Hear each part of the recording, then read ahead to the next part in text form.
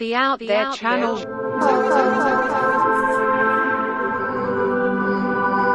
sub and share.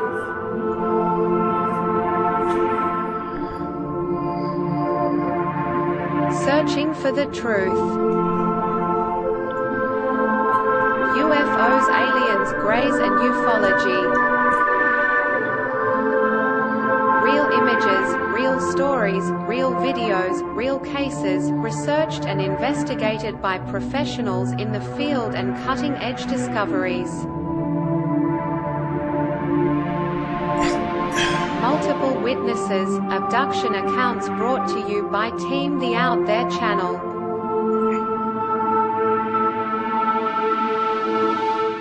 Good to be back.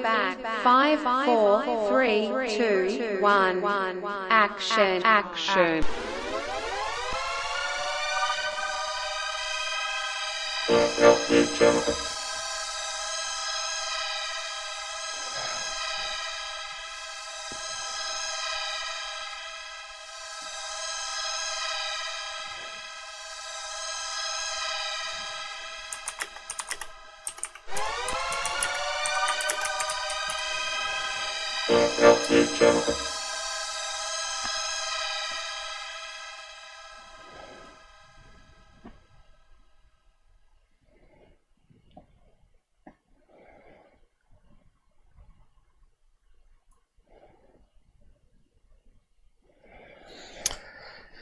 Yo, are we finally up?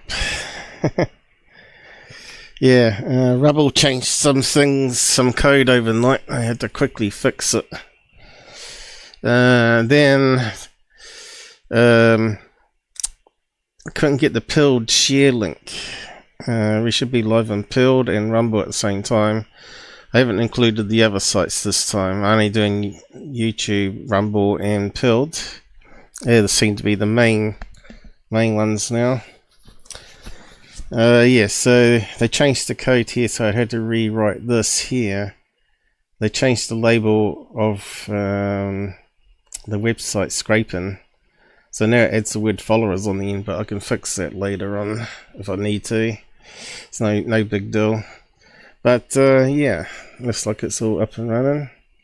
We got Michael out there.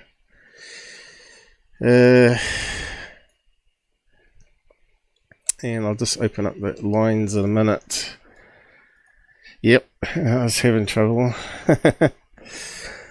Yo.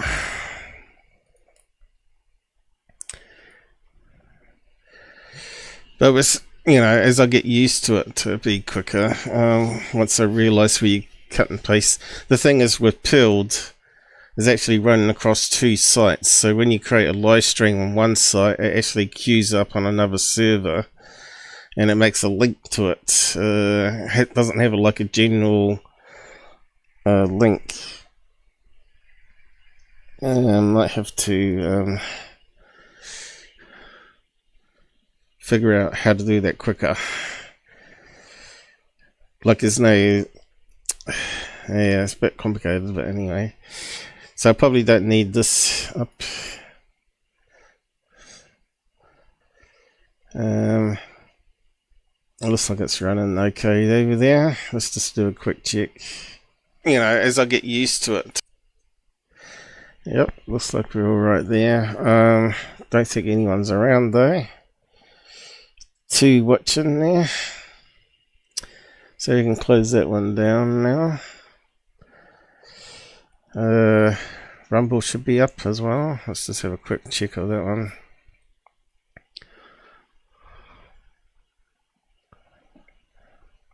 For some reason it's going on the other screen, but anyway. Yeah, it looks like it's up and running. It's got 1 watching there. So we'll see if anyone pops along on that one. I did say to people I'd be here this time. It's a bit hard to announce if they don't follow you on Twitter though. Or Discord, right? You can't trust the services themselves to broadcast when you're live. So you really need to be on Discord or Twitter and both, or actually both.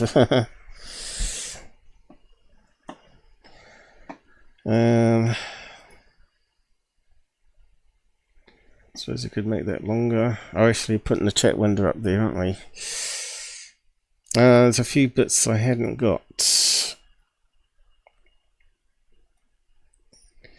So I'll see if I can grab that now.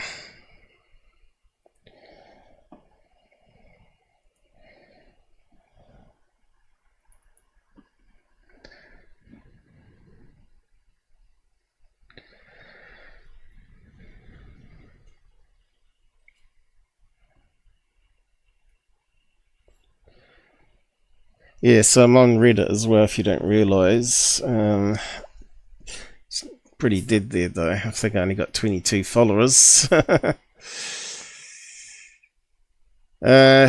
Yeah, should I talk about that one? I might have to copy across.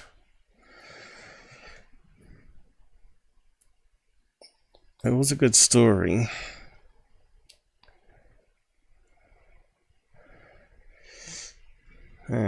BBC. All the BBC fans out there. It's one I was going to study and see if I could get the guy on, but he never responded, unfortunately. There was an investigator off the case, very interesting case, where he claims that he was communicated from people in the future, and they told him stuff that would happen in his future, or told him stuff that come true that scared him. So yeah, interesting case, that one. Although I actually got the book here, it's best to go through the book and read it. I got the PDF book, if anyone wants a copy. It's out there on the web, you just have to search for it. It looks like I'm not going to have much time to research it, so I was going to read the chapters and pull out bits, and yeah, we're going to do it a lot better, you know, have Robert on, who knows the guy that did the investigation. Well, the guy contacted him anyway.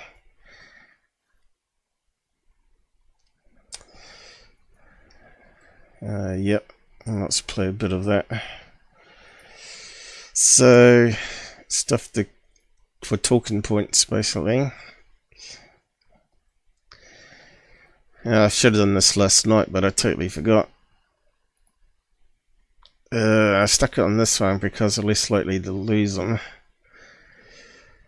There was another one, and this case here. Okay, I'll close that down for the time being. Well, we can always cover it more later anyway, so just paste them across, ready to go. And we had some that we were looking at last week. Where are they? Exoplanets. Where's that one? Oh yeah, it's for the next live stream. We should be ready. Okay, I'll put up anyone that wants to jump on the line with us. I'll get the right one this time. And hopefully it shouldn't be any echoes. I've got a window half cover in here. Let's just fix that up.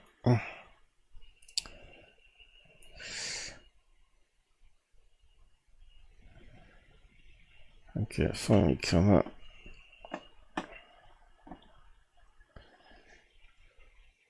I haven't got the streaming going there for it. Fix that up.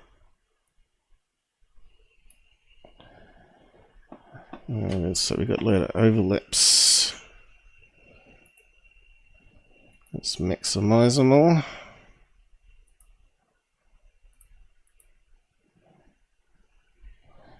Still got some overlapping.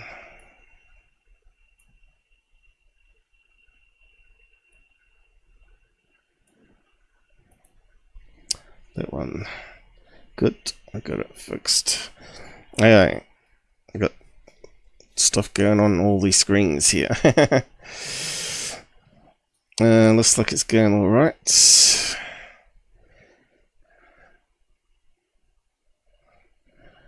Just bring it all up again. Stream virtual camera. That should come up now. What'd that say? Oh, well, seems to be happy. Okay.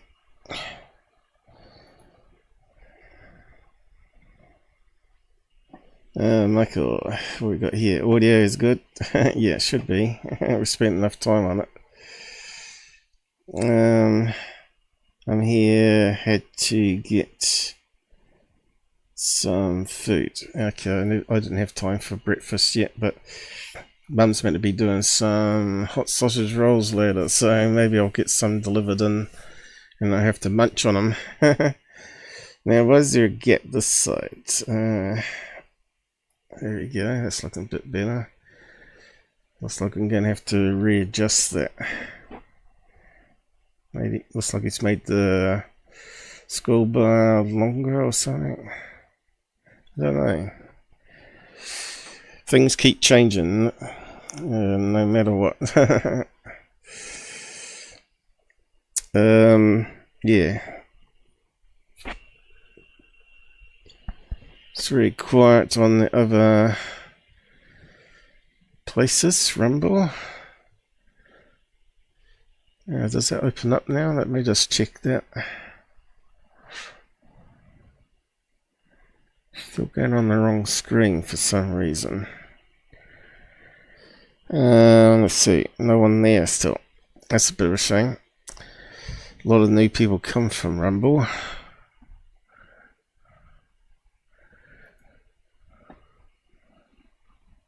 I really need to copy it down here, I think.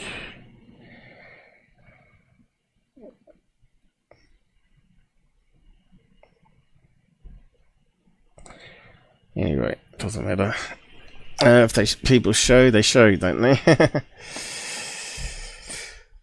They miss out. Anyway, better post around what we're doing today and the online chat thing. You know how my stuff goes, you know, only a few people show up. Because they have attitudes out there in ufology, as you know. I tried to modify my headrest too, and I think I'm going to get a neck ache. This thing's too hard. Needs to be memory foam. We'll keep an eye on it. Okay, that's posted to all three, hopefully. Although I didn't see it pop up here. I'll just check it manually, just to be sure. Yeah, it all seems to be there. Like I said, we'll get there with all this multi-streaming stuff and new setup. Okay, let's just post my web link around. Hopefully it's still up.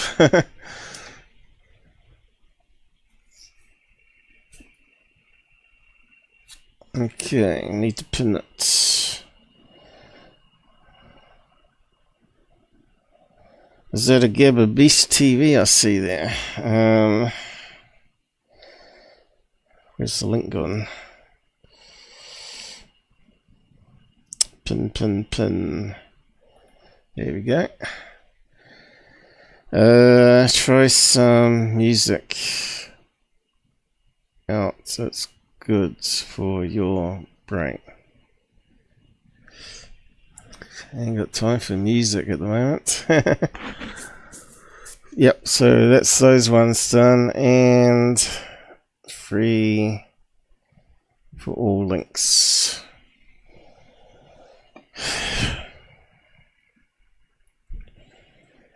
Okay, so basic rules are, you know, the general rules. No F words, no C words. Swear words, I mean. And you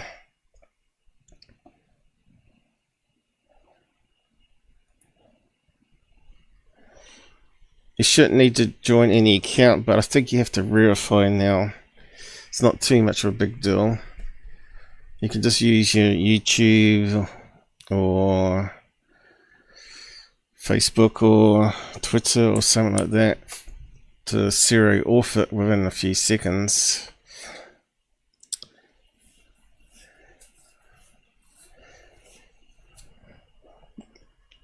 I haven't checked it as a normal user since they changed it though.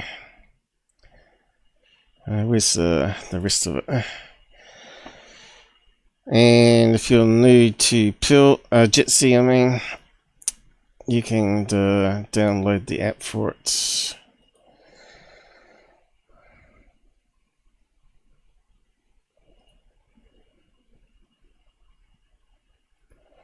I'll just post that too, just make it easier to get the app.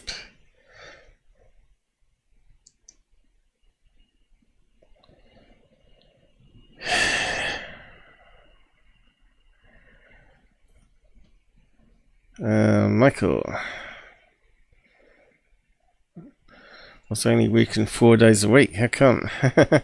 Going back to 5 will give me more cashola. Just been lazy since my dad died. Okay. Well, you're lucky you can get a job where you can work 4 days a week. What's that come up? Right click. Text to speech. What's he got here? Anything new? Toggle pin.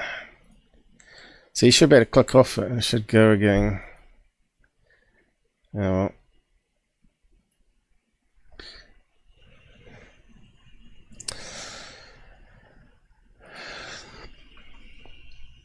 well. So what we were looking at last time. We're looking at exoplanets. This one here. Looks like the font's a bit big though, is it? Drop it down a wee bit. So what was the columns they had on this? Too hot. On planets orbiting close to their respective sun's surface, water evaporates. So there's plenty of those type of planets.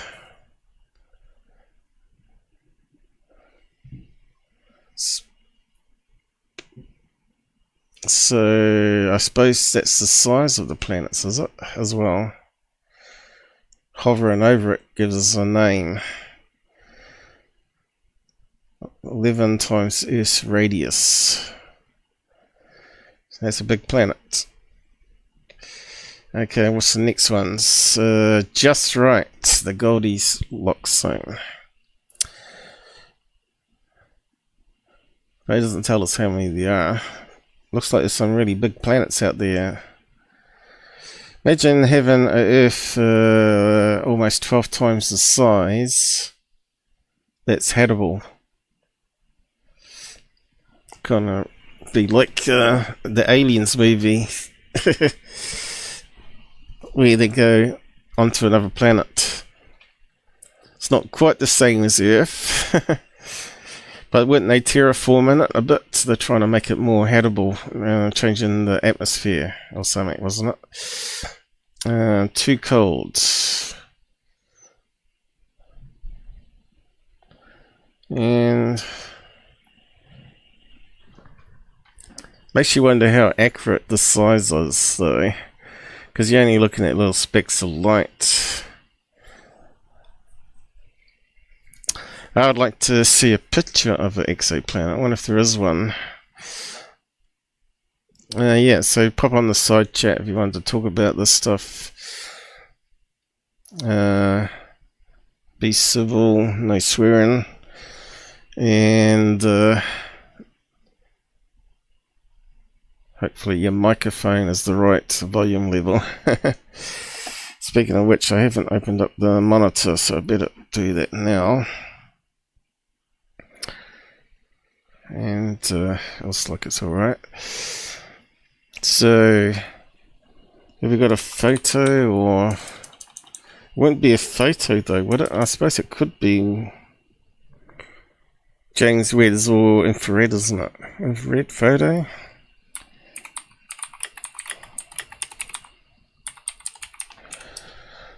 I don't know, it'd be a spectrum graph, wouldn't it? Images.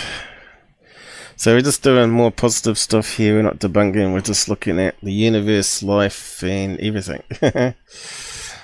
So this is another special of open lines, anyone can join. So what do we got here? Fixed exoplanets. So this is probably the best we're going to get, is it? Takes its first picture. What's it saying there? Of an exoplanet image.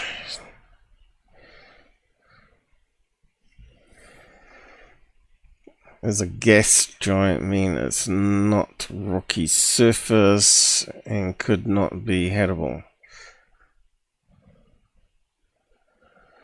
So the first one they got is a gas giant, by the sounds of it. Yeah, where's the picture? No picture. Doesn't look like it anyway. So they're using near infrared and mid infrared. But still, there should be an image, shouldn't there? Is there a click link here? Can't see anything. So what do we got here? Taking direct images of exoplanets is challenging because the stars are so much brighter. The HIP 65426b planet is more than 10,000 times fainter than its host star, which is the sun, its sun. Okay. Details related. No picture box. That's a bit of a stuffy. What's that there? Download. JPEG. Oh, right. So where is the image then? Why is it not showing up? Is that it here?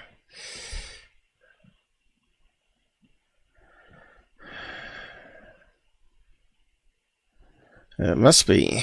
Okay, so this is what they get, but like the Soho Sun Imager, right? New cam.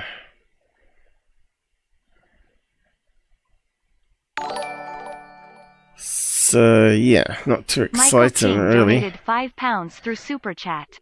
Oh, thanks, Mike. How long does that take to come up? So we got down the side here. I better resize that too. I saw the alien up here. Because I don't get it on my screen, but I see it on the OBS going out. And that's going out to those on the side webcam. You can always come on voice, Michael, if you want, you know. Like trying to photograph a baseball on the moon with a local telescope. 2 minutes. Took 2 minutes to come up, did it? What does it say about the donation here?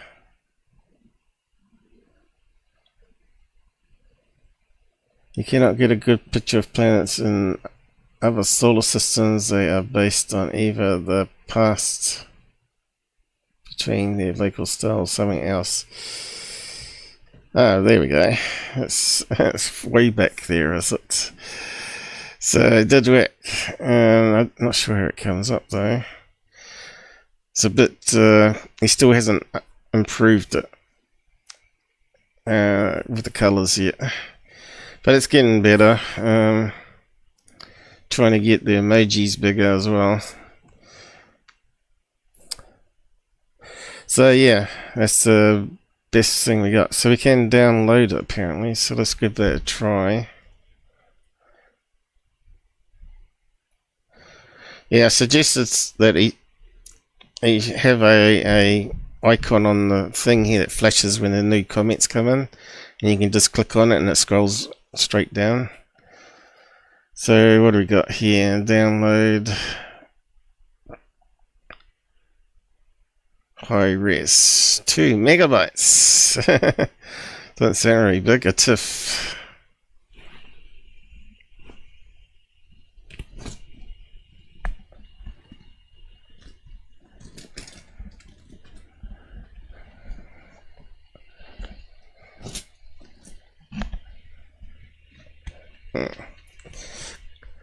Okay, that's probably a bit better. Just mucking around with the headrest here.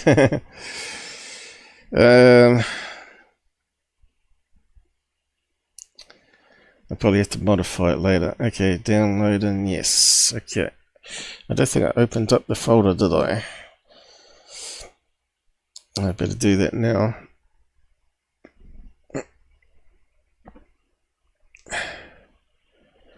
Why does it not come up? It's just very slow. Very slow. The computer's doing lots of things. Webb takes its first TIFF image.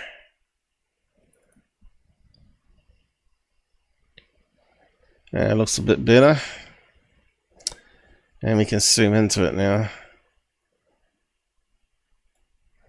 Look, there we go. We've got the, what do you call those guys? Is it the strats? The, what they call it, veins on the telescope.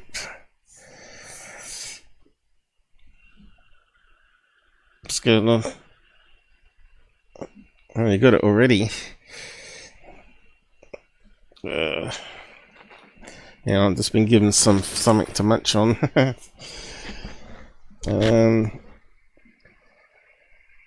Yeah. Let's see, the James Webb. We're supposed to have a look at what it looks like. Why is that down now? Was there any other pictures here? Looks like it might be a variation of it here.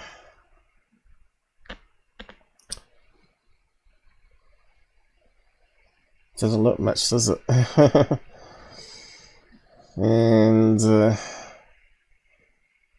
how many filters do they put it through? 1, 2, 3, 4, 5, 6, 7 filters. Different frequencies, and then I can work out what elements it is. There's a lot to learn, isn't there? Complicated stuff. I suppose they're looking for water. I don't know what that would look like. As in colour.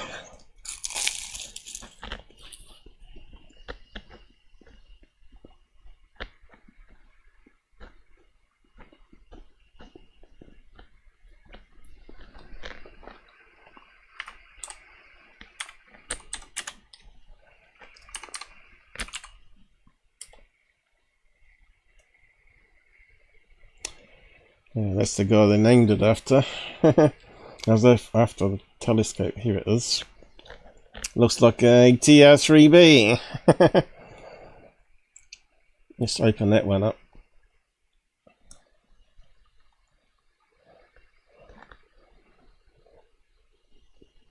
So yeah, it's got 3 bars. But I don't think that's what's causing the 4 bars we're seeing, so it's got to be the sensor, isn't it? The blades of the sensor. Probably got a square sensor. So the rest of this is the solar panels, is it? How did it open up? I know it had a heat shield, didn't it? Because the sun shines at the back end of it. So are these layers of heat shield at the back with the solar panels? Of course, that would block out all the noise coming from the sun.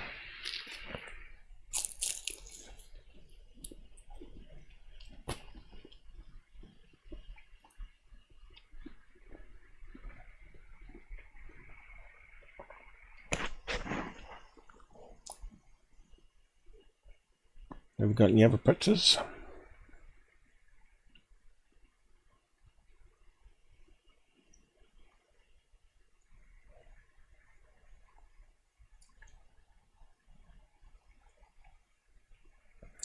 Want different angles of it, really, don't we? Looks like it's quite big. Let's have a look at that one.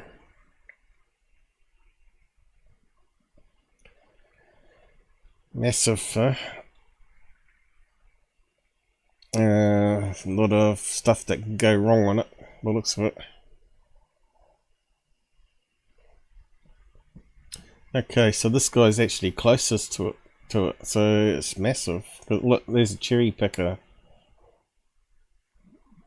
Amazing. Another one up here. That's massive.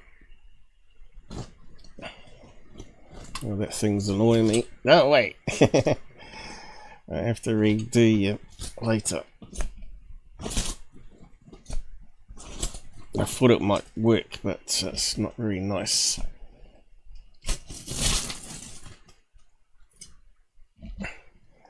Yeah, managed to tear it off. I got Velcro hanging on, some sort of pattern. Here we go, got one underneath, sort of. What is it?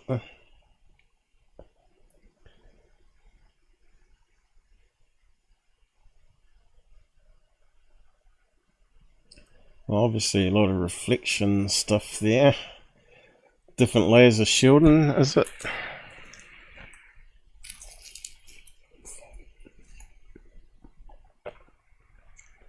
Hang on, design.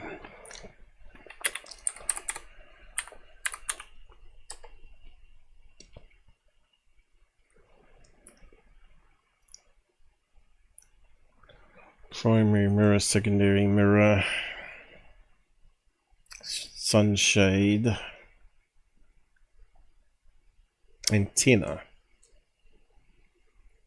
So that must be transmitting back to Earth. But how come that doesn't get cooked? I suppose because it's a dish, it's reflecting the radio waves along with the heat backwards, and the rest of it looks like it's meant to be solar.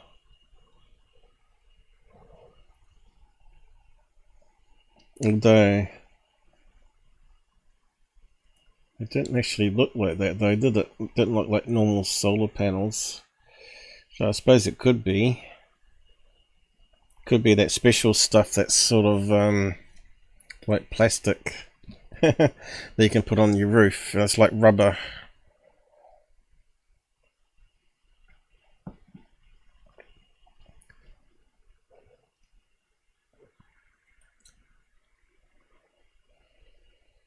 No one's going to come on and talk to us.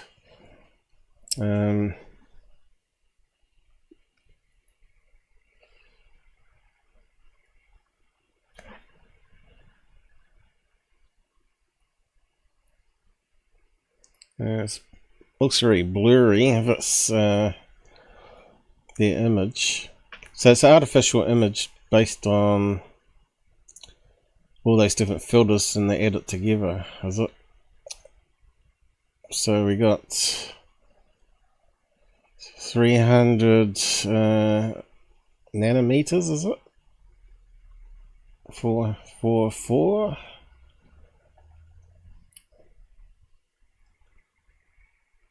Okay, it doesn't show all the other ones. There's another 3, isn't there? Anyway.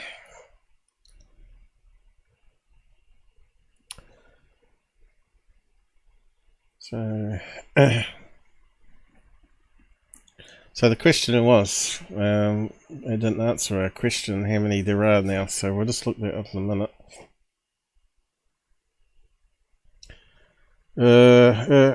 If I have a few more, was it not showing it all here? What's going on? Is it still covering? Shouldn't be. A few more drinks, I may come on. Okay. I thought you were getting something to eat.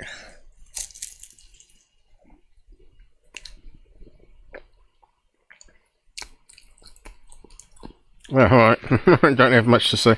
But you're the expert on telescopes, you got one.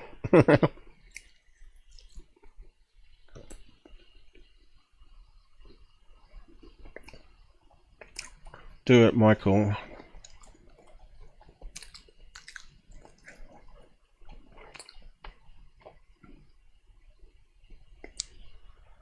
Micro lenses.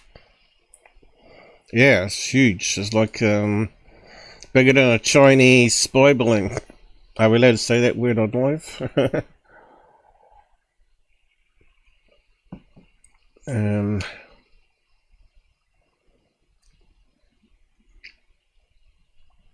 Yeah, they're probably using that aerogel stuff as well. Wasn't that very good insulation? Better than all the tinfoil and all that? I think it was, wasn't it?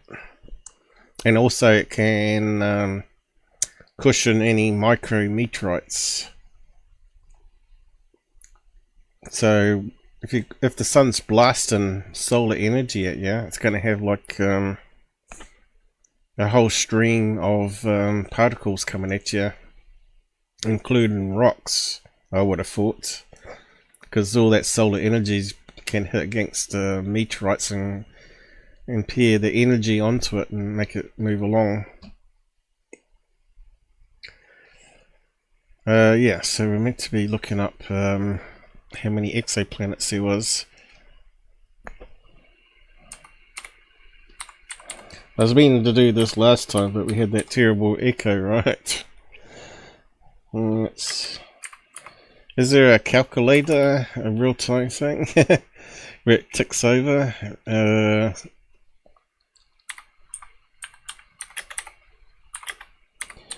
I suppose we should ask Bing chat, see if it finds out.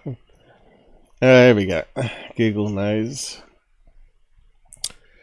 February 2024 hasn't been updated yet for... Oh, yes, it has, I suppose. 8th of February, it's pretty close. 5,573 confirmed exoplanets. And 4,146 planetary systems, were 942 systems having more than one planet. Isn't it the case that every star is meant to have a solar system?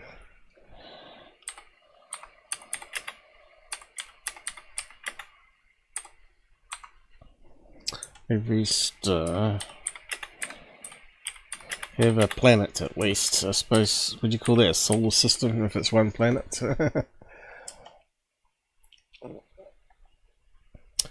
If you go outside on a clear night and look at the stars, virtually every star you can see has at least one planet in orbit around it, and most likely several. And that comes from NASA webpage here. So, what is it, 100 billion stars in Milky Way?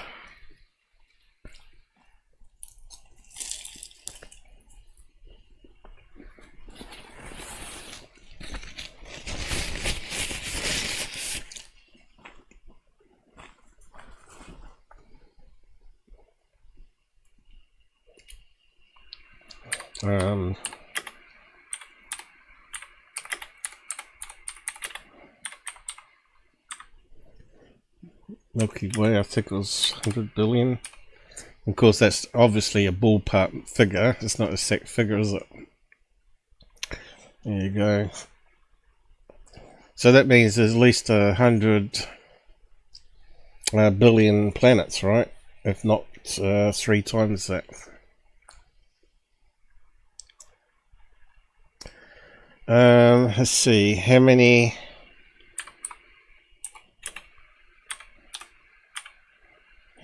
stars likely to have a Goldilocks?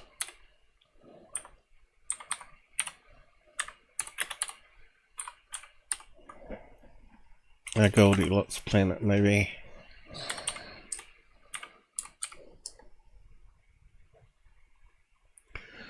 Will it tell us that? 2013 study by Ravi Kumar, Indian guy. The fraction of stars for planets in the habitable zones at, what's that, 0.48, meaning that there may be roughly 90 to 180 billion habitable planets in the Milky Way. So there's 100 billion stars, so it's not quite two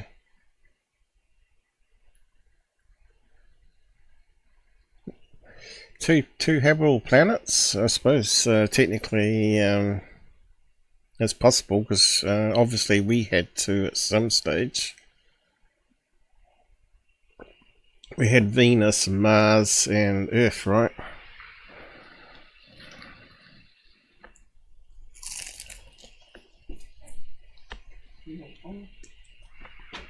No. Later. Thanks. I'm just trying to munch on these nice sausage rolls I've been given. So, we got people like Mick West telling us there's no life visiting us on Earth, right? And that seems like a lot of planets with potential life, right?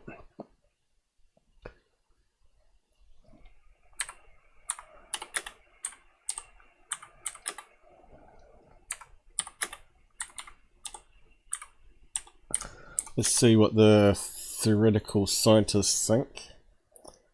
How many habitable planets likely to have life? Obviously this has changed a fair bit since my days at school. I don't know about you.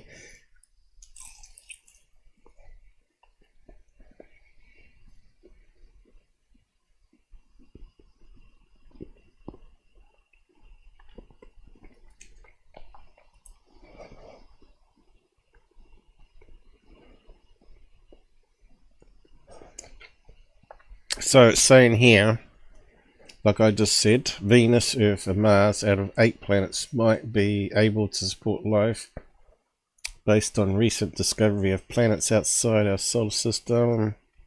It's estimated that 1 in 5 planets could exist in the habitable zone.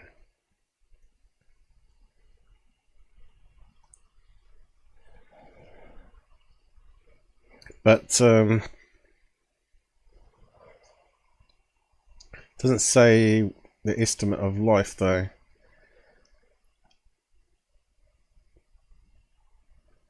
What planets can humans live on? Was it called a G8 or G something?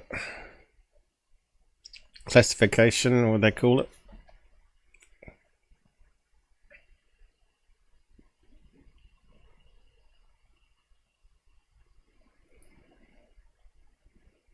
One of the worlds, called TAPPIST-1e, is thought to be the most likely to support life. The 10 most Earth-like exoplanets. Okay, let's get more interesting.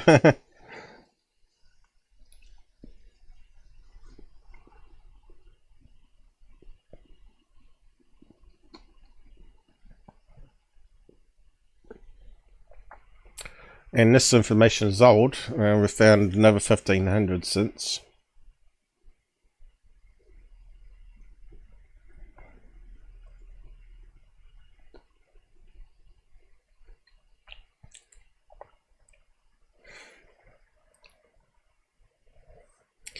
Earth 2 remains exclusive.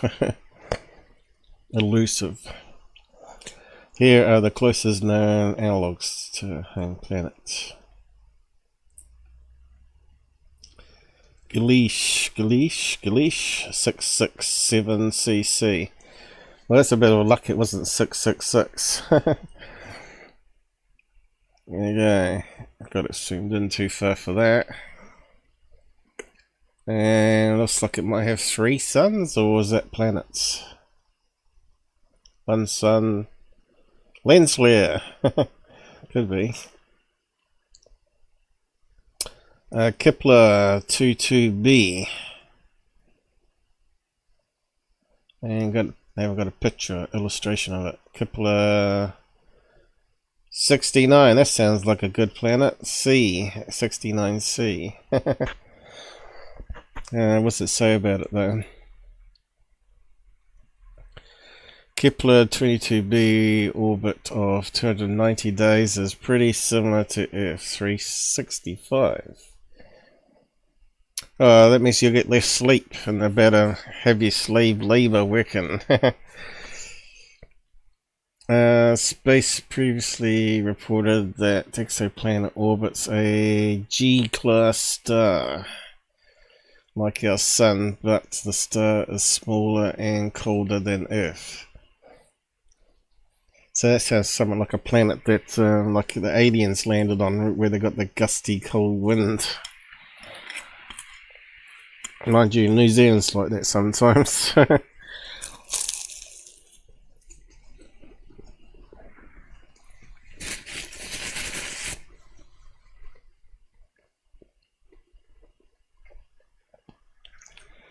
But look how far away it is. We got Kepler 69c, which is about 2,700 light years away. It's about 70% larger than Earth, so once again, researchers are unsure about the composition. The planet completes 1 orbit every 242 days, making it a position within its solar system comparable to that of Venus.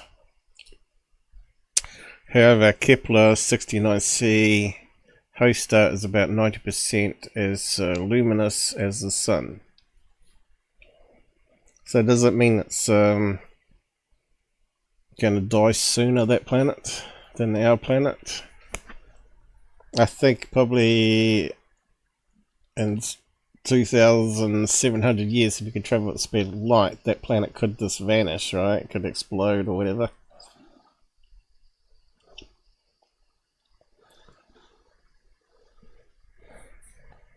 So speed of light's just not good enough, is it? We need faster than the speed of light. Which means you're going to have to get some new science. Which means all those eggheads out there talking about bending space. I suppose you could do it if the wormhole theory actually exists. When you think about it, if there is truly a black hole at the center of galaxies, is it possible to generate a black hole and the other end spits out the molecules the other end? But does it strip it, you know, like it going into a mincer? So if you suck a planet in, does it come out the other end like a planet, or does it come out individual atoms? So yes, humans still have lots to figure out. I still have my doubts that a black hole is a black hole though.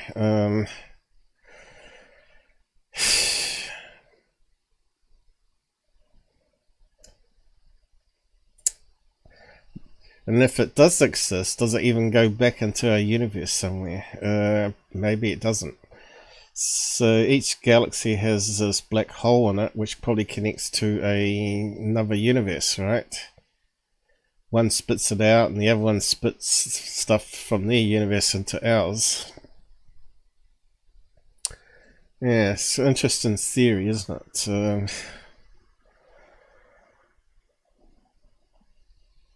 And you seem to be chatty on the side here. I'll post the link.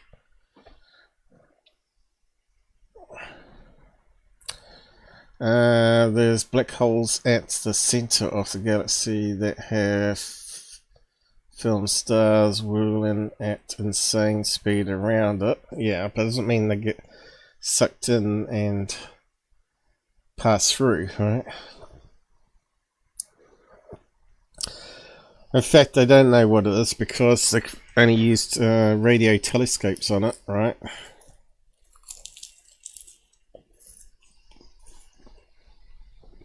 And they cherry picked the frequencies that they want to colorize. I like to see the raw data to see if there's really 0 frequencies in the center, because I doubt there is. I reckon it's going to be some other frequencies in the middle that they've excluded as noise or whatever. Now, there's a theory that the universe is plasma, right? And really we're just whirling around like plasma. So how does that work for a black hole? It gets a bit more complicated, all these theories, right? But that's why we really need to get out there.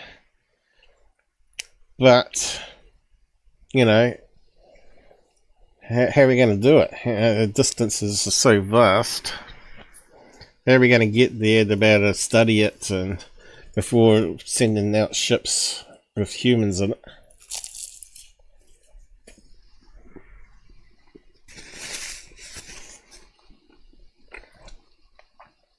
Now, if you're an alien on another planet, you're probably thinking the same thing. How can we study the universe? Okay, well, let's build some robots and send them out. Which could explain some of the sightings that we get. Could be simply the greys could be simply bio-robots, as some claim they are, because they don't have any emotion. And the sphere UFOs could be probes. Although we've still yet to see any of those from the government that's doing crazy maneuvers. So that's the thing that I remember Kirkpatrick was saying. They did have orbs doing crazy maneuvers, and yet we haven't been showing them. Now he's saying there's no such thing as UFOs, but he seems to be changing the story.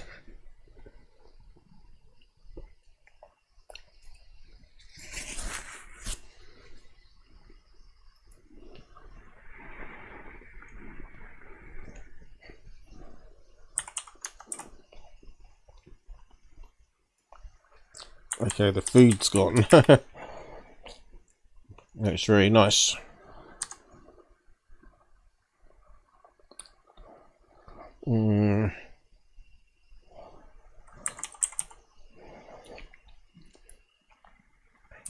How would you say it? Plasma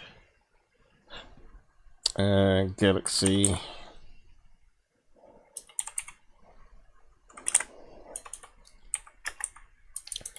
This black hole, maybe?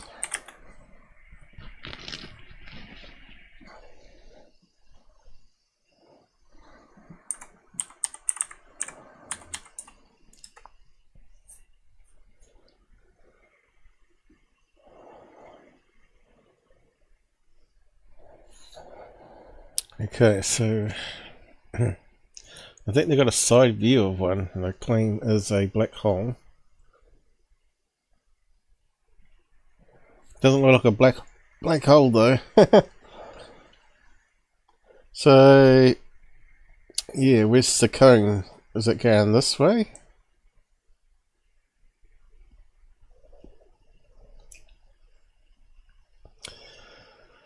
Plasma emerging from Rad 12, blasting a neighbor galaxy. So that's a galaxy, and a black hole with a jet coming out of it. Is that what they're saying? So it might not be a black hole. You see, it could be just like something new. You know, it could be like a rotating plasma field of some kind.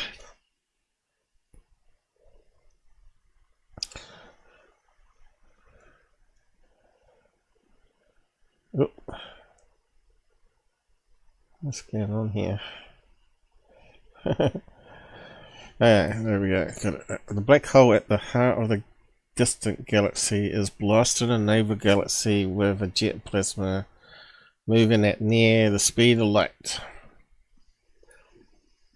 The unique black hole is located at the galaxy Rad 12, and its plasma stream is bombarding the neighboring galaxy, located around 1 billion light years from Earth. Now it sounds like just as well it is.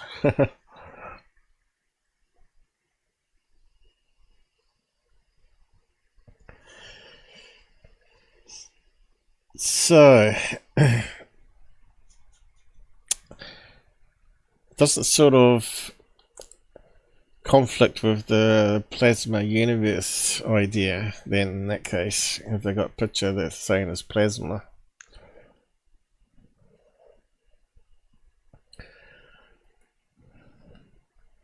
Yeah, looks like the space.com's got a few good articles up there. I'll just post it around so you can have a read of that list. Yeah, so where are aliens meant to be from? Any of these exoplanets? Because that would, you'd think some grifters or shills would find this list and say they come from planet Kepler. Well, make up a planet name and then say you call it Kepler 42b.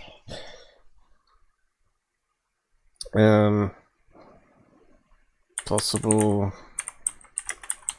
planets like ours with life.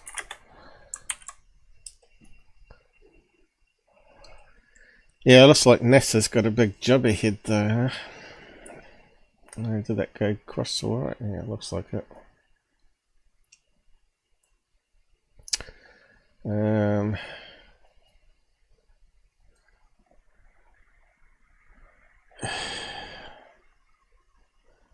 What's going on here? Something strange. What's that come up? How do we get rid of that?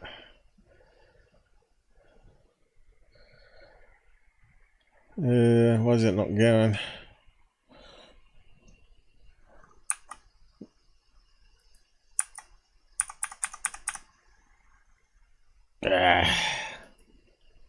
That's gone. Must have clicked on that, have I? Let's just minimize that. This is probably how the thing got unmuted, right? You got multiple screens here. And you think you're clicking on the right screen, it's actually clicking on the other screen that you just passed over.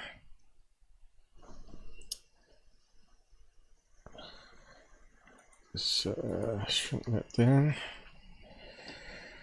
So yeah, what's this Gabber? Claims to be Earth's ambassador and has shared no information. If you bring new information that is interesting, then fine, I will listen. If not, fail. What's that? What are you talking about here? Pilled promos. We got someone up on Pilled. What's this one here? Looks like they got some emojis that this chat program doesn't understand, does it? Don't know. A blank message. Are we talking about Michael Seller? Are we talking about Good? What's his name? Corey Good.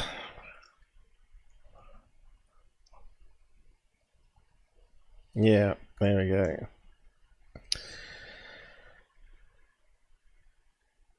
Well, he should have all the answers, shouldn't he? He's been like in space. He should be able to answer all these questions that we're asking today, right? And he hasn't. And what's the other guy? David Wilcox. Wilcock. He's more cock than brains. The universe could have been more universe than we are unaware of. I think the universe is going to be a lot more stranger than we can imagine.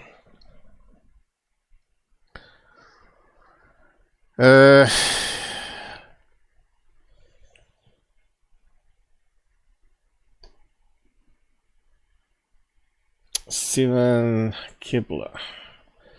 Still going on with the Kepler ones. So these must be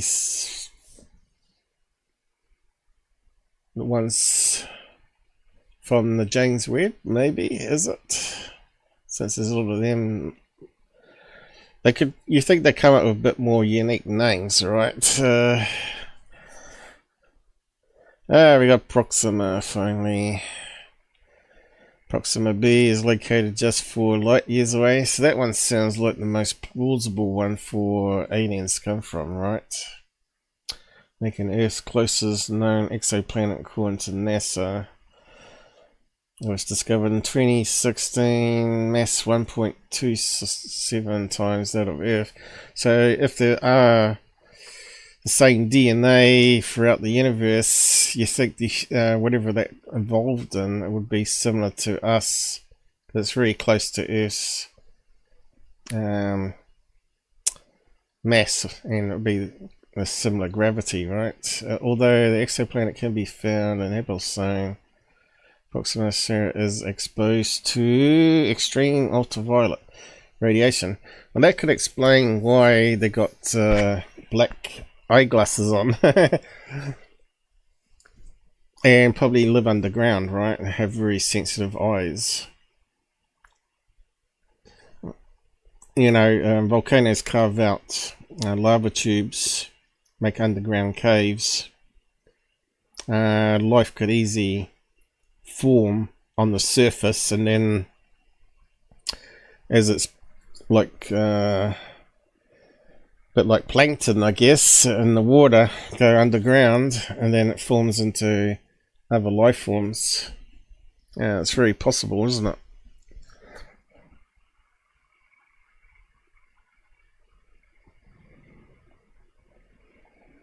What's the next one? Oh.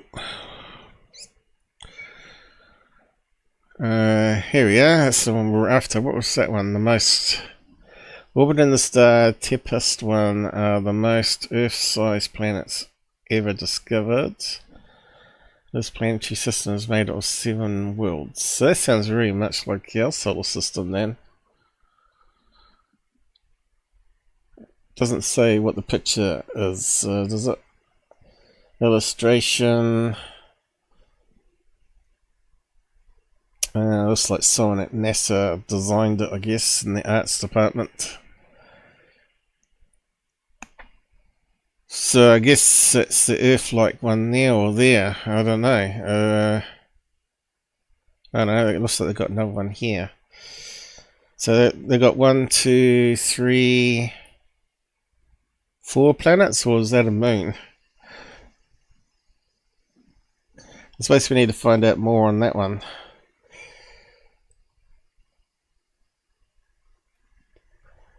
Trappist. I keep thinking it's like that name of the place in, is it Turkey? Or is it South America? I can't remember. Where they got to the old ancient ruins there, right? What's it called now?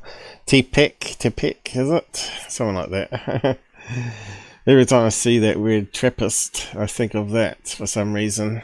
Maybe it's implanted in my brain by aliens. Let's open it up.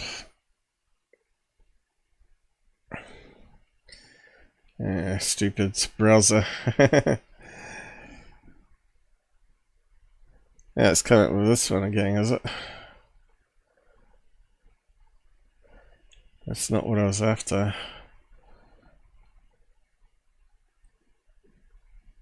Looks like it had a click link, is it?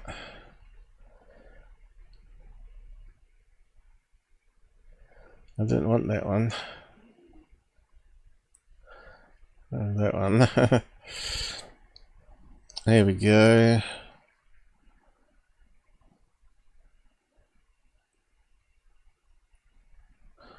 Mercury, Venus. So which one's meant to be livable? This one here.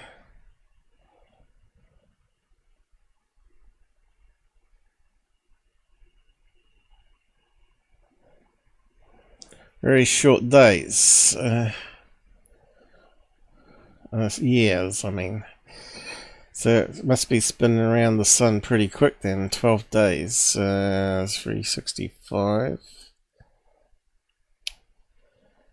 So even Mercury does 87, right? These are very short.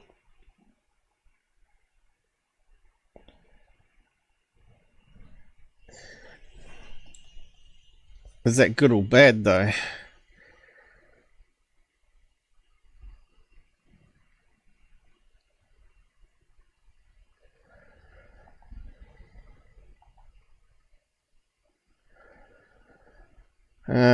It's 40 light years away. Still too far compared to Proxima, isn't it?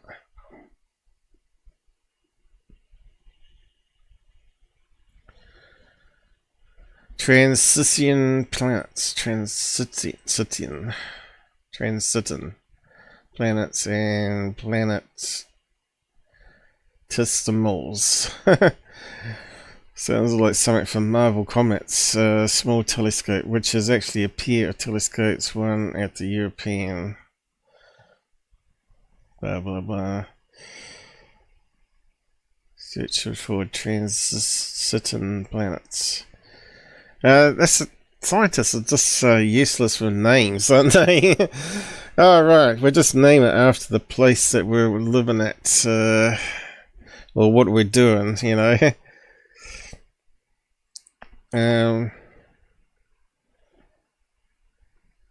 Let's just say they discovered a new exoplanet and put it out on the web, right, and have people name it and they choose the best one, where people vote on it.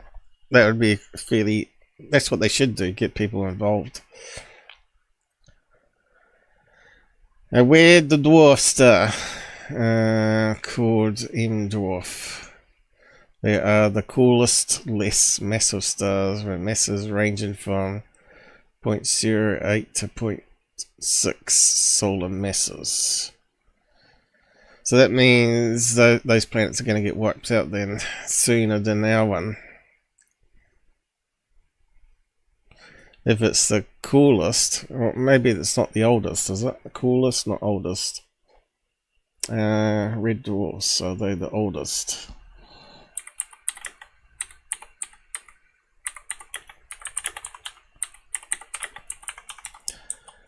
I can't remember. I shouldn't. I did actually study this. Long time ago now, though. One of the oldest stars in the universe found. Well, there you go. 13.5 billion year old red dwarf. There you go. What is a cycle of stars? Let's get a chart up, I suppose. A smaller sun like the sun will gradually cool down and stop glowing. During these changes, it will go through the planetary nebula phase and white dwarfs phase. After many thousands of millions of years, it will stop glowing and become a black dwarf. Sounds a bit like Hitchhiker's Guide now. The rest of the star experiences a much more energetic and violent end. Oh, where's the red dwarf on that list?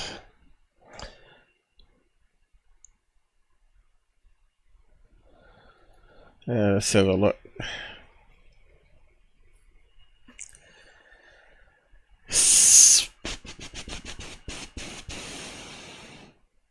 I got some pictures. It's not a very good one though.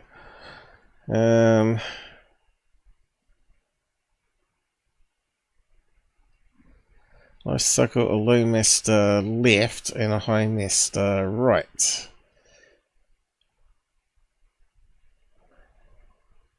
So low mass stars obviously go red, is it? And the other ones go white. I don't know.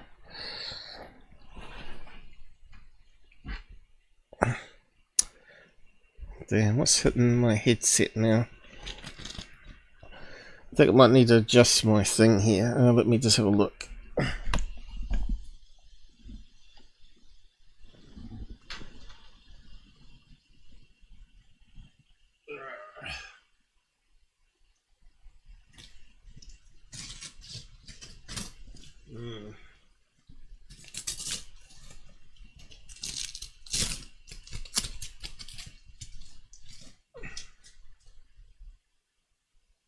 Try that.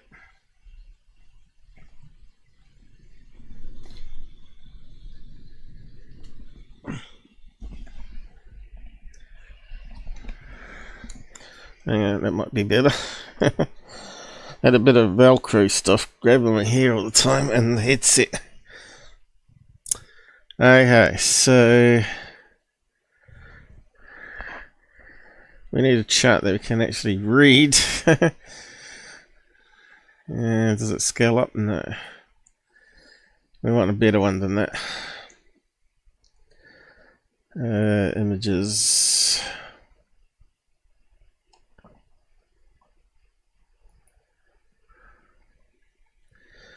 Here we go. Yeah, which one though? Stellar Nebula, average star, red giant, planetary nebula, white dwarf. So where's the red dwarf then? Because I don't see it in that chart. Neutron star, what's the last one there? Supernova, red giant, massive star. Okay, there must be a better chance than this.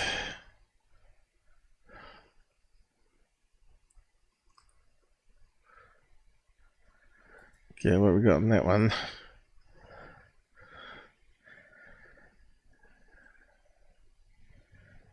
Okay, still no red dwarf listed. Star forming nebulas.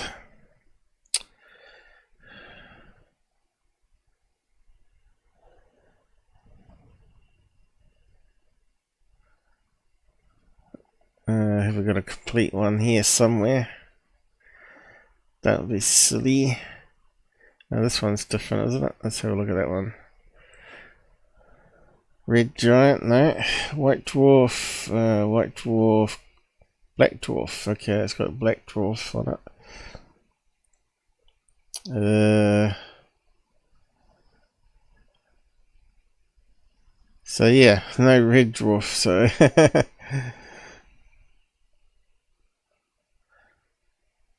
it's incomplete.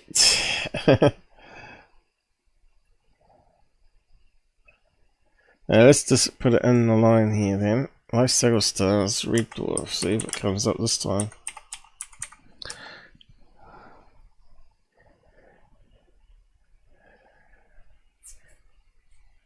They look like the same charts.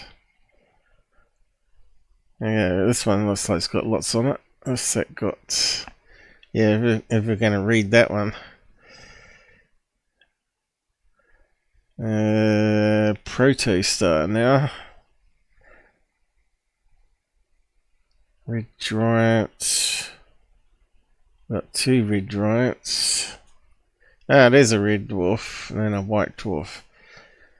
Gets smaller and smaller. But I don't understand that chart now. It's getting a bit complicated. Let's see. Supergiant, blue supergiant, protostar, nebula, nursery. So they're saying the first star is a protostar. Sun-like star. So that must be like ours. Then it turns into a red giant, expands, and then it turns into a nebula. Then turns into a white dwarf. So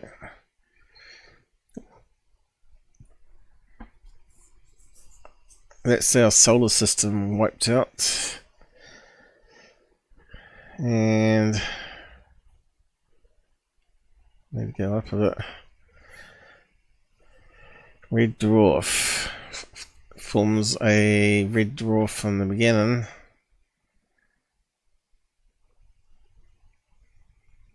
And it ends up being a white dwarf. So what is that next size down? Is it? So this is big, going smaller and smaller in mass.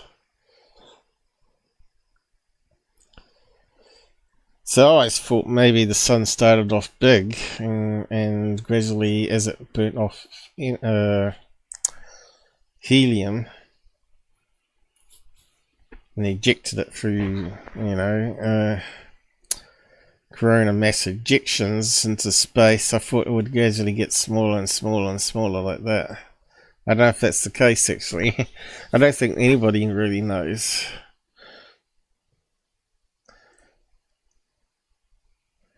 Supernova, black hole. To me, it kind of looks like they're sort of guessing though, isn't it? And that one turns into a black hole without a supernova. But why? Because it's so big that it collapses in on itself. Yeah, so...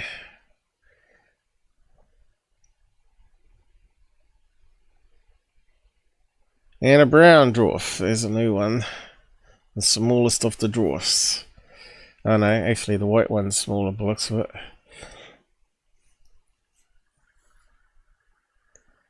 Brown dwarf. So 1, 2, 3, 4, 5, 6 type of planet suns. 1, 2, 3, 4, 5, 6. Complicated. Look at this one here. It looks almost like a flowchart for programming. Yikes.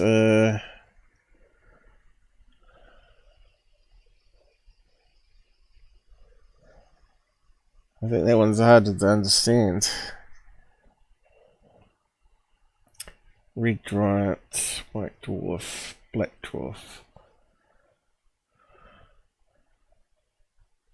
That one doesn't have the red dwarf, but it looks like it, does it? Brown dwarf.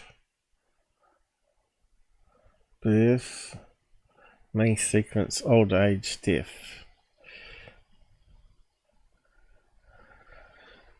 Okay. And what's that one? What's that say? Array, emission, black hole. So they're saying a black hole, if you saw on the side, it would look like that. Is that what they're saying?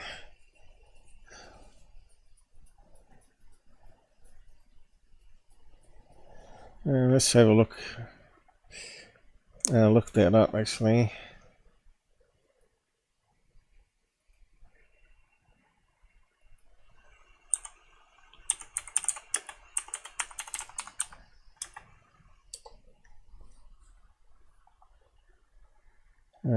Phase array.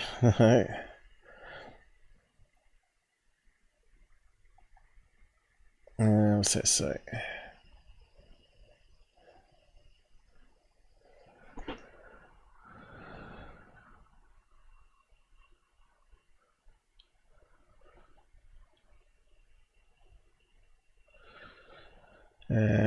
Probably have to put sun, black hole. I don't know. I mistyped it, did I?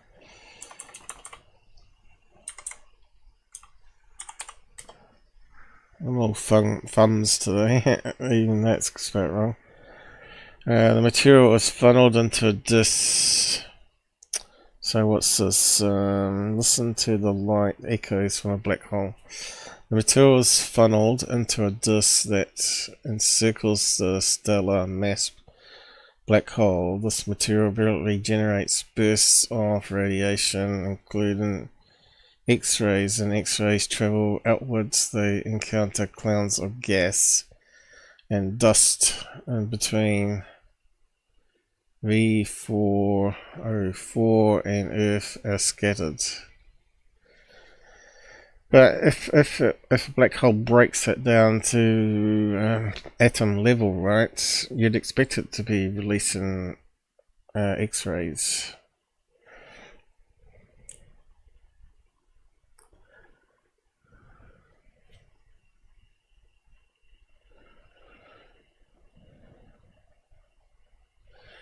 Hawkins radiation was mentioned at some stage, wasn't it?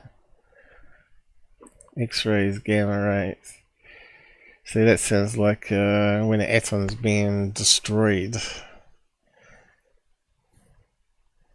So, wouldn't that be plasma?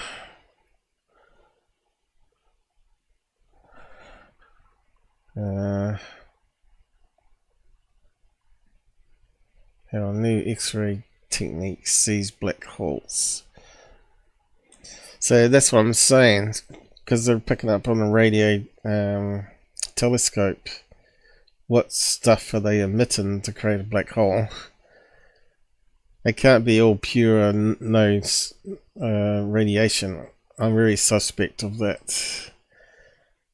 Yeah, it's not my sort of science though. Be interested to do some courses on that though, to learn it and then see if you agree with it, right? X-ray emissions black hole jets very unexpectedly. So that was 2023, so even more research is coming in on that side of things. Challenging the leading model of particle acceleration. So this could change everything, you know, as they keep finding out more and more things. They could find that it could actually travel faster than the speed of light. Wait till they find another particle. A tachyon. Discovered only relatively recent that black holes, jets and X-rays, and how the jets accelerate particles to its high energy state is still a mystery. So this is what I mean. You got all these scientists saying right, they understand everything, right? And everybody else is pseudoscience. Like you can have you can look at observe an experiment and have two conclusions, right? And this is what Electric Universe is saying about Einstein being wrong, that it's not actually bent space that's gravity, but it's actually what they're seeing around sun lensing, star lensing, or galaxy lensing, is actually the photon reacting with plasma atmosphere around, because space is not actually empty, is it? And there's an atmosphere around Earth and there's an atmosphere around the sun.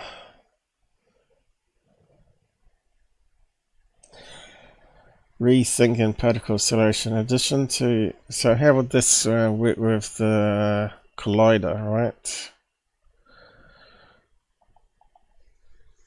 In addition to assuming stability in X-ray emissions over time, the simplest theory for how jets generate X-rays assumes particle acceleration occurs at the center of the galaxy and the black hole engine that drives the jet. However, the new study found rapid changes in X-ray emissions all along the length of the jets. That suggests particle acceleration is occurring all along the jet at vast distances from the jet origin at the black hole. There you go. That sort of throws a spanner in the works, doesn't it? There are theories out there for how this could work, but a lot of what we've been working with is now clearly incompatible with our observations. Interesting, the results also hinted that the jets closer to Earth had more reliability than those much further away. The latter are all so far away that the time the light coming from them reaches the telescope, it is like looking back in time. It makes sense to admire that the older jets would have less variability early in the universe. So I guess this using like the James Webb Telescope and all trying to purchase time on it every week, right, to study their own particular thing. I suppose for the jets you probably need at least once a week, wouldn't you, to be able to get a snapshot of what you're looking at. Does the James Webb do X-rays? I think it does, doesn't it? What radiation? I suppose they could use Earth-based ones, could they? I suppose it's possible. Yeah, I guess they could. What radiation does James Webb, I mean, telescope.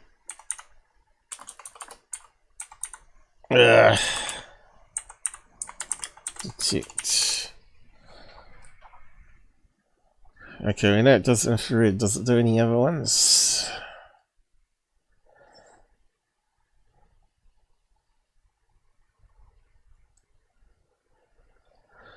Okay, let's have a look. Webb is designed to look deeper into space.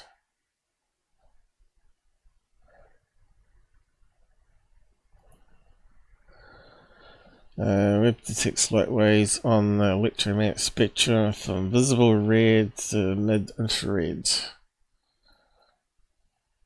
Does that? Infrared is away from ultraviolet though, isn't it? And ultraviolet's near X-rays, isn't it? Probably should ask it,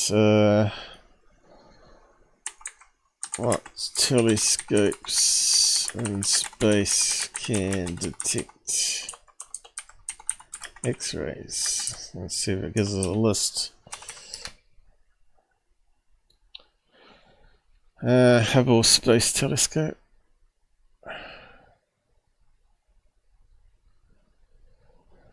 Chandler X-ray Observatory. Mirrors are made of iridium and have an aperture of 10 meters.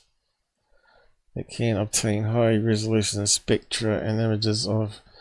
Yeah, but wouldn't you really want it in space? It looks like it might be in space. Okay, let's have a look at it. So James Webb doesn't do it then. Looks like a big handycam in space, doesn't it? X-ray telescope.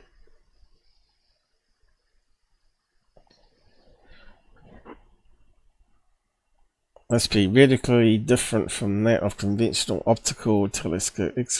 But you think they'd build that also on the James Webb, wouldn't you? You'd think you'd put as many detectors on that large truck-size telescope into space. The X-ray photons have so much energy they would pass right through the mirror of a standard reflector. X-rays must be bounced off a mirror at a very low angle if they are to be captured. This technique is referred to as grazing incidents. Okay. You can see even that gets more complicated then. To be able to detect X-rays, it requires a different thinking process on the mirrors. And that's what I keep saying, really, because everything's made of energy, atoms, and yet we're trying to detect parts of atoms with atoms by bouncing it off and create an electrical charge on a sensor to measure it, right? Potential errors and miscalculations, I think.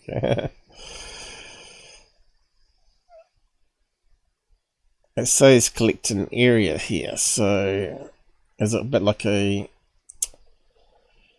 Again, it's another science you need to look into. How does the collectors work? You know, does it sort of build up a charge like a photocell?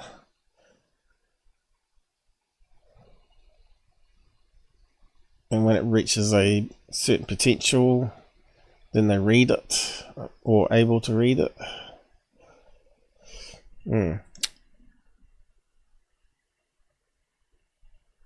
Yeah, did I post the links anyway? Yeah, we're going quite over a lot of complex stuff there. Yeah, we should try and get some people in the side chat. I'll post the link around again in a minute. X-ray telescopes. We're finding out new stuff all the time. But this is what you got to do. You got to do a lot of reading. That's why you got specialists in certain areas, right? You can't be a jack of all trades. It's just impossible, really, nowadays. Anyway, I should start moving on to other topics. Jets very unexpectedly. And we got the list of the planets, was it? No. That was that Trappist. And we got this one here of all the different. How many were there? 10, I think they said, was it? I might have to change that magnify from the middle click. That's a pain in the butt.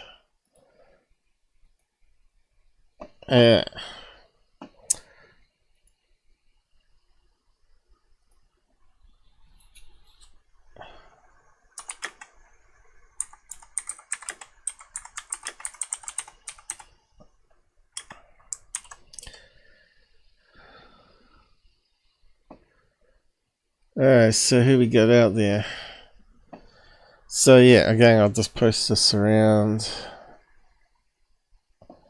If you want to join me on voice to talk about this stuff, or how it relates to aliens and life in the universe, jump on the side if you want. You don't need to supply your email or anything like that. Make sure your camera's turned off, or you can put a bit of tape over the camera if you don't want to be seen, or angle it some way before you can turn it off. I normally just have a bit of tape on it, so easier. So blue tack, as I say.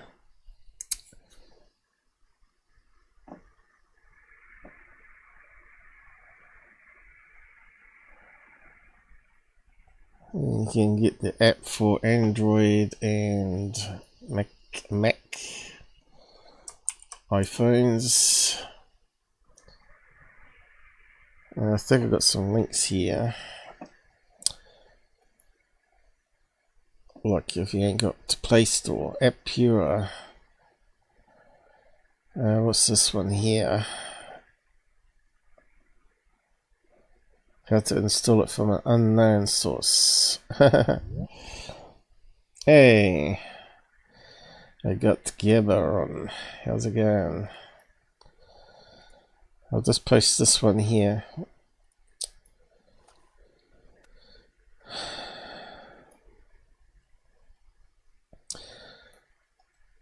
So, what's happening, Gabber? Hello, hello. I know, you're always loud. I'm loud because I gotta have my mic up for video editing. Let's have a look. I'll just check it here.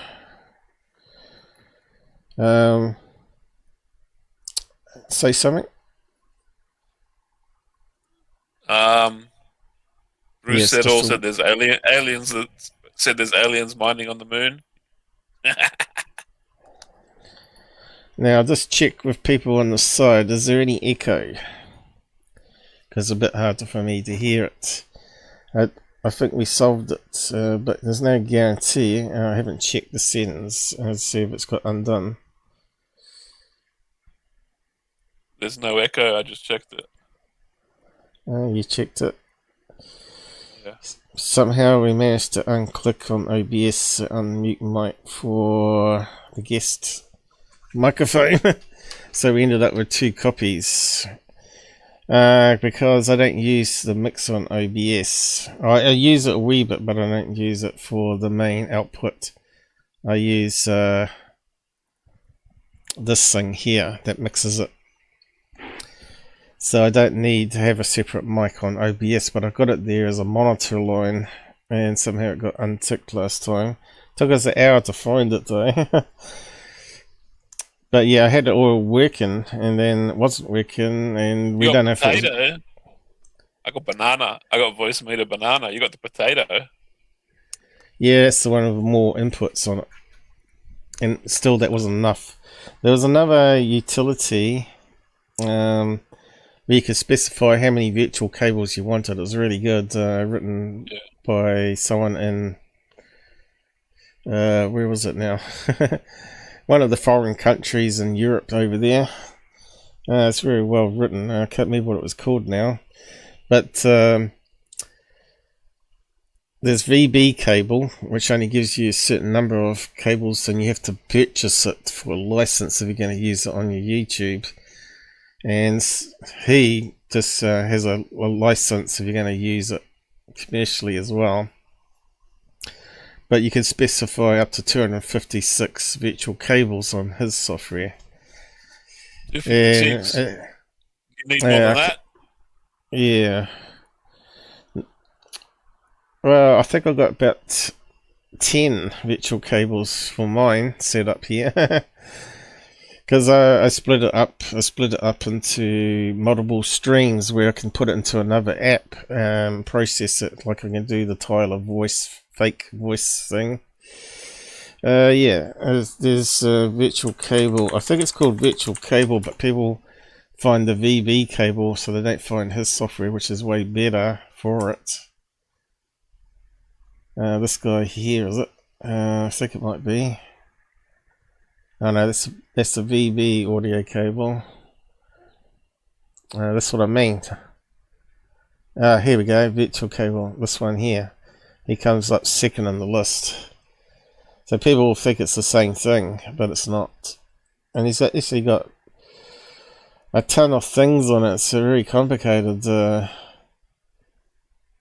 you can have different mic headsets, lines and you can specify heaps of them. So I just stuck with the defaults. I gotta turn my light on. Your white screen hurts my eyes.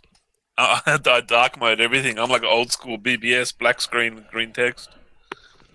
Yeah, I tried the black mode, but then it doesn't do on all sites. You can see this looks like a 1980s website format, right?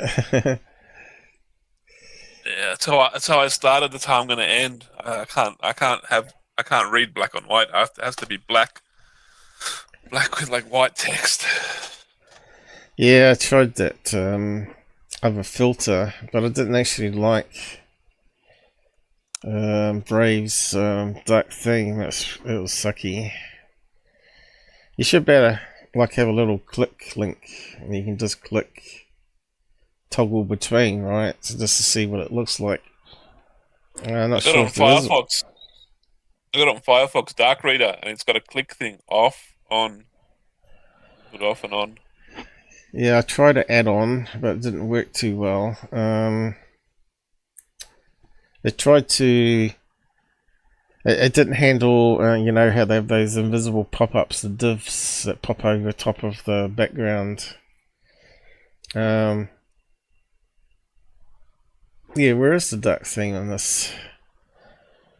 See, it doesn't have it in the thing, right? You have to go right in the settings for it, probably. What browser is that? That's Firefox, is it? No, that's Brave. But this is Brave. all of. Yeah, I've got it on Brave. I got the dark thing on Brave. I forgot how I did it, but actually, let's just have a look. Dark mode toggle. In Brave, I use the extension called Dark Theme Dark Mode for Chrome. Yeah, go to Brave Flags, enable Force Duck. You got to go with Brave. You got to go to the Chrome extension store and just find. It's called Dark Theme. It's got a picture of a moon. Dark Theme toggle for individual sites. That's what you want. How to force dark mode on all websites. No, you do that with Flag.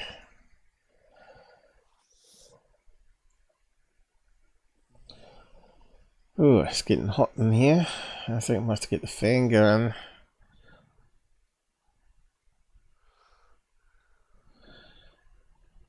So you have to go into the settings for it. Dark thing.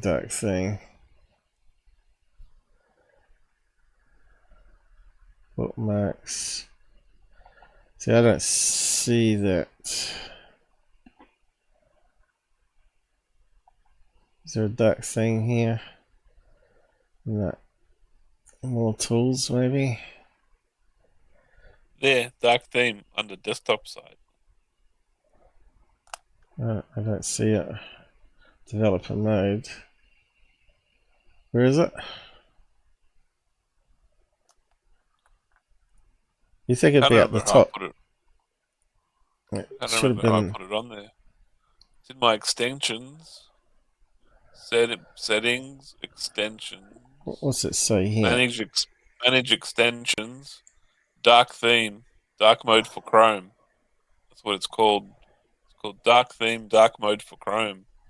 I think I got it. I had to go into the Chrome extensions store from Brave to install it. Dark mode extension it's got here. Quickly turn on the screen. Does that work with Brave though? Brave and dark mode or dark thing. Dark reader, dark mode.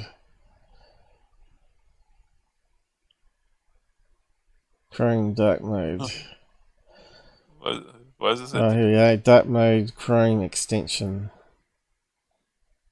Right.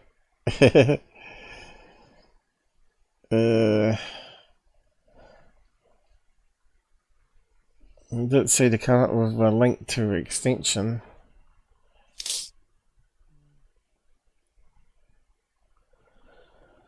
Desktop mobile, select dark thing or dark on PC.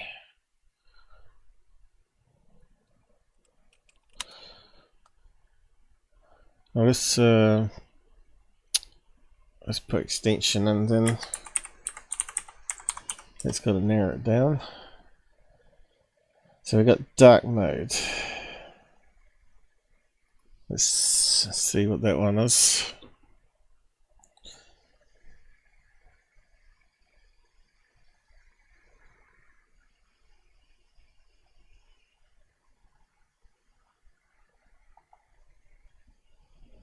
Global dark theme.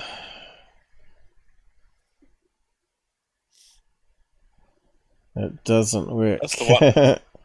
One? Doesn't work. No, It doesn't. It says it doesn't work. You reckon it's the one? that's a different icon, I think. Is it Mine's called dark called- mode? I think there's a lot of them Mine's called. Mine's called Dark Theme Dash Dark Mode for Chrome. Yeah, there's lots of names out there. I don't know. It works fine. I haven't had any problems with it. You got a different moon. Mine's like a yellow moon. Icon's a yellow moon. Yeah, there's a lot of them out there. Dark thing for Google Chrome. Darkreader.org. That's the one I got on Firefox. That works good, and you can turn it off and on at will. This dark thing for your web browser. Simply, it's only 3.7 out of 5 though. I wish all sites were dark.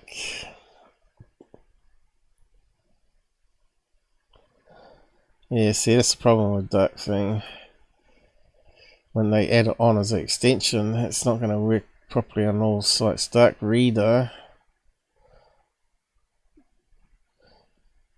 The best dark mode extensions are Google Chrome, so here's going to be a few of them. Oh, that one's really dark.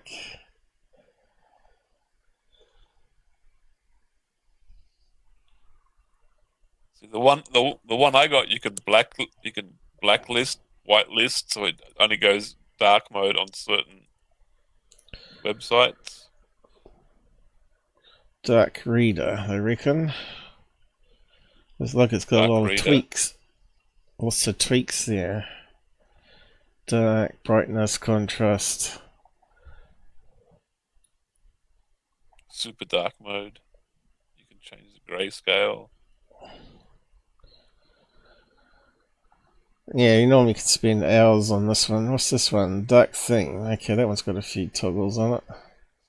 See, the one I can, yeah, that's the one I got on Firefox. I got that on Firefox. You can turn it off and on and readjust stuff. How come it's got no link to install it though? Where's the install link? That's the one I got on Brave. That one there. That's the one This I have one? on Brave. Yeah, dark theme But- for Chrome. That's the one I have on Brave. That I don't know. I've had no problems with it. Oh, right. Yeah, I thought you were talking about this one because that's what I scrolled down to. Yeah, that one. I got that one on Brave, and I got the other one on Firefox. I got two different. Night Eye. There's so many to choose from. Free. You want one you can turn off and on in case you get those invisible texts. Yeah. Howtogeek.com. It's from howtogeek.com. That must be it there then. But you don't know. It might be other people. Add to Brave.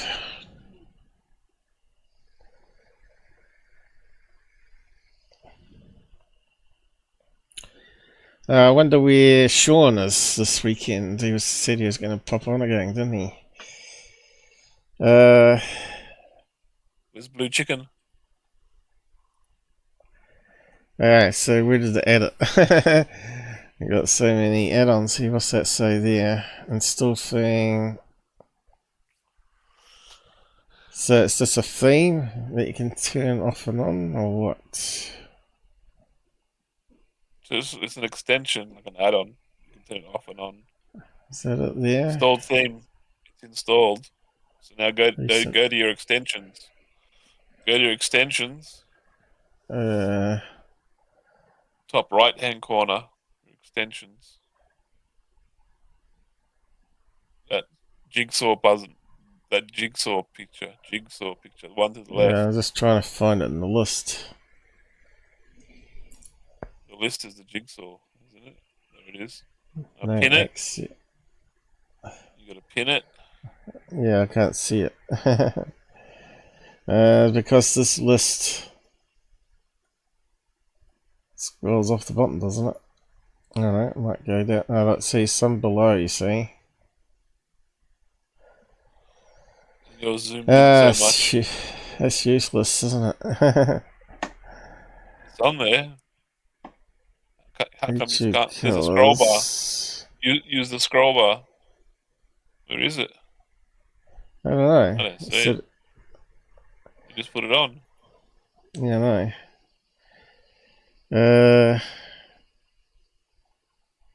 Manage extensions. Click on manage extensions. We have to, but yeah, just close down some of these tabs now.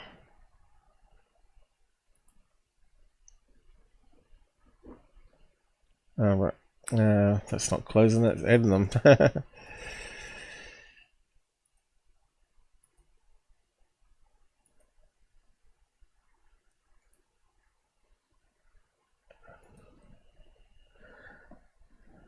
Does it make that one dark?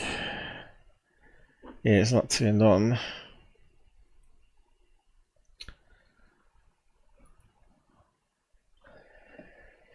Yeah, why is it not in the toolbar though? Extensions.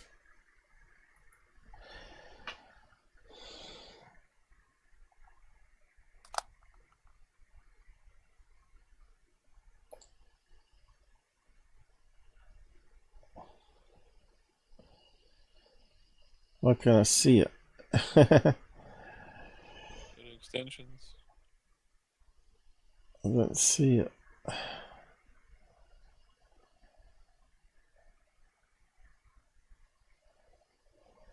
Some disabled though.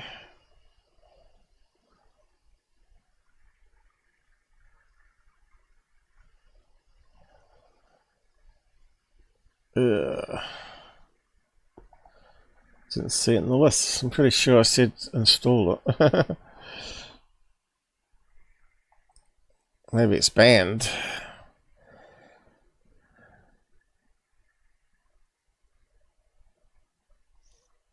You gotta look for the moon. It's a moon icon.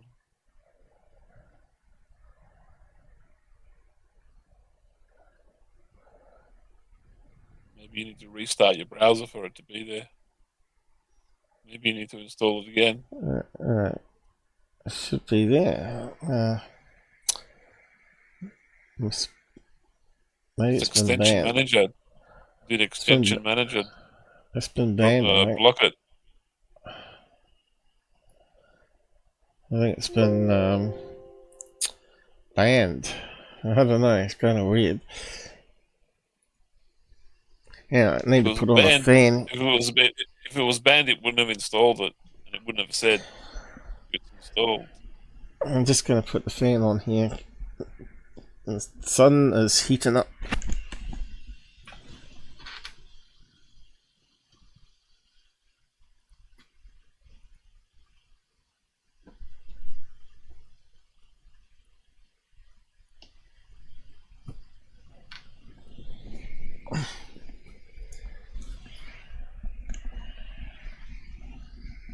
Okay.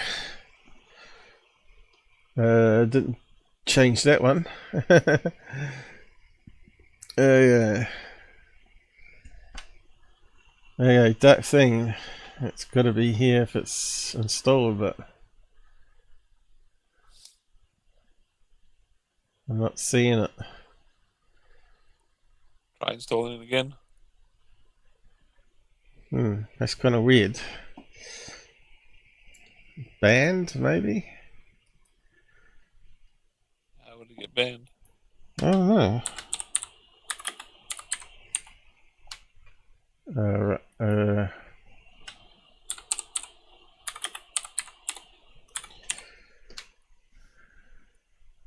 Which one was it? Chrome.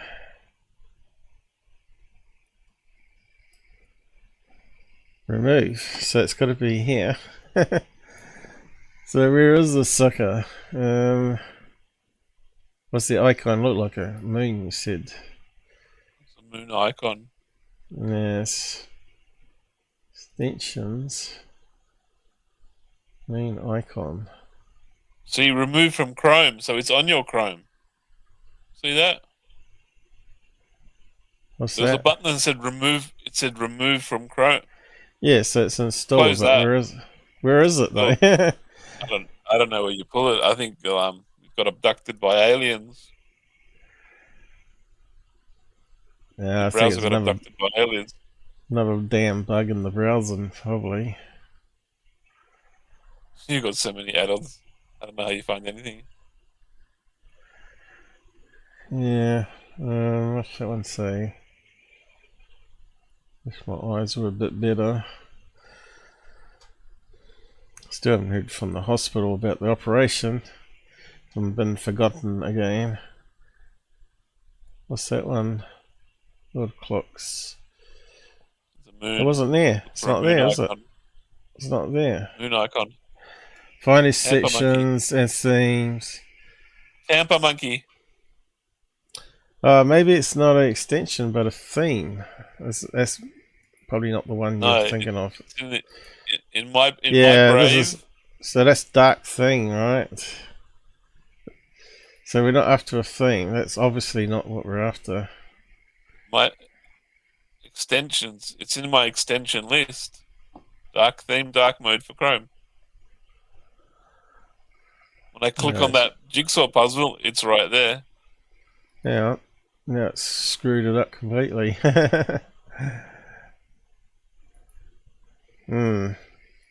Looks like it's changing the bar only in that case. Add it again. Now I am. Yeah, there you go. So it's changed the buttons, but it's not for the web page bullshit, is it? It changed the bar when you installed it. Because your bar went black. But then you got to turn it on. Yeah, it's got a dark theme, but it's not applying. There it is. It's got a dark theme for Chrome. It's not. Let's just do a Google search. Should be dark. Alright. This page should be dark. So it's not applying it to the web pages, only to the browser. The browser?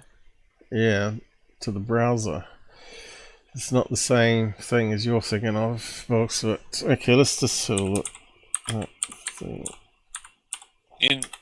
In Brave I've got dark. It says dark and night shift. It says dark and night shift.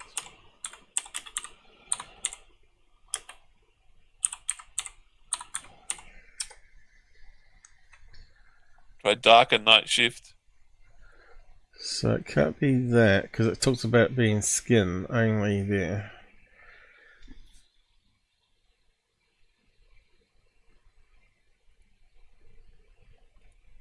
When I click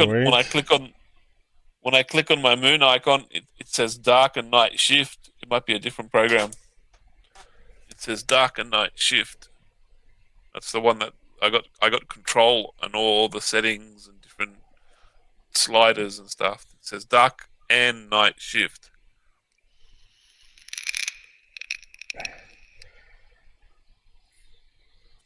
Yeah. I know what we're looking for, and it didn't give us a link to it, did it?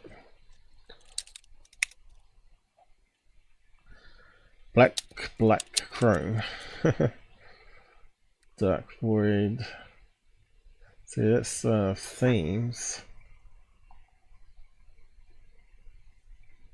That's a different one. Night shift.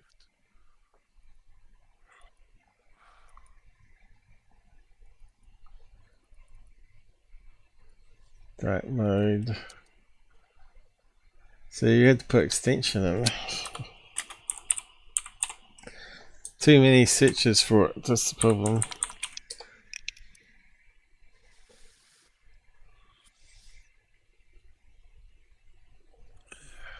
Dark mode, let's have a look at that one.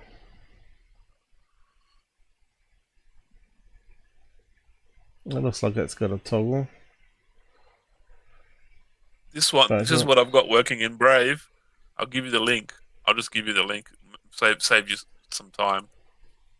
There's dark mode. Dark things. There's the link. There's the link.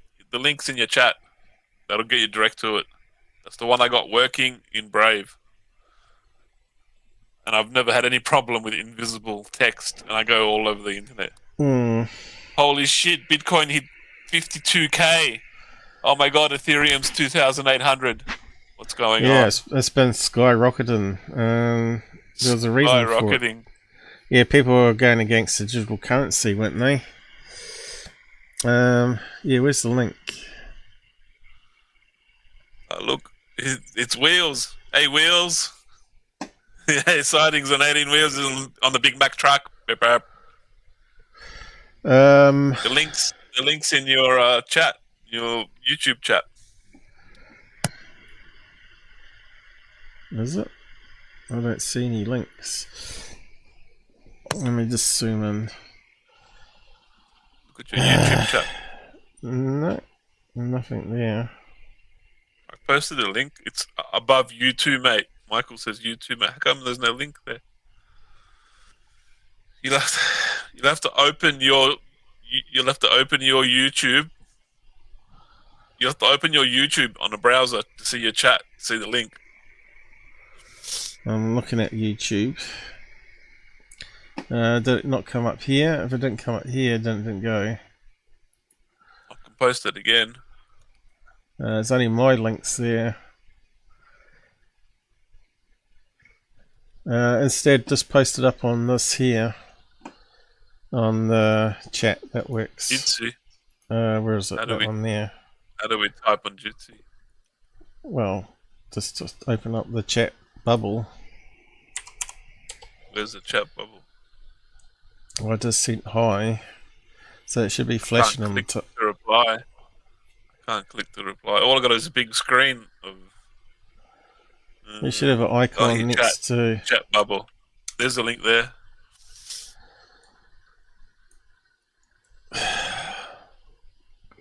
Wheels is on the 18 truck. They're gonna the SkyTrain, the Astro train's gonna take Wheels's truck and him. It's gonna abduct both the truck and Wheels. He's gonna be on the Missing 411 Volume 2 Series 2 video.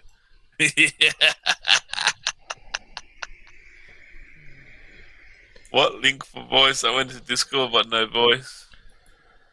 I'll get it for you. Yeah, see what happens with this one. I'll get it for you, Michael. That's that link. It won't let me post that link. It's too long. Why is it taking forever? That took so long. Got the link for you, Michael. So where's the toggle? That's the link there, Michael. Not enough room. Yeah, wait for it to install. You gotta wait for it to install. There we go. Patience with the dark theme. You have entered the dark side. Welcome to Dark Side of Brave. What the hell is it Bitcoin doing? will go to the moon. Now you gotta pin it. Pin it. It's there, but it's not showing up. Look. There it is. There's the moon. There's the moon. You found it. You found the moon. There's aliens on the moon. No, it's disappeared. It's disappeared. Look, the icon's disappeared with there that it is. thing. No, you got a crap piece. You got a crap computer, and it's just slow motion. No, once I clicked on the icon, it's gone invisible. No, you just got a crap PC. It's just slow motion for you. You got too many tabs open. Click on it. Yeah, there it is. There. No, you right-clicked on it. Left-click, and then wait. What are you doing? It's not working. It works.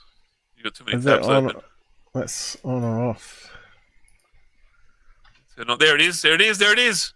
It's now not click working. Click on the power button. Click on the power button. Power button next to the cog. Next to the cog. Top right-hand corner. There's a power button. See the power button next to the cog. To the left but of the icon icon wasn't showing up. Look. Oh, you just got it to work and now you closed it. It's gone to a black moon on a black background. You can hardly see it. There it is. Dark, there it is. you can hardly see it with the dark thing. There you go. Dark mode. Yay. You're watching. Where's the link? You're watching YouTube. Oh yeah, seems to work, doesn't it? Where's the link? I'm posting links, and I can see links. Yeah, let's see what it works on. I suppose it doesn't work on that.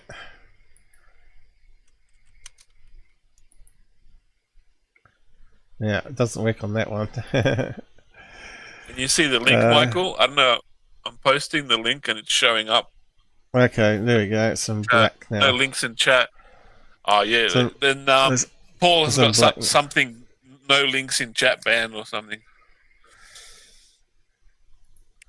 Michael wants the link for Jitsu so he can come in and talk with us. Can't you scroll up and find it? I'm posting links, but you got banned links on your chat or something. Dark Night Shift. Alright, so where were we?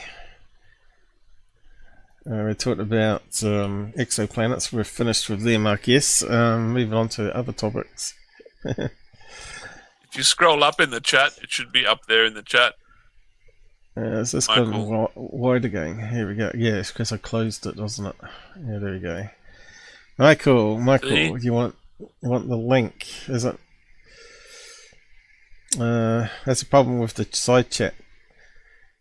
And get lots of comments, it vanishes. Let me just see if I can post it again.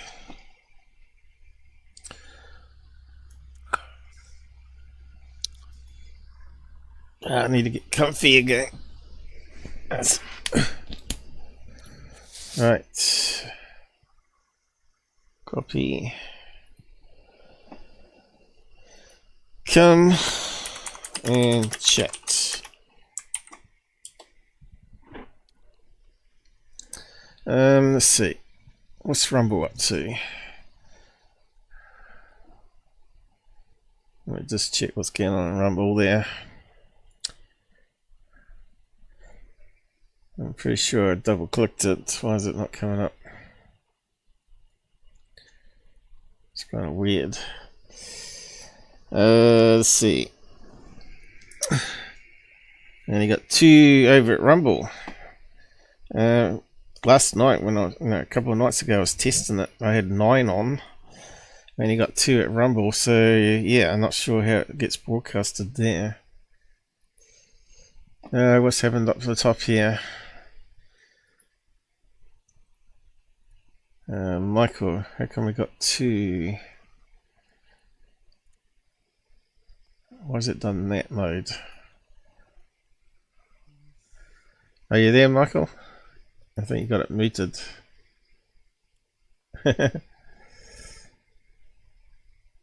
Are you there? Can't hear you.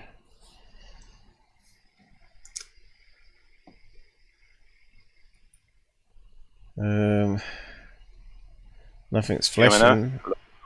Can hear you now. Is it changing Windows though? Mike, King of Scotland, you were there for 2 seconds. Yeah, I'm not sure if it's going to rotate between you or not. They keep changing Jitsi. Hello. Can you hear me now? Yep, we can hear you fine. Well, I can hear you on my headset fine, whether it's going out on Google's and everything. Yeah, I need to mute the stream. It's...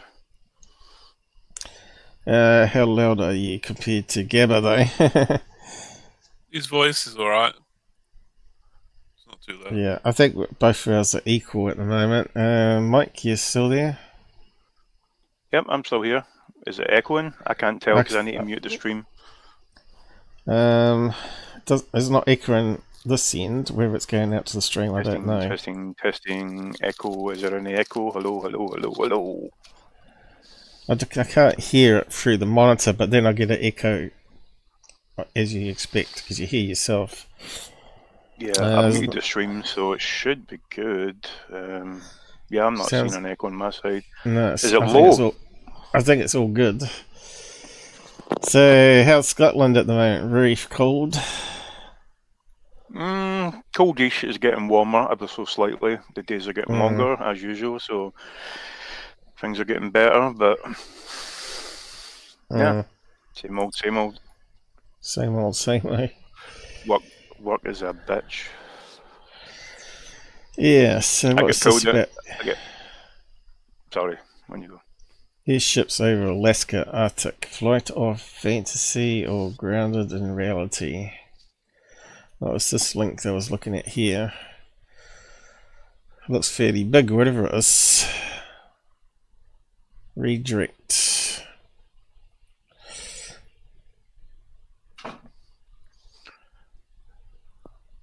Okay, it looks like it's coloured it.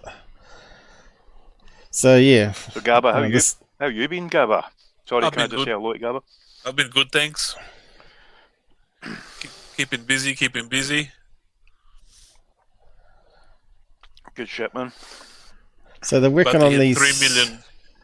About to hit 3 million views in China. Just uploading, getting heaps of content out. Damn, Paul, you need to move. You need to move to the China audience. I'm going there next month. In 2 weeks. I'm going for a month. Switching between it finally. I'm going to end up in some CCP gulag. Damn. So imagine if this Paul, thing got loose. Sorry. Yeah, imagine if this thing got loose in Arctic. That looks very much like the thing that they shot down, doesn't it? Didn't they say one was a cylinder? So this is a heavy lifter. That helium balloon that went in fire. What was it called again? Was it over Germany or whatever? No, it was over the USA, wasn't it? The one that burst into flames. What was that called again? Yeah, so they're working on these heavy lifters for cargo instead of using ships. Makes sense though, doesn't it? Yeah. But they'd have to be Heisenberg I was thinking about. Heisenberg, yeah. Sorry. Yeah. Hindenburg, you mean? Led Zeppelin. He means Hindenburg, I think. Heisenberg. Heisenberg. I'm looking up here. It says Heidenberg or something. Hindenburg. The Hindenburg. Yeah. That was another one, wasn't it? The Hindenburg. No, Heisenberg is a scientist, isn't it? A nuclear scientist or something, isn't it? Yeah. Gabber was right. Hindenburg. That's not wrong. That's got his accent. Okay. Yeah, that's what I'm telling you. Yeah, so yeah, that's what we're looking at here. What's to do with what was the topic now? We're talking about ascenders, and we're talking about Phoenix Light. The people that were developing the ascenders were saying it was one of their ships that come down from orbit accidentally over Phoenix. Paul. Yeah. What's your thoughts on the whole palaver coming out of the US at the moment about Russia having the ability to shoot down satellites and things like that? That's quite interesting. Well, that's been around for a long time. USA could do it from a jumbo jet, but do you know, it had the limited timing is really bizarre though. With that Tucker, you see that Tucker interview? I actually thought Putin was fucking great. You know what I mean? He sat and gave half an hour of the history of his country, and then spoke about generally things that I thought were positive. Do you know what I mean? I was like, what the fuck? Yeah, I can't see the close button anymore. It was a good interview. It was a very good. Tucker was a bit weird though. See, towards the end, Yeah, Tucker. He went a bit weird. He was like asking about religion and angels. I was like, what? What the fuck is that got to do with politics, man? Get a grip. Yeah, I think just Tucker wasn't happy with the answers. He wanted more answers. Russia having lasers has been around for at least 5 years, right? Yeah, but we all know that the West have already got lasers now. It's been definitely confirmed especially by the UK. I think it's just more left corruption in politics, right? To be able to push an agenda. They want people to think they're using fear mongering to be able to maybe start a war with Russia. Who knows? You don't know what they definitely. military conflicts is up to. Is war. The Easter kind of like, chill, dude, man. Like, do you know Russia get rejected from joining NATO back in the late 90s? Early 2000s. Now, I know Putin wanted to join NATO. Well, it's Israel. Remember, Israel was talking about that years ago. Had developed a laser that doesn't expand as it goes with distance. You know, as lasers move through the atmosphere, they keep getting wider and wider until they're not a pinpoint anymore. If they do. Well, in the atmosphere bounces off it and it gradually gets wider and wider, and then it's not a hot spot anymore to heat up stuff, right? But Israel, a couple of years ago, invented a laser that could fire from country to country and take out buildings and things. Remember that one? Is that on land or is that by a satellite? That was on land, from mountaintop or whatever. Or from plane or whatever. Yeah, I'm very surprised at that. I thought they had to cut through as small of atmosphere as possible. Israel got lots of secret projects on the ground. Laser ground weapon. A couple of years ago. You know, the minute that you start dissing Israel, you're going to get hammered by because there's a very strong. 1 year ago, right? How Israel's new laser weapon works. Israel made high energy laser last year, right? Iron beam laser, they're calling it.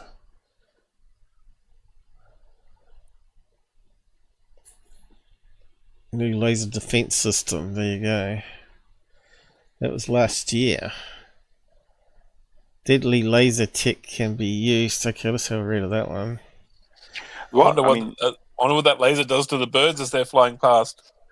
Have you seen those videos? I mean, it's conspiracy theory, but it's actually quite high probability when you look at the facts. As in, that Maui and a lot of other places look to have been deliberately set on fire, and for some reason, blue light. When I say some reason, I mean there's actually a physics version for it. Blue light reflects, and anything with a blue surface. There's videos as well where they've done lasers. The most reflective light is blue. And so that one's not working, Gabber. That one's not working with your add-on.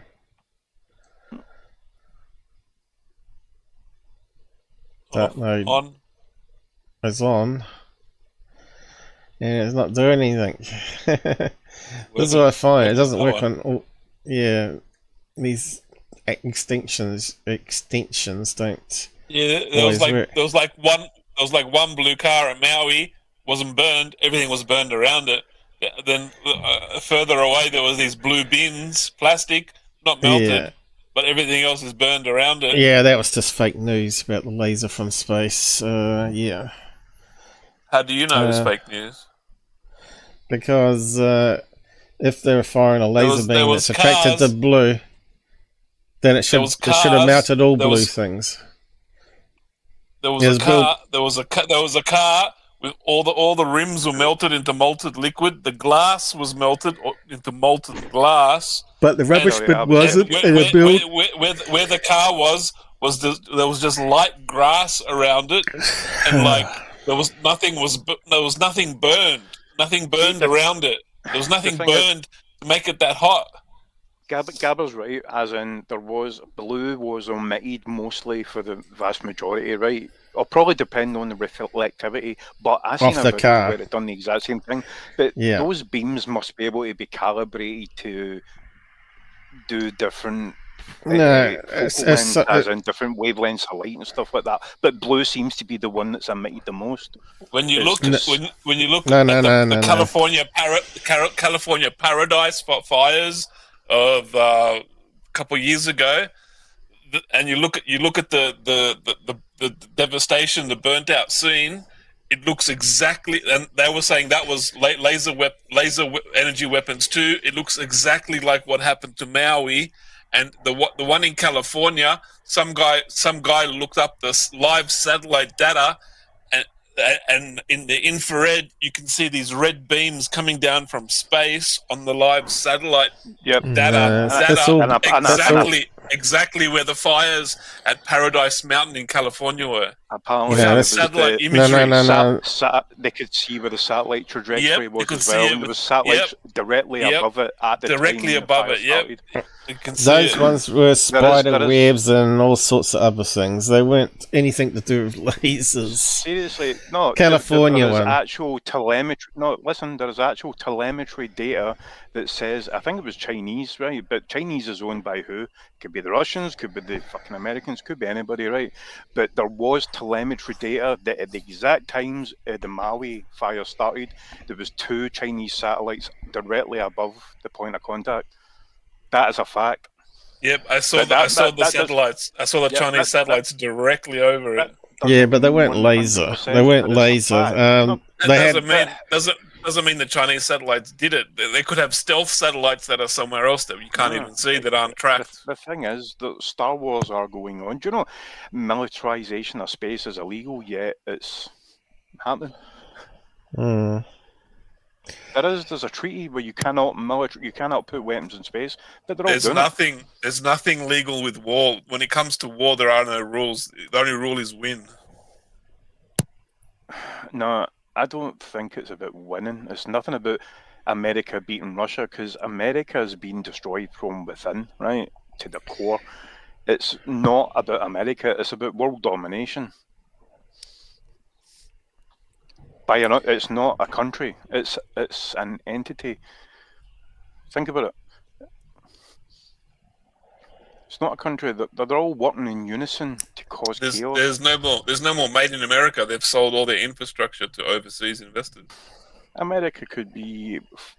Every country could do really well. Look at see Russia. They have got the most amount of sanctions in the world, right?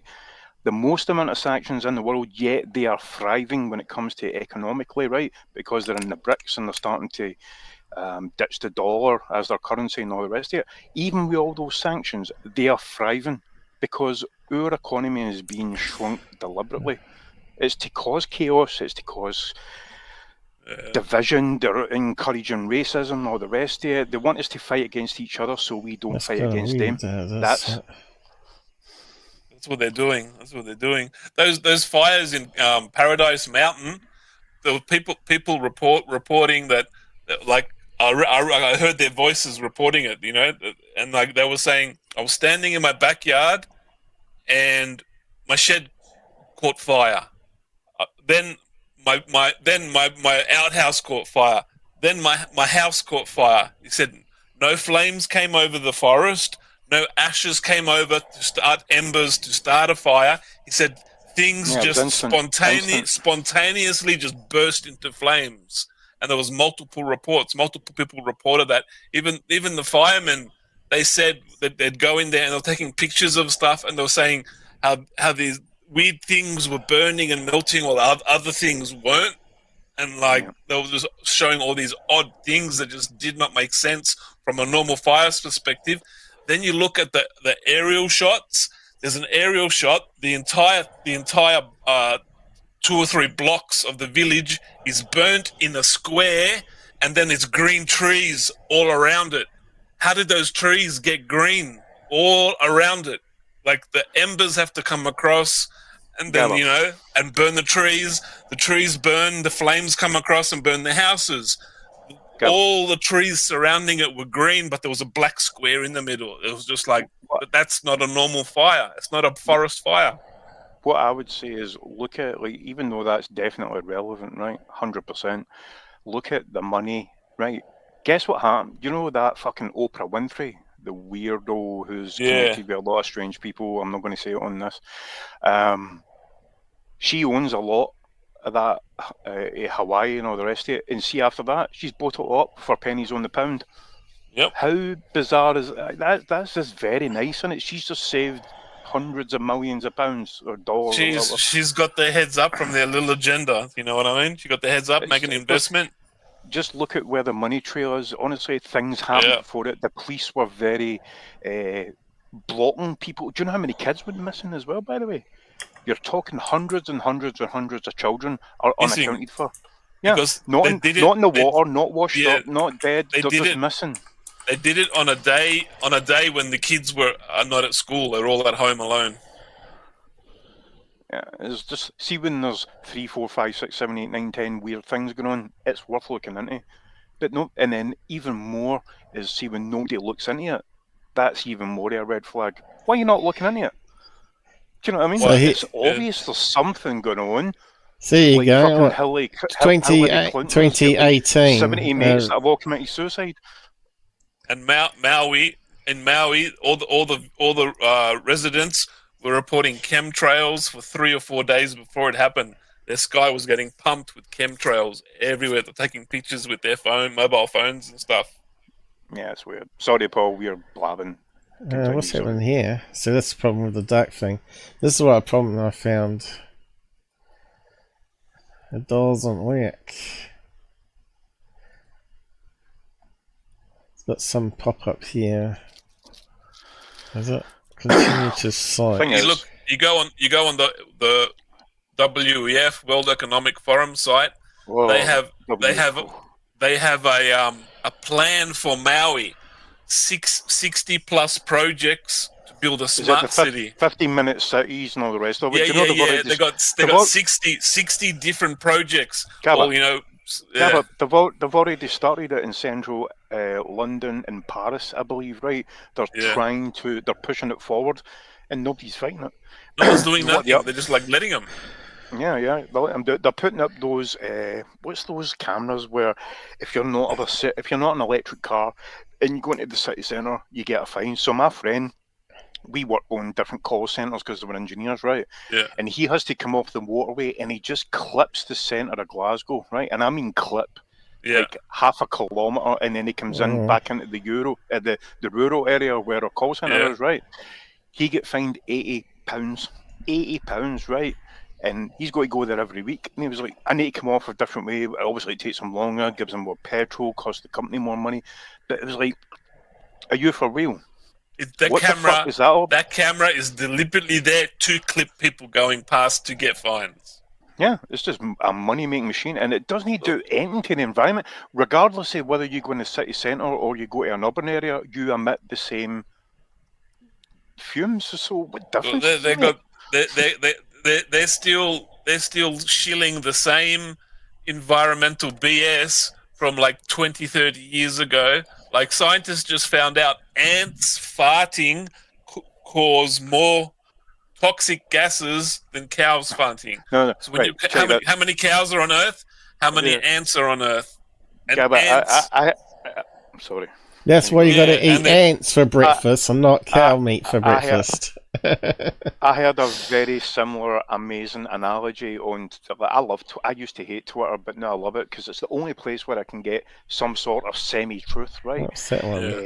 But anyway, it doesn't matter. It's obviously full of bullshit as well. But anyway, very similar analogy. Apparently, Bill Gates, the devil, turned around and said that cows emit more CO2 or whatever than a car, right? And some guy says, right, I tell you what, I will go in my garage and close the door with a cow and spend the night there. You do the same with a running car and we'll meet up in the morning and discuss the results. Yeah, you'll be dead. He won't. Yeah. Fucking see the insanity that they pump out. I can't believe people buy it. They just so much fake news. Fake news on TV news. It's just terrible, isn't it? They only tell you half the story. They look at like science reports or environmental reports, whatever. It only goes back 10, maybe 20 years.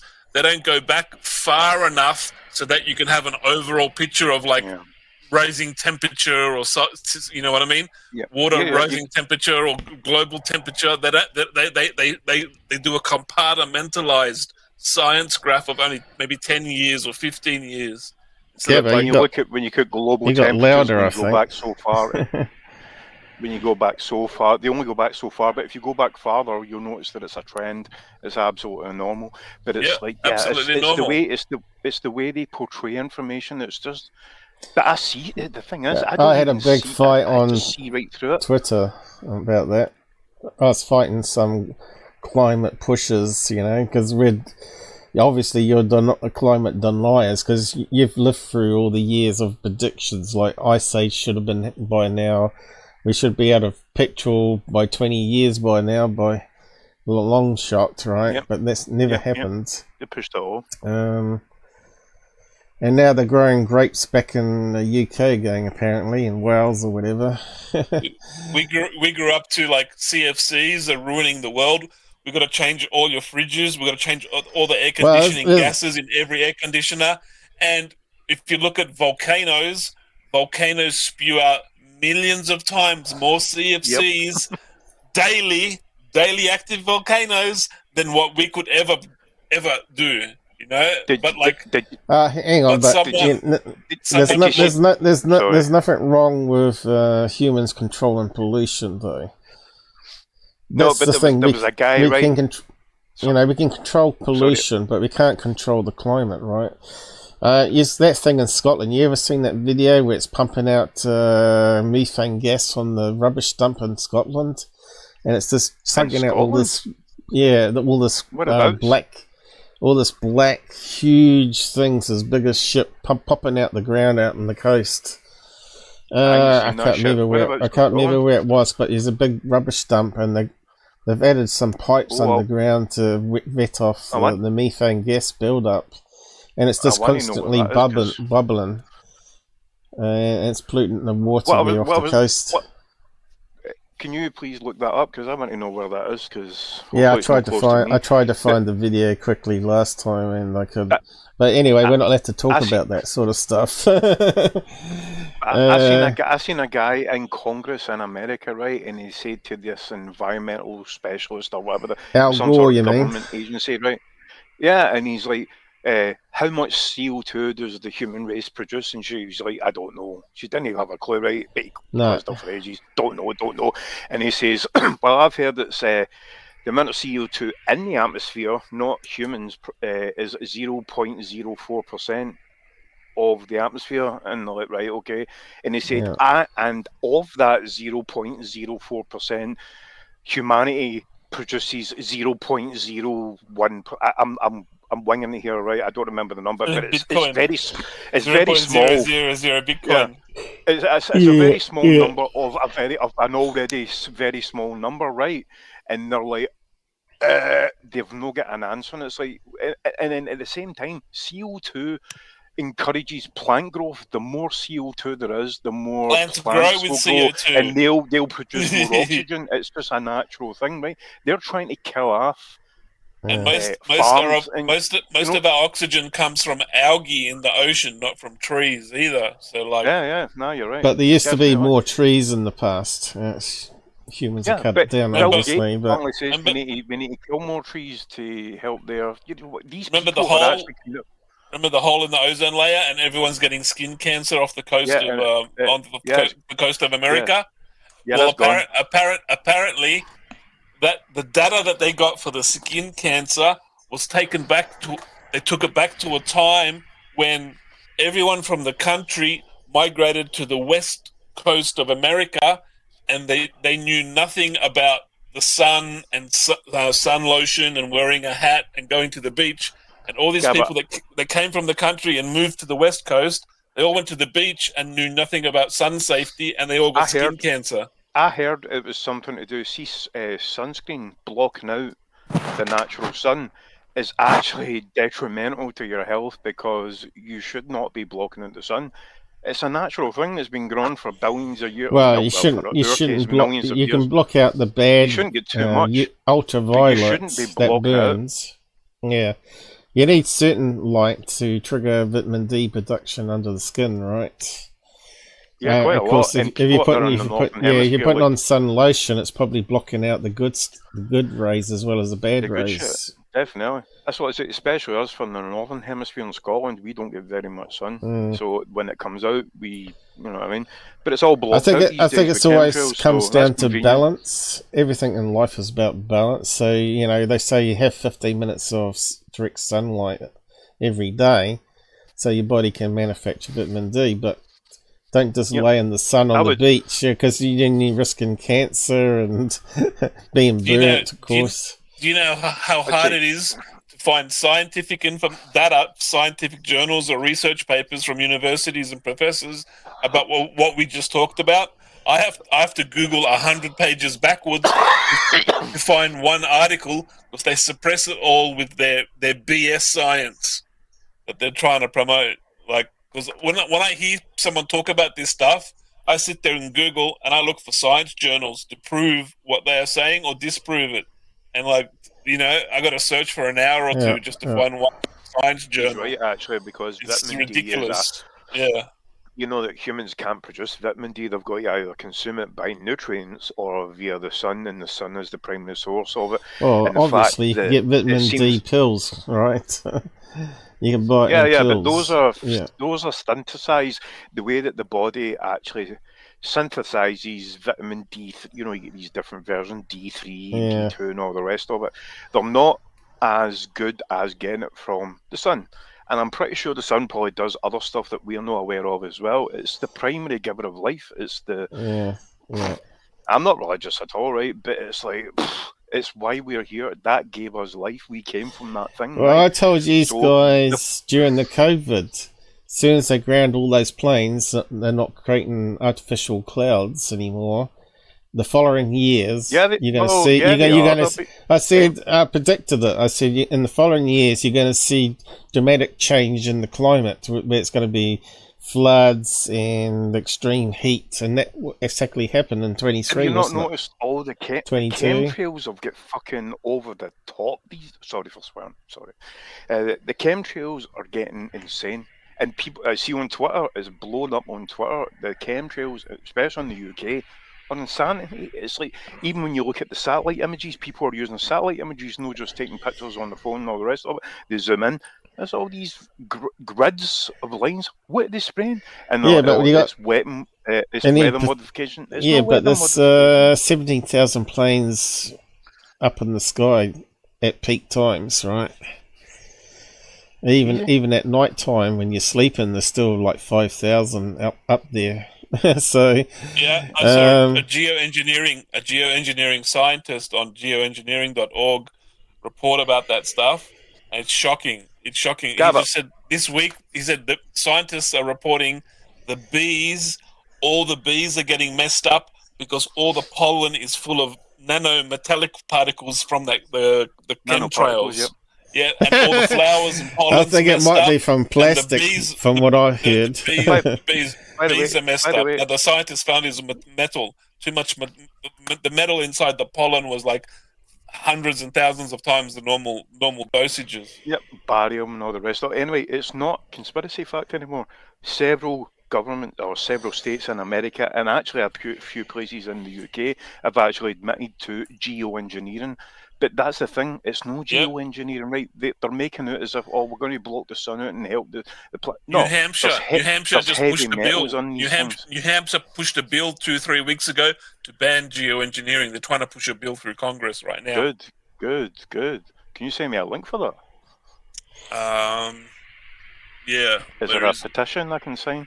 I'll find it for you. It was on geoengineering.com. Yeah, but when you're talking about fuels, they put additives in it so it lasts longer, right? So it doesn't break down so fast. As you know, I know, but a lot of petrol wouldn't last very long if they didn't put additives in it that stops it breaking down the carbon chains, right?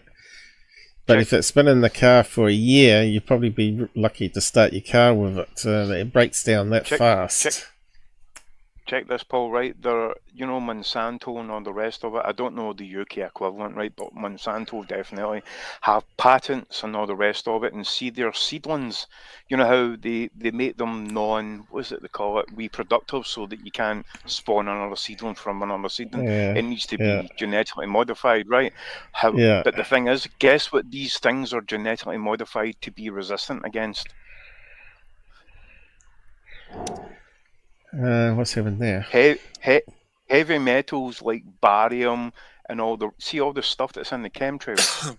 There's the link there in Jitsi, geoengineeringwatch.org. He's got he reports on all the crazy stuff the chemtrails are doing to the environment.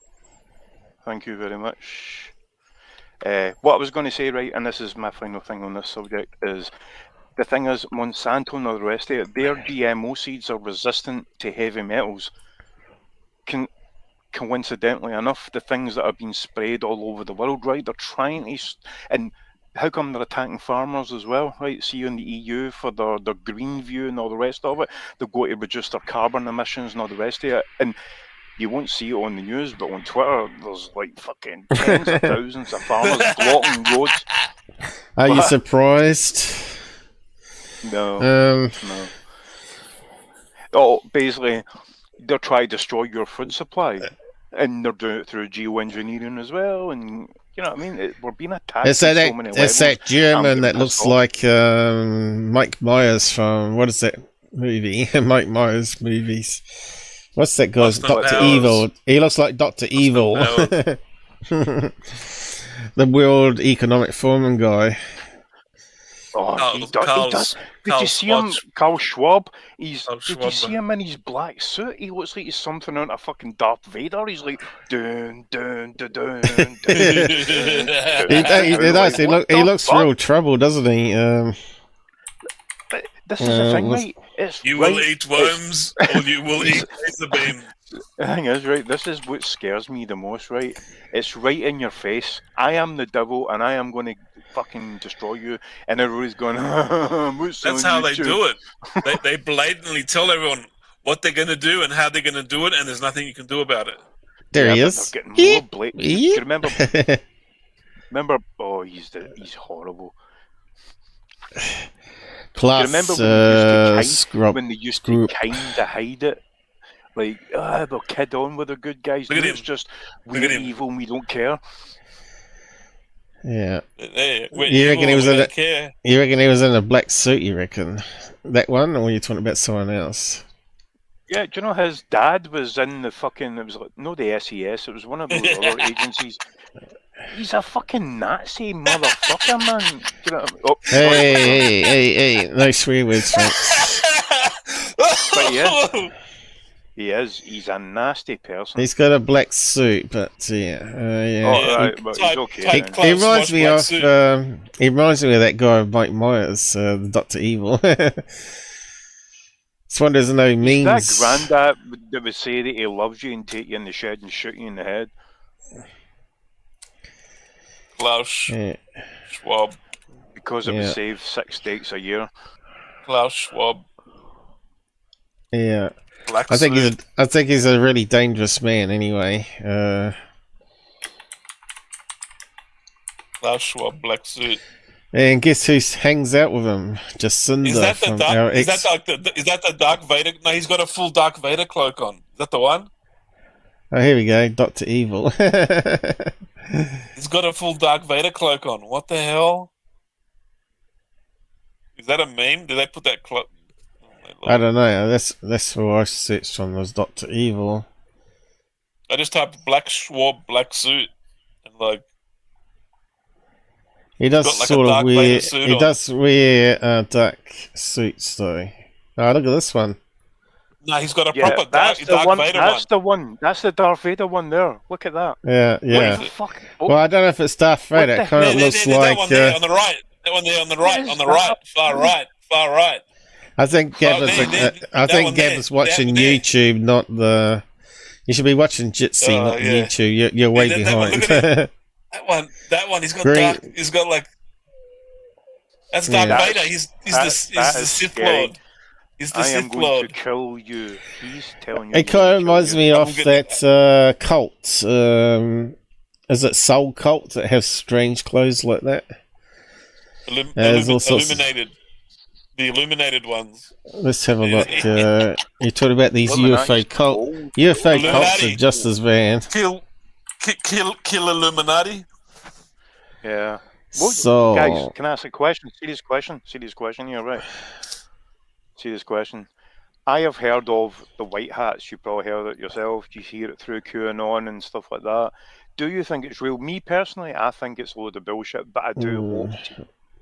I think the white hats are a load of BS. It's just all black hats and shades of grey. Yep. I agree. the UFO cults. I've heard a lot of interviews with people, and they're all like, "Look, white hats is BS. The only people that talk about white hats are the UFO, alien, space, fantasy story grifters. They're all white hat. Nah, the white hats say are doing this. The white hats are doing that. It's fantastic how the white hats are helping us. Hang on, you're doing face. Hang on, you're getting louder together. You're getting louder. The white hats are actually the black hats, giving false promise so that you don't you don't do anything. He can't control himself.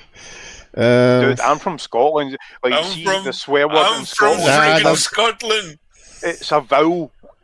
The F word is a vowel for Scotland. Do you know what I mean? It's included. In Australia, it's the C word. We just can't say that word.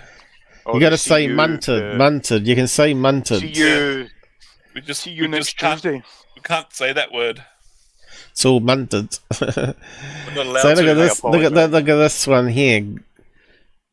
Talking about suits, look at that. Looks very much similar. There's your white hat. Soul Foundation. The Soul Foundation. There's your white hats, Michael. Look at him. No, go back. That's Joe Biden. No, the left one. It's Joe Biden. Look at him. Biden. No, that's Gary Nolan, and that was who was that guy? He was the leader of realism UFO cult. Isn't Gary Nolan ex-CIA? Yeah. Yeah, you can't trust anyone who works in the CIA. All of them seem to be part of disinformation campaign at the moment. Why do they a big magic mushroom behind them as well? Well, because they're trying to make people believe they're like fantasy story. Give them some mushrooms. So he looks the same, but he's the dark suit version. It's even got that there, you know, and they got their one down there. It's like they're playing with the bad cop, good cop theme. White hat, black hat. Whoa! Where's the good cop? Because I don't see any good cop in society these days. It's all bloody negative. So anyway, talking about you asked about nuclear laser weapons. Hang on, you seem to have gone off on a tangent on some other topics there, but yeah, talking about the laser weapon here, you can see it was way back in January 2018 when it first mentioned. Russian claims it now has lasers to shoot down satellites, and they did a test run of it. Remember that they showed it worked. They shot down one of their own satellites. Yeah, they shot down one of their own satellites to test it out, and it created 3,000 bits of debris, which took out some other people's satellites from the world, I believe. It created a whole disaster. Yeah. Ahead of us. Let's see. Russian laser 10 years later. Shut down satellite, causes debris. Let's see if I can find it. Causes debris, right? Debris. In November 2021 is when they tested it out. Cosmos 1418 was successfully destroyed by a Russian anti-satellite missile. Oh, it was a missile, wasn't a laser then. In a test, causing a debris field that affected the International Space Station. So, it was a missile, it says there. So... But did they test out the laser as well? Russia just blew up satellites. Recent deployed Soviet Doesn't. What's happening with that sound effect in the background there? Are you posting stuff back and forth? Is Mike gone? No, I was just saying to Gabber, thanks for that link because it's really, right, good. yes. It's got that light whoosh imagery noise and is blah, when blah, you. blah. The whoosh noise I hear in the headset as you send in links. So what's happening here? Oh yeah, I found video of birds with an infrared camera. So did they test out? Shut down. Gabber, this feels like I know where he's going here. Let's see this. Yeah. Remember you told me to film some birds with my infrared camera to notice the difference. I got video footage of birds with the infrared camera, and you can clearly see their wings flapping. I want to see this. So they can take down satellites with missiles shot from planes, but can they? Whoa. So this goes back to 2022. We're probably building a satellite blind and laser. New ground-based laser facility for interfering with satellite orbiting overhead. Well, America does that too, right? They shine up lasers from their Air Force bases and it blinds any spy satellites going overhead. So they can't see what's going on in the base because it causes overexposure. So what? Russians are doing the same. But yeah. I think it's all smoke and mirrors with the Americans with this laser stuff. Because America's doing it as well. Russia may build a giant laser shoot down. So that's in July 22. So it's been around for a long time, this information. So is that a ground-based one? New complex seemingly in Russia missed. So it looks to me like the Americans want to send some missiles, cruise missiles, to blow it up. That's what I think is going to happen, something like that. I don't know, America's up to something. War's good for the elite, right? It's no good for anyone else that has to fight on the front lines. Yeah, there you go. See, they don't tell you that it's really old news about them building a laser facility. It's suddenly gone quiet. What's happened? In the race for space weaponry 2 days ago. Infrared pictures of birds. You can see their wings and you can see their tail. That's how clear the bird. You can see its head. You can see its wings. You can see the wings flapping, and you can see the little tail at the back of the bird. What are you talking about now? You told me the UFOs I filmed could be birds. So I found infrared video of birds with the exact same infrared camera. He did, Paul. Sorry, you did. So I wouldn't mind seeing this. By the way, we're not doing a debunking show, by the way. So we're just talking about more. Yeah, we can't debunk Paul on his own channel. So we'll save it for another time, bro. Save it for another time. No, this is a positive show. This is not anything about debunking or looking at videos today. Gabber. But you requested me to film birds with my infrared camera, and I found footage of infrared camera of birds. Like you requested that of me. Gabber, can you link it in the thingy chat, please, so I can see it? I got still images of it with the video now. Is there not a video? I've got the video of it. I have to find the video link. Yeah, please do. Can I have a look at it? Sorry, Paul. Yeah, I can't remember what video he was talking about with the birds anyway. I want to see this in private. I know what he's talking about, so I want to see this. You haven't seen this video, but you said, like, when I show some of my UFOs, you go, that could be a bird. Are you comparing this to one that 18 Wheels done that Paul said looked like birds? Because I actually agreed with Paul. I thought that did look like birds, to be honest. So I'd like to see. Are you talking about the geese? This one, this one, the birds are closer, so they're bigger. Yeah, Where so you can see. Wheels's video, they're very, very, very far away. They're like really, Yeah. high. They're like tiny little dots. Yeah.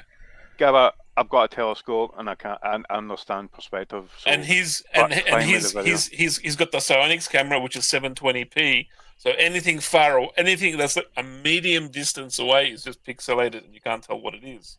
Whereas whereas the video footage infrared camera I'm referencing is 1080p. So everything is from up to a medium distance is very, very clear.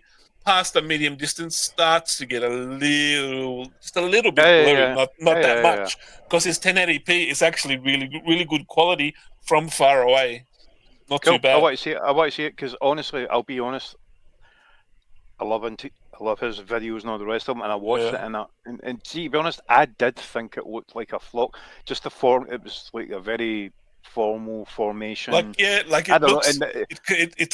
can look like birds, but his eyewitness sighting of what he saw with his eyes says the opposite to me. I got to take into factor what he actually saw, and he says he saw this translucent like triangle. Good.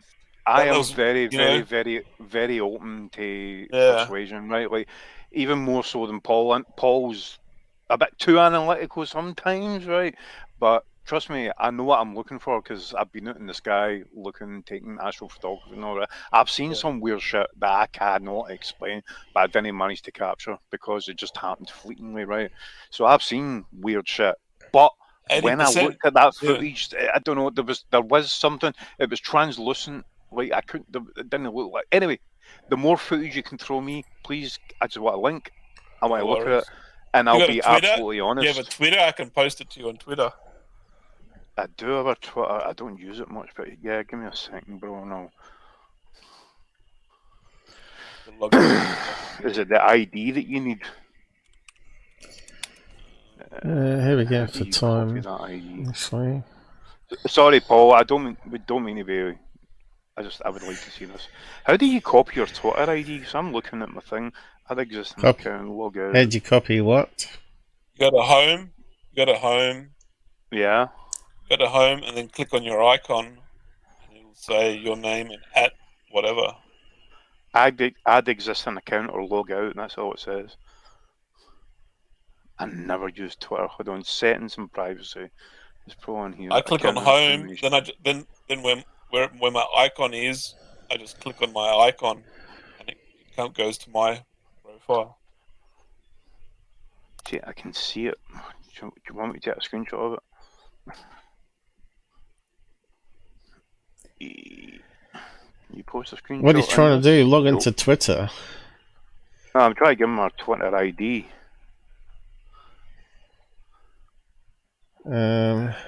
Just give me a second. Hold on. Profile. This is it here. Basically, right, okay. just copy the link. Just click on your home thing and just copy the URL, and it has your ID at the end. Yeah. I put it in Jitsu. Yeah. So X. It normally just has it underneath your, when you logged in, has it underneath there. All right, I'm following you. And you just copy that and paste it, right? I got a blue tick now. Although I'm not streaming to it today. I've got you. Right, I'm following you. Yes, it's just too much hassle trying to stream. I was going to add it in there. But I didn't see too much response there for people joining the live chats there. Yeah, looks like it's come to the end again. No, this is good. But yeah, like I said. Sorry, Paul. Do you want me to shut up? Yeah. I want to get back onto the UFO and paranormal topic rather than all the other topics that sort of were brought up, from lasers to government climate change. But yeah, I was having a real big fight on Twitter X with various people saying there's no way you know what the temperature was of the sea, let alone the air 20,000 years ago. And they're trying to tell me that they can predict it from core samples, which is bollocks, because if you look up all that information on the science of cores, even drilling heats up the ice as it's going down. As you know, drills get very hot when it burrows down to ground. So it's cooking the outside of it. So how does that affect carbon? I suppose they detect it with carbon-14. I think that was a limitation of carbon-14. Although I'm probably not allowed to talk about this stuff. And of course, the usual response you get on X is, "Oh, you don't know what you're talking about. You're not a scientist. You don't study it and all that." Carbon-14. See, while you're looking for that, can I just say something, right? Problems. Problems with carbon-14 dating, right? Half-life problems. I sent it to you, Michael. I don't have it, Gabber. On Twitter. Michael King. Why does it not come up properly again? What? Hold on. You repost someone's bloodied face video? That one's not working. I see plasma, but what? I hate Twitter. I'll get used to it. Well, you use it, the easier it is. Problem number 1. Chemist determines that a sample of petrified wood has carbon-14. Decay rate 6 counts per minute per gram. What is the age of the piece of wood in years? The decay rate of carbon-14 in fresh wood today is 13.6 counts per minute. And the half-life of carbon-14 is 5,730 years.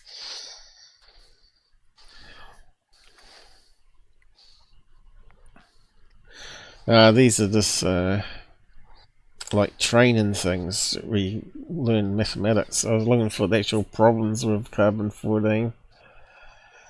Yeah, the dark thing failed there again on that page.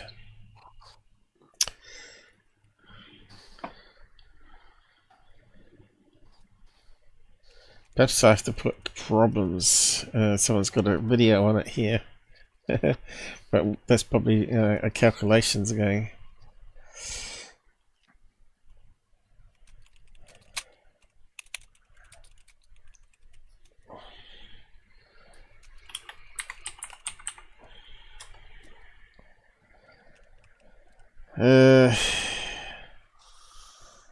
What is the problem with carbon-14?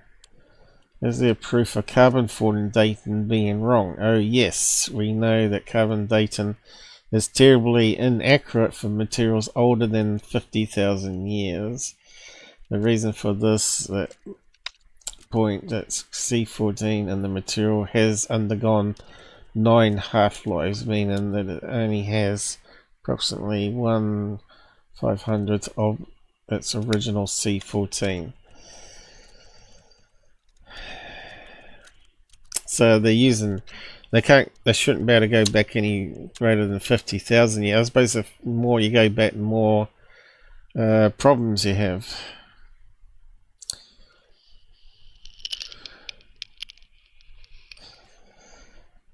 So, you know, they get sea ice and they see how much carbon-14 is in it. They can say, oh, they try and do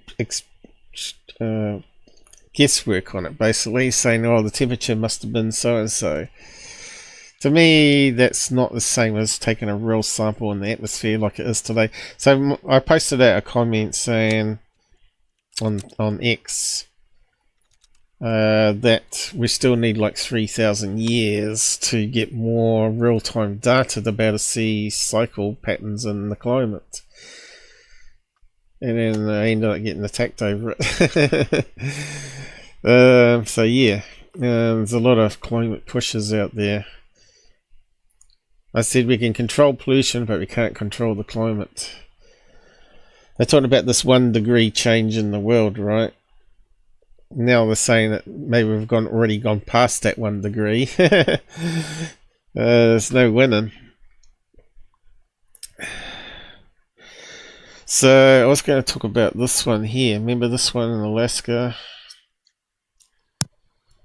JAL 1628. Now there was a guy called UFO LU, a UCR LU, that's saying that it's fake. That the drawings of each of the pilots didn't match. And this is a breakdown of the story here.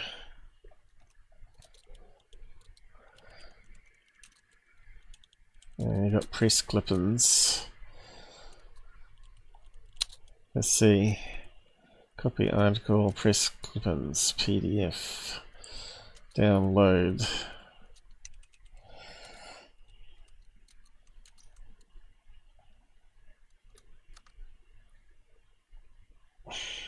It's an interesting story. Probably would be worth a reader, actually.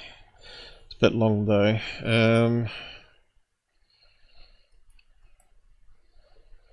Let's just go through that story again. It's one of the better cases, I think.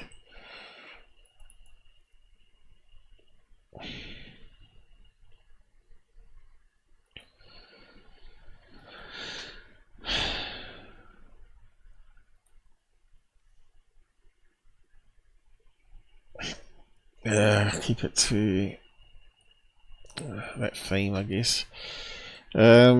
Read out. Editor's Pick Alert featured Unfriendly Skies, the extraordinary flight of JAL 1628, Alaska's best-known UFO encounter. By Lawrence D. Weiss. October 28, 2019, updated September 17, 2022. Still up there. 1 of 7. By Lawrence D. Weiss. November 17th of this year will mark the 33rd anniversary of one of the best documented UFO cases ever, and it happened in the skies above Alaska. 3 UFOs played tag with Japan Airlines, JAL, cargo flight 1628 for 50 minutes while they were visually observed by a sometimes terrified flight crew. During the last 30 minutes, the UFOs were tracked on military and civilian radar, and the entire encounter was verified by a high-level administrator of the Federal Aviation Administration, FAA. The incident received media coverage all over the world. Now, how can you debunk something like that if it was tracked on radar, right? And we know they tried to take away that radar data, but someone made a copy of it. Is that the one? I think it was. The other one was O'Hare Airport. Wasn't there some shenanigans going on there, trying to cover it up? Here's what happened. Japan Airlines Captain Kenju Terachi was an ex-fighter pilot and senior airline pilot with more than 10,000 hours flight experience. He was assigned to fly a Japan Airlines cargo flight from Paris to Reykjavik, Anchorage, and on to Tokyo. On November 17, 5:09 p.m. Alaska time, the Anchorage Air Route Traffic Control Center contacted JL 1628, which at that time was about 104 miles northeast of Fort Yukon. The flight controller asked the pilot to adjust his heading so the plane would pass south of Fort Yukon and Fairbanks. The co-pilot turned the plane to the left about 15 degrees. Captain Terachi, sitting on the left side of the cockpit, saw unidentified lights out his side window to the left and below. He thought they were military planes and ignored them.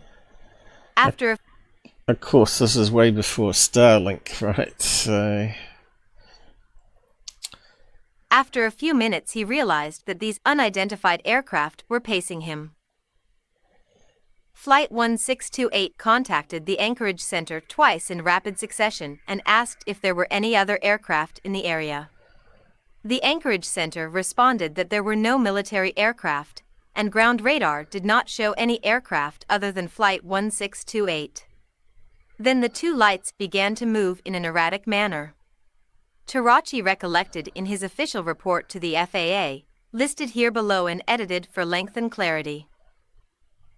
The distance from the lights was far enough from us, and we felt no immediate danger. I thought perhaps it is a UFO. The lights were still moving strangely. Most unexpectedly, 2 spaceships appeared, directly in front of the plane, shooting off lights. So, here it's saying no military craft and ground radar did not show any aircraft other than the flight 1628. So does it mean it's got a radar cloak in there? But up here it says there was radar data, right?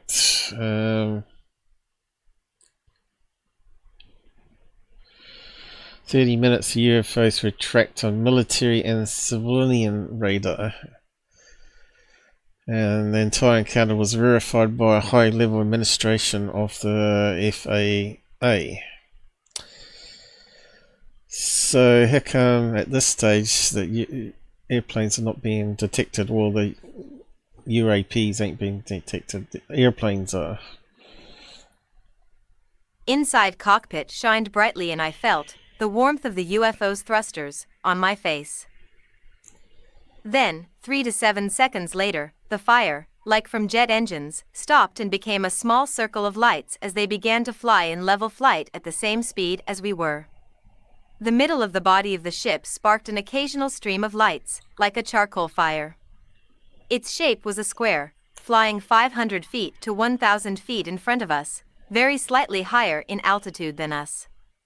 Its size was about the same size as the body of a DC-8, similar in size to a Boeing 707. It is impossible for any man-made machine to make a sudden appearance in front of a jumbo jet that is flying 910 kilometers per hour and to move along in a formation paralleling our aircraft.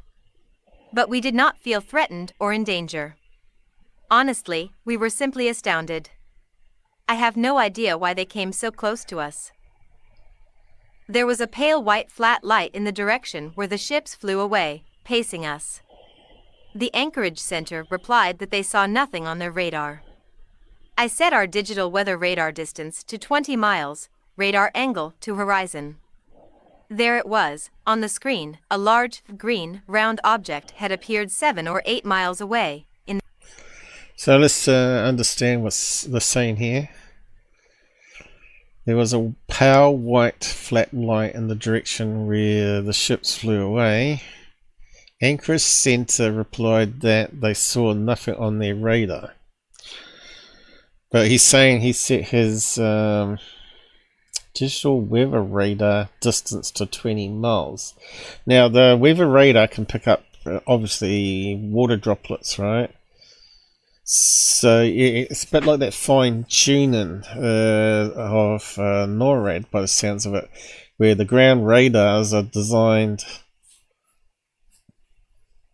not to pick up a certain size as false positives. But these are meant to be really big ships though, so that doesn't make sense why they wouldn't pick it up, but his weather radar does. Large green round object appeared 7 or 8 miles away. Well, I guess the radar screen's green. In the direction of the object. We arrived at the sky above the Eielson Air Force Base and Fairbanks. It was a clear night. We were just above the bright city lights and we checked the pale white light behind us. There was a silhouette of a gigantic spaceship.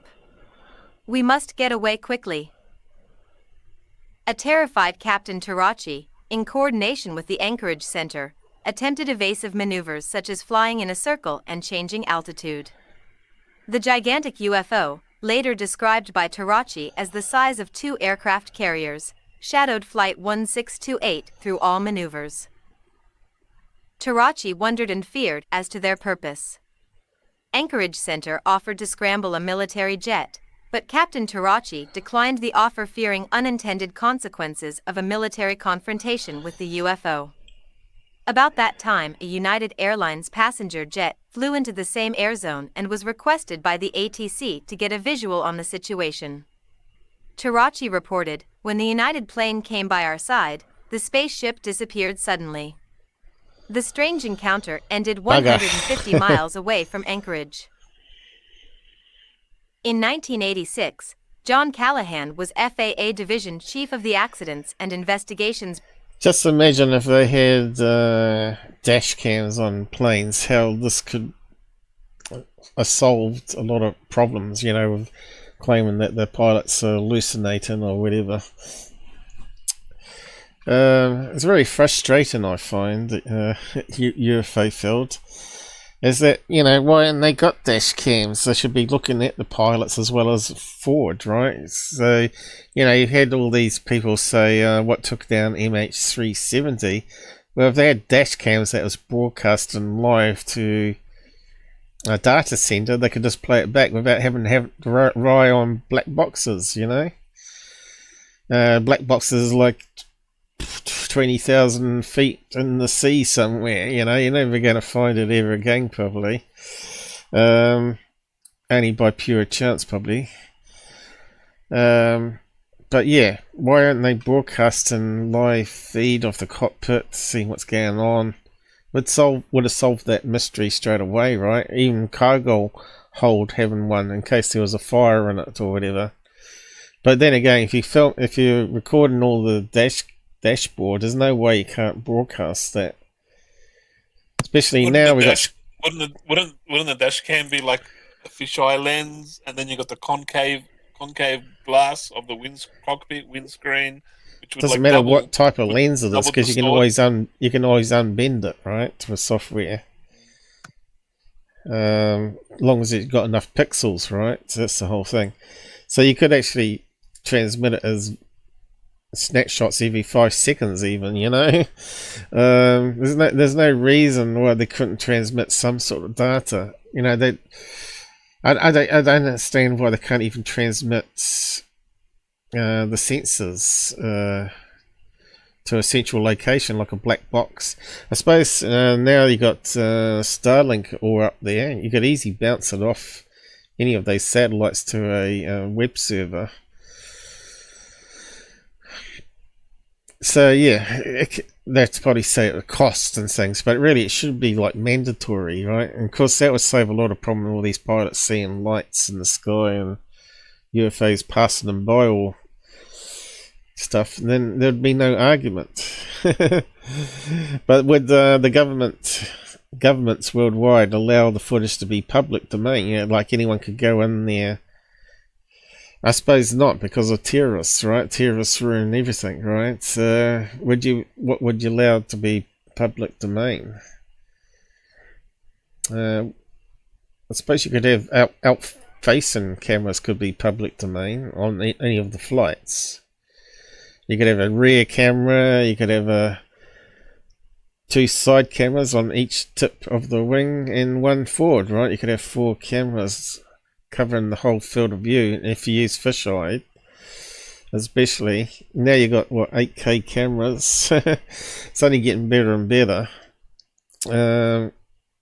Yeah, there's no reason why you can't transmit it. But yeah, back on this one, it's older technology, of course. But back then they could easily had a dash cam. You know, the companies could have afforded it as part of the safety measures, right?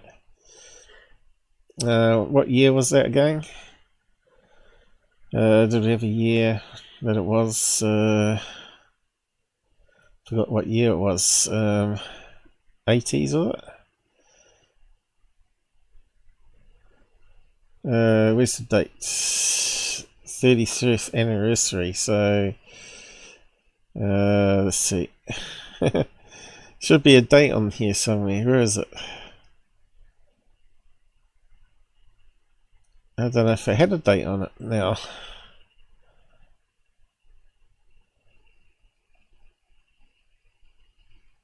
There's no date. They didn't say what date it was. November the 17th.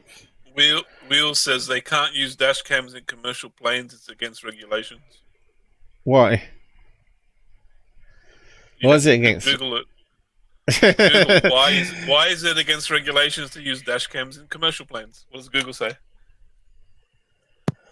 I don't know. Maybe because it'll look like birds on the dash cam. No, maybe because privacy nonsense, right? But yeah, looking forward, this shouldn't be illegal unless they got something to hide. The pilot can't join the Mile High Club with the sexy hot stewardesses with dash cam and cockpit seat. You know what I'm saying? Yeah, but you're not filming inside the passenger cockpit, although you could have one on that side, but you're just filming the pilots and looking forward, right?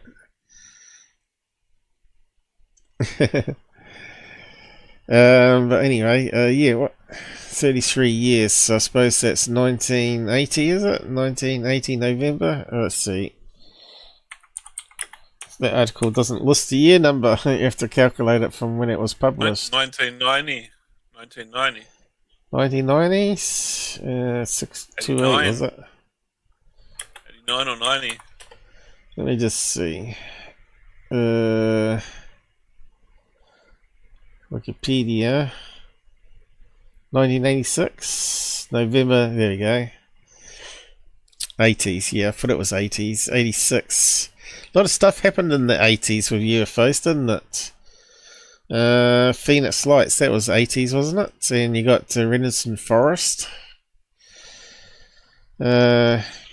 UFO sightings of 1980s. Should be a whole heap of them. Really good ones that made the headlines, right? List of reported sightings, which is a good one to look at.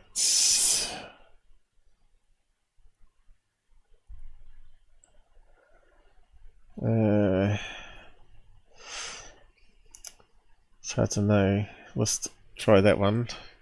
Public library.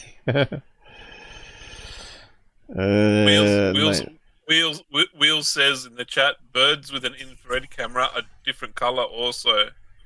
Birds with an infrared camera are dark red, not an orange color. Yeah, but again, you got distance and to take into account on that. How does distance change it?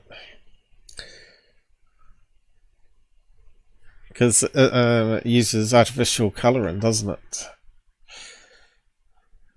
So the hotter they are, or closer they are, the brighter the colour. Further away they are, they blend in with the background colour. The dimmer they're going to be. So where's the list of these UFO cases? That's useless. Looks like you have to get the book. Oop. I just wanted a simple list. This has the Wikipedia got one.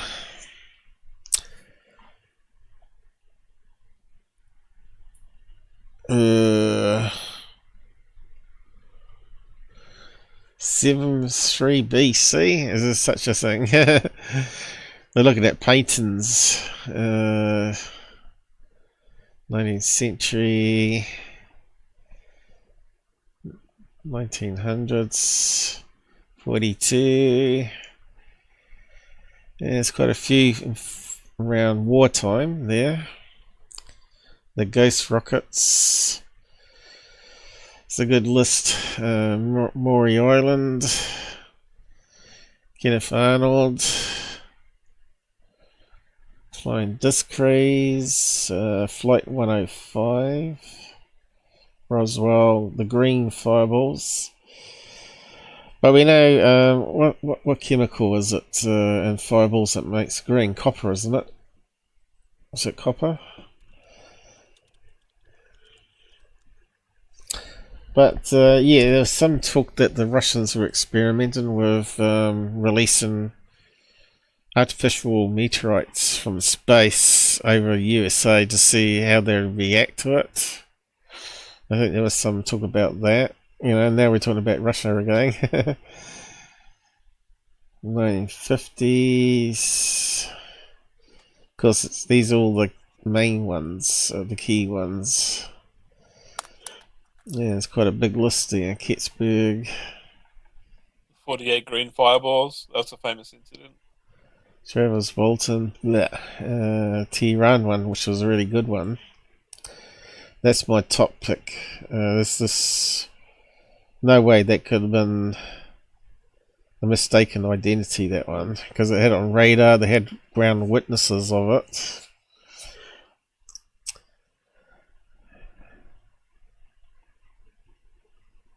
And it changed directions and did all sorts of strange stuff, didn't it? Wheel says in the chat, distance would make a bird reflection less visible. Yeah, make it into pixels, that's what I'm saying.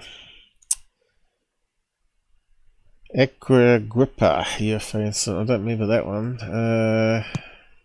Early in the morning of April, Air Force Base ordered the fighter pilots Santa Maria. Restricted airspace. So let's see. 1, 2, 3, 4, 5, 6, 7, 8, 9. Yo, I'm back, by the way. All right. Yeah, I thought you were quiet. I thought you might have nodded off. It is getting late, though, isn't it? We were just discussing people running around in graveyards at 11 p.m. at night with LED kites. What the fuck? He's lying. You winding me up? We're talking about this case here. I was just trying to find what year number it was, and there was quite a lot of good UFO sightings that happened in the 80s, remember? So this happened in 86. It's a strange one because the ground radar didn't pick up the object, but the onboard one did. And I was just saying about why don't they have forward-looking dash cams? At least one on the pilots, one on the equipment lights, and forward-looking, and maybe a tail one, and just transmit it to rather satellites to home base instead of using black boxes. Well, you use black box as well, but you could easily transmit it. And then you could see what the pilots were seeing in real time. I don't know why it's not happening today. It's so frustrating. There's no infrastructure to send internet data signals up from an aeroplane to a satellite down to a data recording center. There's been no infrastructure to do that. Until now that we've got Starlink, you could do it now. We've got Starlink. Yeah. So maybe that should be like top priority, really, shouldn't it, in planes?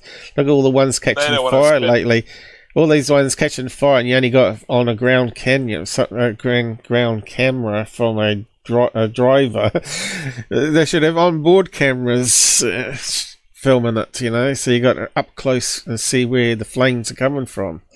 That's what I'm saying. There should be. You could have cameras recording all the dials on the cockpit, and AI monitoring it. When something goes wrong, a red light goes on and a flag comes up, and quick, check out this. Help this pilot. We got to. Well, the AI could. Before the pilot even calls it in as an emergency, the AI would pick it up if something's wrong. This is not right. Yeah, because the pilot's got to look at lots of things on those dashboards, right? So if they're not paying attention, they normally put it on autopilot, right?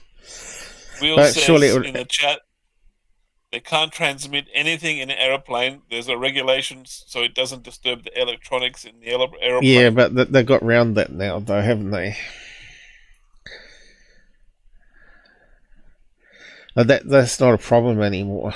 Like you said, the technology's evolved around that problem. Yeah, but you can't use your phone in an aeroplane. You have to put it on. I think you can now. I think that's changed. Maybe last year, was it? It said now you can have. I think it's only when you reach a certain height that you can then turn it back on. I think allowed when altitude or something like that. During Possibly. flight. Let's just see. You can use your phone, mobile phone, and other personal electric devices such as tablets. Let's see.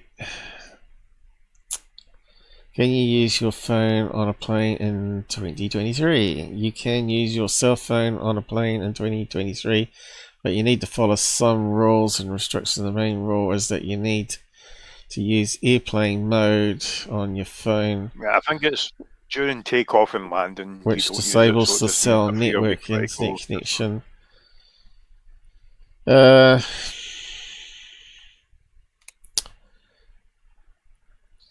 Think about it just logic. I've not looked up, by the way. Think about it just logically. During takeoff and landing, you don't want to be using it because you want to die. Yeah, no, you're normally too busy putting seatbelts on and stuff like that going, aren't you? Yeah. Before landing. If you're really high up and it causes you to shoot, it's going to happen. You get a bumpy ride. Yeah. Normally you get a bumpy ride. Yeah, when you come from Australia over the Alps, that's where it gets a bit bumpy with the air currents. And sometimes they're really hard bumps too. You wonder if the plane's going to fall apart or the wing's going to drop off. I suppose they've got some flexibility. How many smartphones can be used? Not just human interaction, but solar radiation as well. That happens. I'm pretty sure you can now on the internet. I think they're allowing it slowly. I'm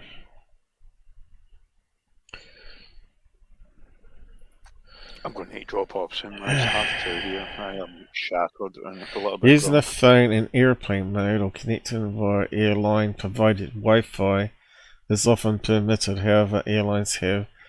So they provide you internet via your Wi-Fi that's broadcast inside the passenger area. So they must have an outside antenna to the internet in that case, right? Because that's how cell phones work. They work using packet networking, which takes your voice or whatever and chops it up into data packets and then puts it onto the internet. Then it reassembles at the other end. It's called packet switching networks. Carry on.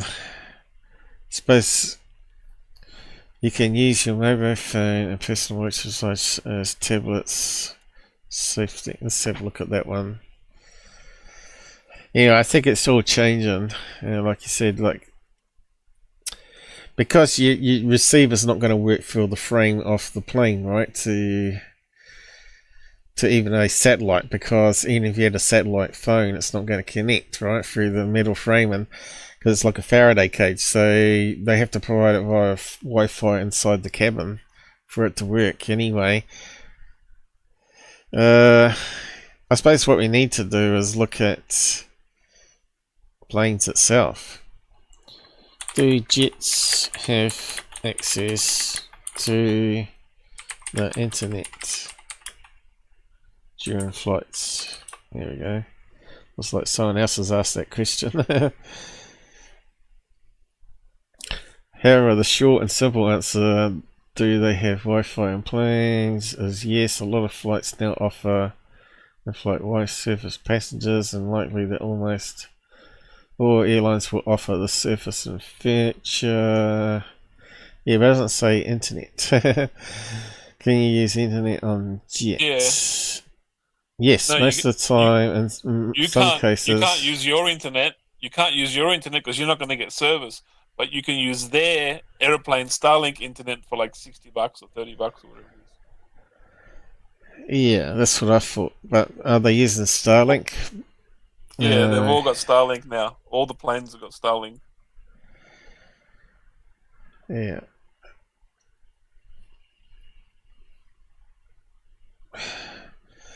I suppose, really, how do jets get internet? Let's see what it says on that one. In addition to air-to-ground ATG transmission, an aircraft can also connect to the internet via an orbiting satellite. Satellite connections also enable airliners to provide in-flight TV programs as well. So if they're doing that, there's no reason they can't transmit bloody webcams, right? You see what I mean? It's stupid. Whoever made up the rules that you can't have it. Let's see. Why no dash cams on jets? Passenger, I suppose I should say. See if it comes up on something like that. Why don't airplanes have dash cams? There's those people asking it way back in 2015. Is that when the MH crashed? When did that crash? MH370. It would have been around about that time, wouldn't it? It's been a while now. Okay. Can a passenger ever go into a cockpit? Yes and no. if you're not a terrorist, no,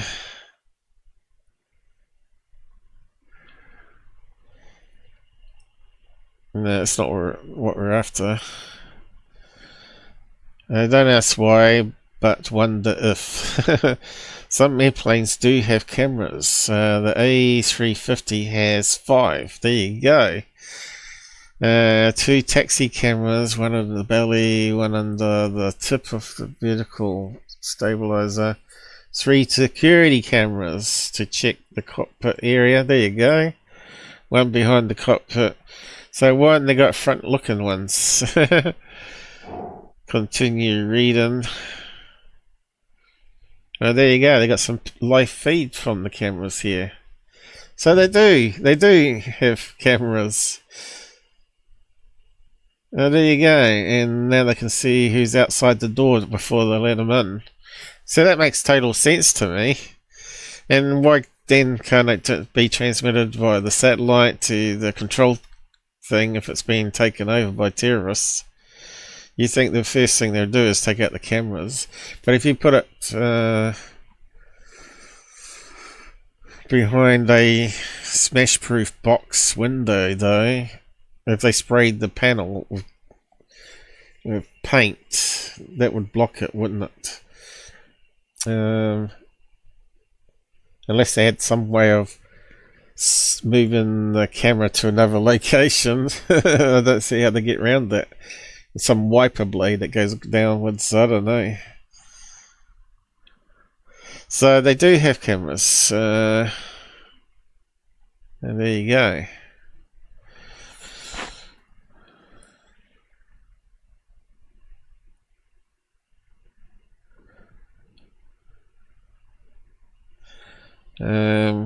One here saying we have cabin crew. What's that got to do with it? Some planes do have cameras. There's another one. Let's bring that one down. So there you go. It's not just military planes that have it.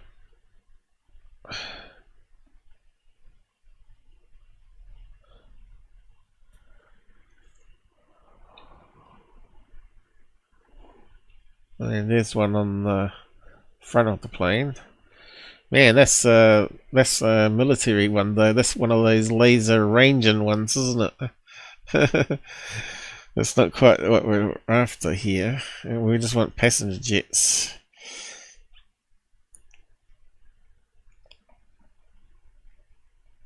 Let's talk about the Boeing here. I don't know what you mean. For example, there are forward-looking infrared cameras for seeing through fog. Well, there you go. They got infrared even. Is that what you mean? So that probably come about after 2000, though, wouldn't it? So they wouldn't have had it back in the 80s. But then again, we got these pilots seeing all these lights. Why isn't those cabin cameras being broadcast to the towers? You see what I mean? It seems to be almost stupidity. And how much money would they have to pay for that data to be beamed back and forwards? Maybe it's just shit camera then. Maybe it's only good at close-up. Maybe, you know, like this one here. If you had little bright lights popping up behind the horizon, you might not be able to see it. But then again, infrared, it should cut through all that overexposure, right? I just find it stupid. Anyway, so we got sidetracked again on that. But yeah, probably going to have to wrap up in a minute. How long are we going for? I know there's been a lot of side chat there, but we got Mojo, is it? Am I seeing things? It's great to see you are still at it. I know. What do they call that? Being insane. Keep repeating the same thing over and over again. Yeah, it's good to see you, Mojo. How you been? I'm sure if they captured a UFO, we would never see the footage. Isn't that really basically what's happening? It's great to see you. That's your friend from Oregon Swamp.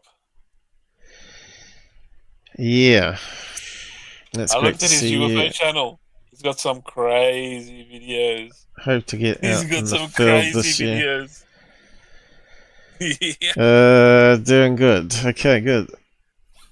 Yeah, he's got lots of flashing lights and forests from 2011. Not sure if he's added anything new to it. He needs a 4K infrared night vision camera. He'd have the aliens' eyeballs glowing like Christmas trees. Yeah, the technology is now catching up, so you can catch a bit of stuff than what he had. Yeah. Unfortunately, he hasn't got a 2011 repeater again, have you? So you could catch it on new cameras. Then you could really show it on James, what's his name? James Fox that's not interested in it. Everybody thinks he's for faker. Yeah. James Fox is only interested in what he can fake to make it look like it might be half believable. Yeah. Yeah. Yeah. He's a wee bit of a shill in my book. You know, he's all crying over 1091. Mojo is says it? no. Mojo says no. I hope I can learn from you some tips, Paul. Yeah, my cameras are probably a bit old now too. Let's see what's happening outside at the moment. Let's see if I've got lots of things running here. Let's see if it kicks in. You need the new 4K Wraith infrared scope.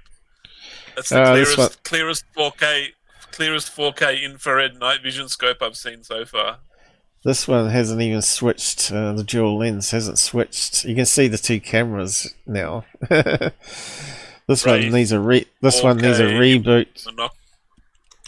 Yeah, you could see all the smoke in the sky from the Port Hills on the fire. They've been on fire for a couple of days now. And you can see the sunset this morning was all orange and it looked pretty cool outside, but now we've got all this up. It's pretty useless for sky watching. But yeah, a lot of this cloud here has got a lot of smoke from the burning Port Hills in it, right? The moon was really low on the horizon last night. I'm not sure if you saw it. It was bright red, even almost, because it's low on the horizon. It was like a street lamp, pretty much, in New Zealand. I thought, I wonder if I can get it on the cameras, but it was just too low. I think it went on this camera here. It was just below the tree line here. Well, the housetops. You couldn't quite see it anyway. And I thought, oh well. I thought I was going to do some recordings and maybe put it up as a video. That smudge is gradually getting worse. Getting better, I mean. But you can see here, it looks like smoke in the clouds. Look. It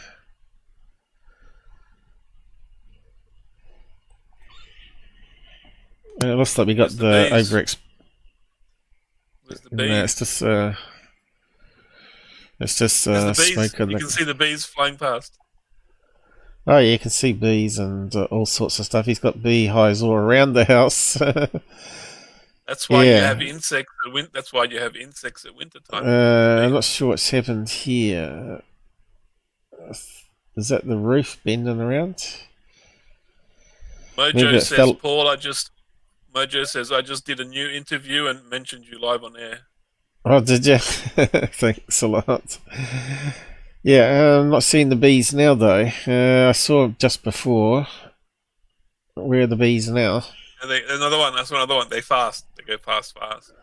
See them in the sky. They go zoom, zoom, zoom.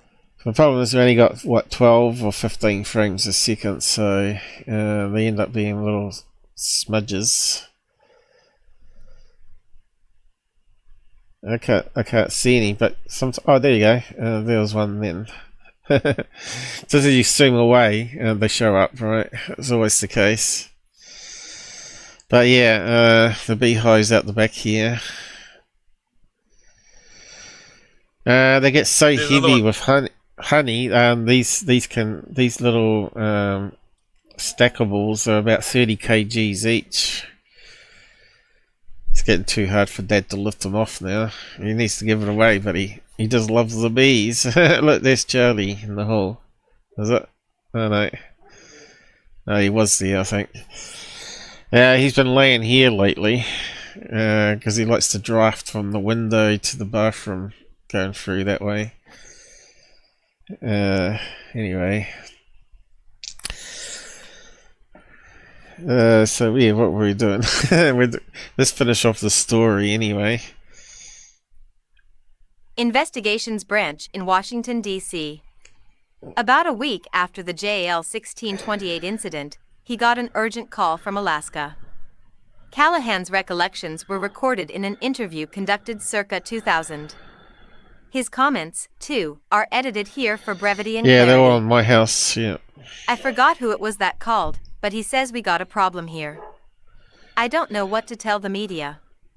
The whole FAA... Yeah, that's just a few of the cameras. There's also ones for ghost hunting. I think I had about 16 cameras, and 2 or 3 of them have died. So yeah, they're down to about 12 or 13 now. Plus you can use your smartphone as a camera too. The cameras on those are pretty good, but they're only good during the daytime, not for nighttime. That's the only problem with smartphones, using them as cheap cameras. But yeah, it's been very quiet for at least 6 months now of any paranormal activity. But it goes like that. Sometimes it goes quiet for 6 months, a year, and then it starts up again.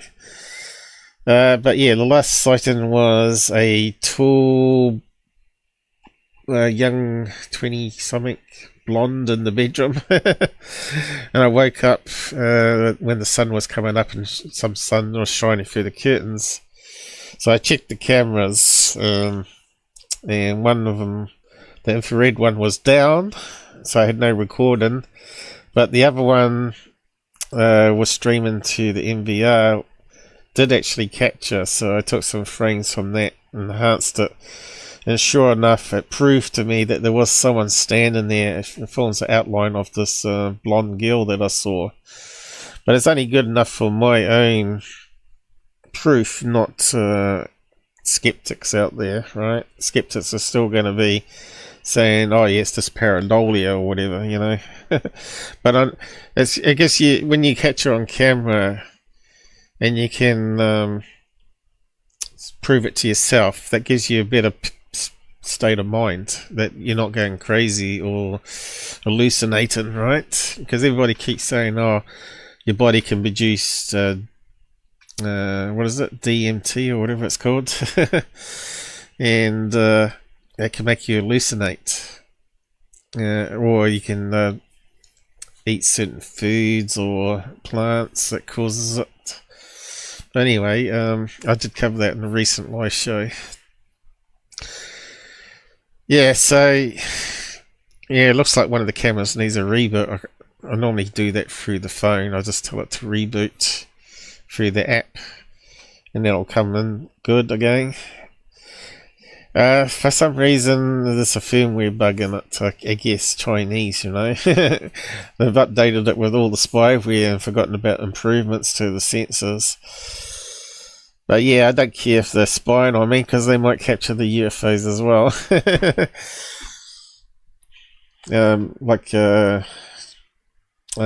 Bees flying past mostly. Are your cameras connected to the internet? They can be, yeah.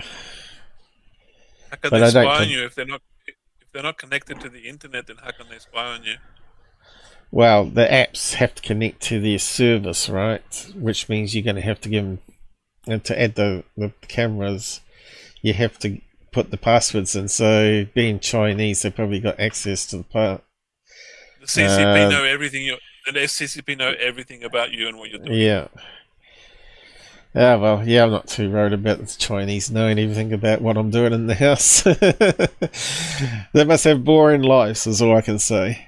Because you know how little footage I capture off my own cams, but I haven't got time to go through every minute of the day on the cameras myself. You definitely need some sort of AI that, you know, Mojo, even movement is. Mojo just said in chat, I have sciatica problem right now, so I have to go lay down. Just happened 3 days ago. Take care, you guys. See you, Mojo. Right. Thanks for dropping by, mate. Oh, right, okay. What's that exactly, though? Is that like a skin itch or what? Sciatica. Is it? I'm not sure. Sciatica? I've never heard of it.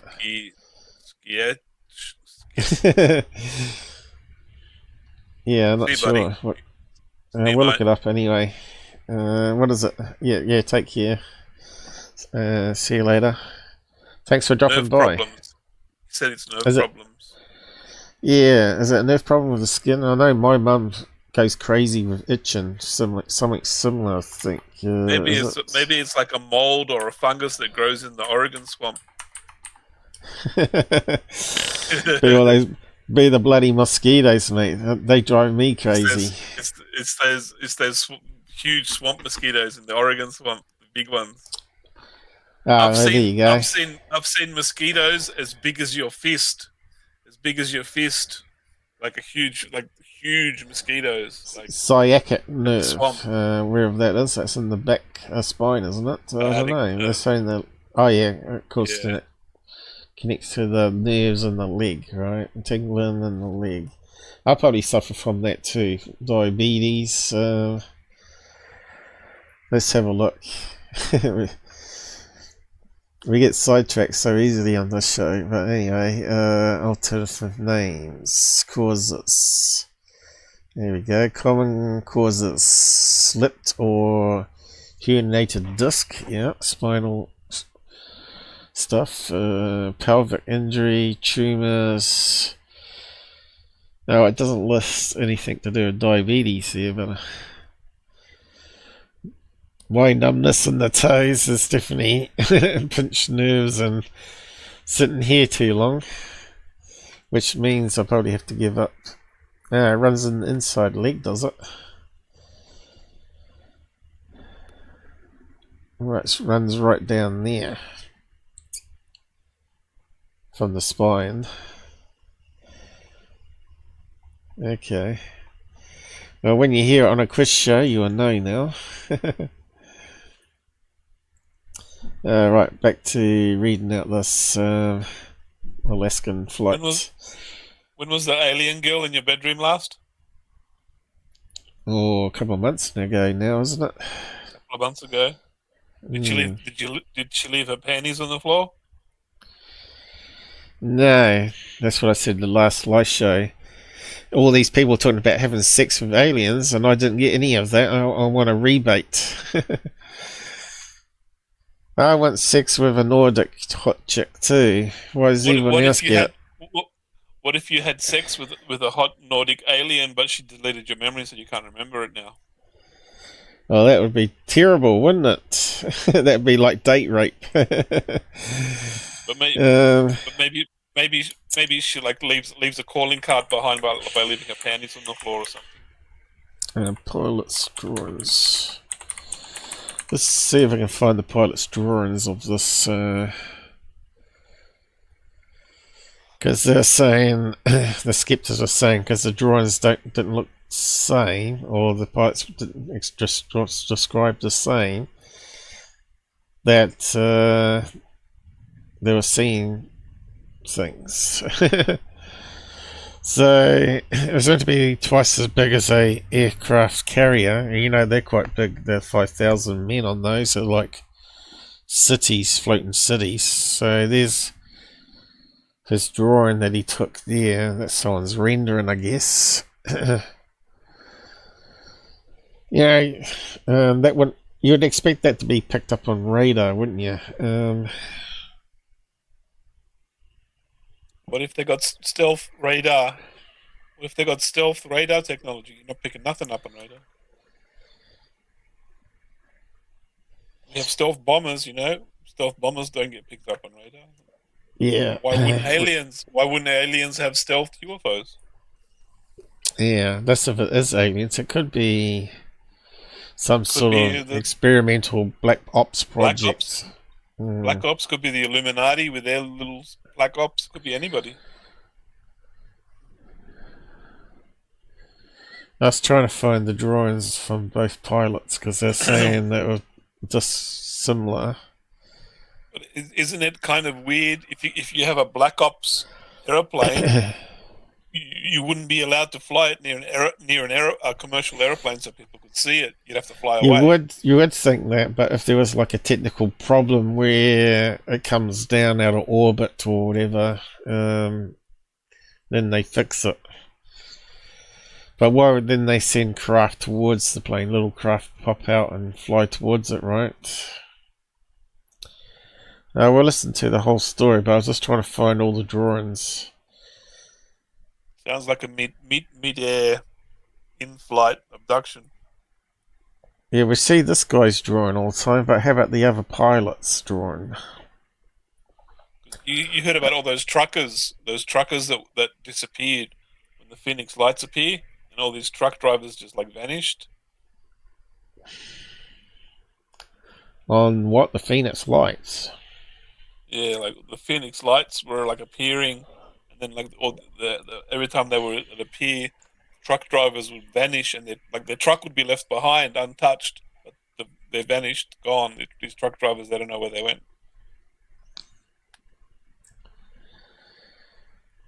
I haven't heard that story. Know these ones.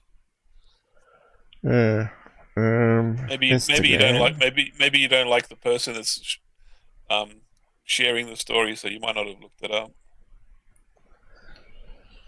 Well, it certainly hasn't made it to Corval's ears, has it? I don't know. I've never listened to anything Corbell says. I don't know why people watch him. Yeah. I was trying to find. Is it NICAP that has who it would have the proper report on it? You think it better be searchable there with all the original first time drawings, right?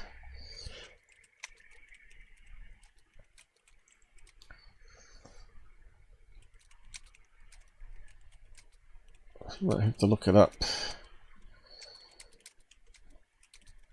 Oh, what's that one there? Instagram. What's that keep coming up for? YouTube, XCOM.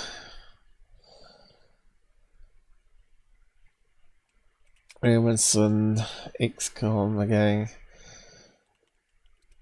Where's all the proper UFO sites that you used to be able to get in searches, and they don't come up anymore?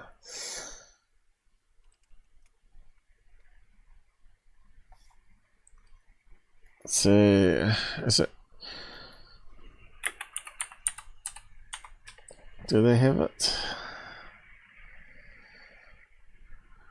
Pilots, and here we go. What's that one?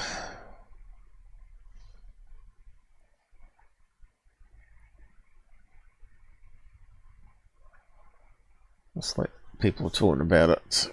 YouTube. That's no good. We want some government documents on it.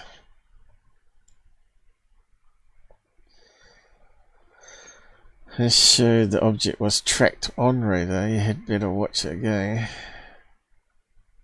Yeah, so they're saying it was tracked on radar and wasn't visible on Anchorage radar. What's all that about? Let's keep on listening. Whole FAA office is full of the media from Alaska. Callahan asks, "What's the problem?" He says, "It's that UFO." I said, "What UFO?" He says, "Well, last week, we had a UFO chase a 747 across the skies up here for about 30 minutes or so." I told him to get all that data together. I wanted all the civilian and military discs that they had and all the tapes that they had available and flown overnight to the tech center where I'm sitting. The military refused to send their tapes, but he got everything Anchorage traffic control had. We told him that we wanted this room setup to be just like it was in Anchorage. And we wanted all that data to come to this scope, radar monitor, and we want to see everything the controller has seen. We want to hear everything he heard. And we wanted it all tied together, the radar, the digital radar, and the sound. When Callahan played the tapes, he heard a three-way conversation between Anchorage Air Traffic Control, ATC, Elmendorf's NORAD Regional Operations Control Center, ROCC, and Captain Tarachi of JAL 1628. He also played a tape of the ATC radar sightings on a scope. Anchorage Air Traffic Control didn't see the UFOs on their radar, but, based on their conversation, the military were clearly tracking the UFOs. Callahan explained. What is that? The military controller has what they call height-finding radar, and they have long-range radar and short-range radar, so if they don't catch it on one of their systems, they catch it on the other. Ours wouldn't record it. Details reported by the military controller indicated that the UFOs were traveling thousands of miles per hour as they maneuvered in the airspace around the 747. The military controller had one other surprise finding. Near the end of the incident, a United Airlines flight was diverted to observe the JAL flight. By then, Captain Tarachi no longer saw the huge UFO, and the United pilot did not see it either. Unbeknownst to both of them, the military radar clearly indicated that the UFO had tucked in out of sight behind the United flight and had begun following it. After sitting through the presentation, Callahan's boss turned to him and said, "Don't talk to anybody until I give you the okay." The next day his boss set up a briefing.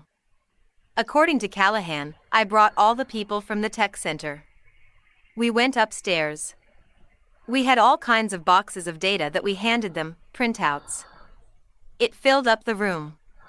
They brought in 3 people from the FBI, 3 people from the CIA, and 3 people from Reagan's scientific study team, and I don't know who the rest of the people were, but they were all excited. Callahan and his staff showed the assemblage everything they had, and answered a lot of technical questions. When they got done, they actually swore all these other guys into, this never took place. We never had this meeting, and this was never recorded. This was one of the guys from the CIA. I asked them at the time, I don't know why you're saying this. I mean, if there was something there, and if it's not the, then in development, stealth bomber, then you know it's a UFO. And if it's a UFO, why wouldn't you want the people to know?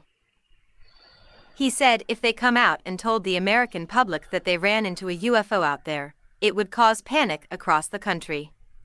So therefore, we can't talk about it. And we're taking all this data, they did, but Callahan had copies of everything in his office.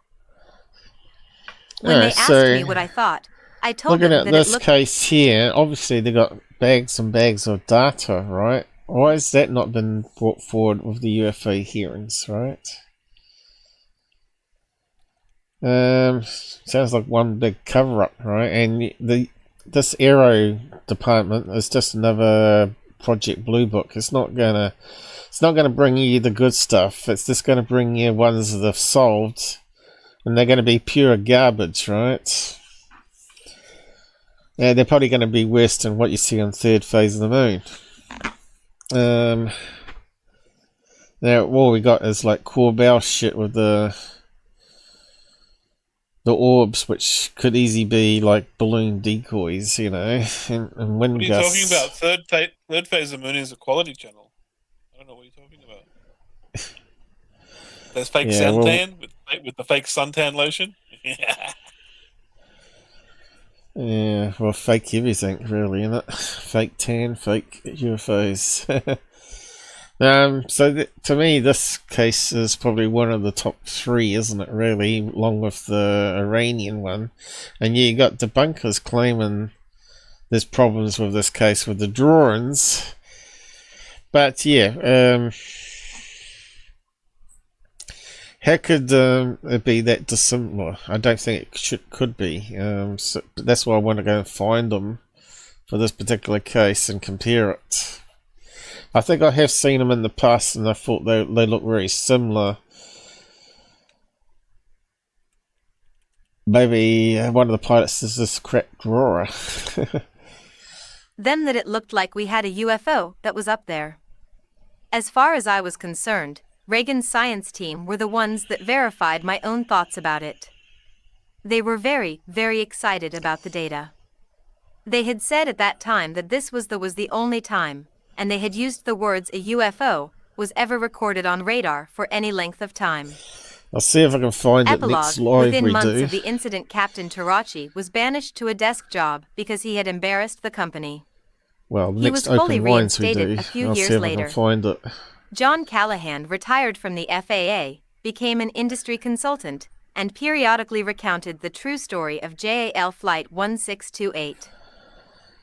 Copy article link. No. Press clippings FL. So we got press clippings. So how come that's this download? Maybe that's it there. Maybe that's got what we're after. Does it open up on the screen? Black Vault, is it? There we go. Pretty crappy scan in though, isn't it? Anchorage, look how dark that is. That's useless, isn't it? We don't realise how good the technology is today.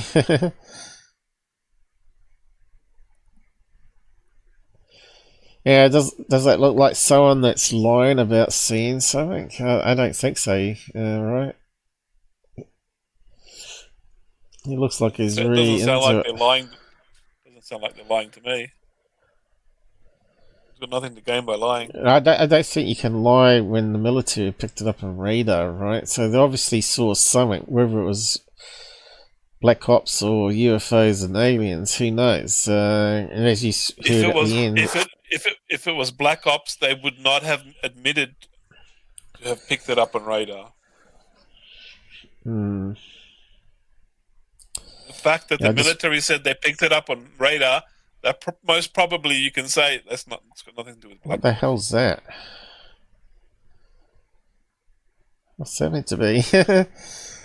Illustration based on depiction, yeah. Well, I don't know what that's meant to be then. We need like proper scans, really. Even this is crap, isn't it?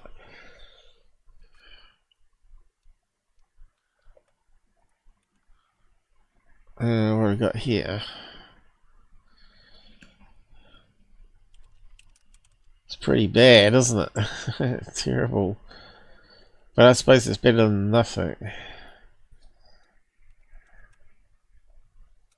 I'll just sing that again. Yeah, it's quite a long amount of press coverage, by the looks of it. Right, here's the first drawings. Okay, so which one is which? Jet pilot Kinyu Tekarachi. Is that how you say it? And what's that one there? Is that the same pilot?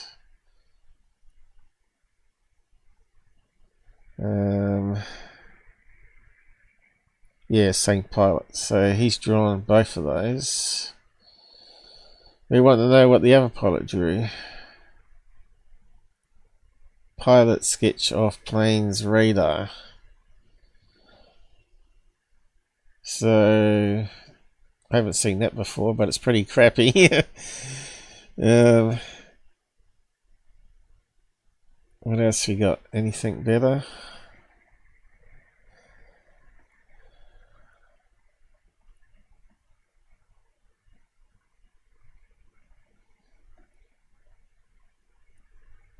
It's funny how that sort of got swept under the carpet, though. That's 51 pages long. Amazing. They got to sweep everything under the carpet. They don't want anything to get out. They don't want people researching stuff. Yeah, but if it's some foreign technology in the skies, you'd want to know about it, wouldn't you? See, what you could say today is that what they saw was a large Chinese weather spy balloon, right? They have so many spy satellites. They probably know everything that China puts in the air. So like they probably know anytime anything is a foreign or not part of the human civilization on the surface of the Earth. I'm pretty sure they do know what China's up to, because they tracked the spy balloon when it was launched, right? And didn't tell the public about it. So yeah, I was hoping for some... They're saying that they track every single time someone has a contact experience with an alien or gets abducted, that they track everything. So like if they can track that, they can track anything China or Russia puts up in the air. Okay, so we got some more drawings here. What's this one? So it looks like that funny pattern that we saw on the other one has something to do with that one there, whatever that is. It's in Japanese, whatever it says there. So it's the same main pilot, not the co-pilot, drawing of UFO showing the twin cylinders and the giant ball. Okay, so there's cylinders. There, two giant cylinders. Cigar-shaped UFOs? No, he said cylinders, but he hasn't drawn it three. Cigar-shaped. Cylinder would still be. All right, so that's a blow up of what he's drawn here. The two cylinders. That's a blow up. The cylinders. That's the cylinders that came out of the big one. Where's the big one though? What's the cylinders? Yeah, where's the big one in relation to these ones? That's the two cylinders he saw to the left, 30 degrees, 2,000 feet away. Yeah. 2,000 feet away. And then he saw the other craft. Didn't you say some other craft came out of that thing? A big bell shape. Maybe the cylinders came out. Well, obviously, they would call it a mothership, right? And the other craft come out of it. But it's like an aircraft carrier that's in the air. Skeptics brace themselves for another attack of Euphoria. Euphoria? How are you meant to say that word? UFO mania. Probably is what they're trying to say. But Anchorage Daily News. Yep. Skeptics brace themselves for another attack. There you go, that's another copy. Copy and paste journos.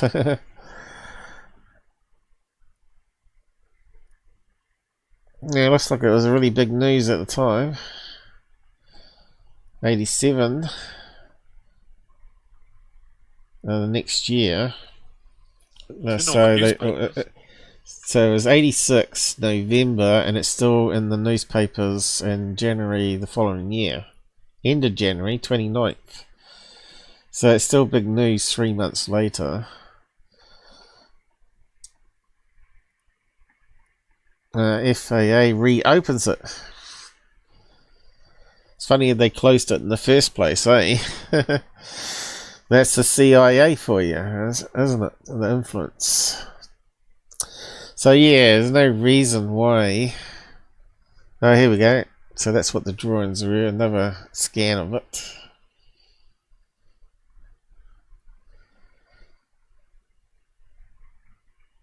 But where's the co-pilot sketches that confirms it?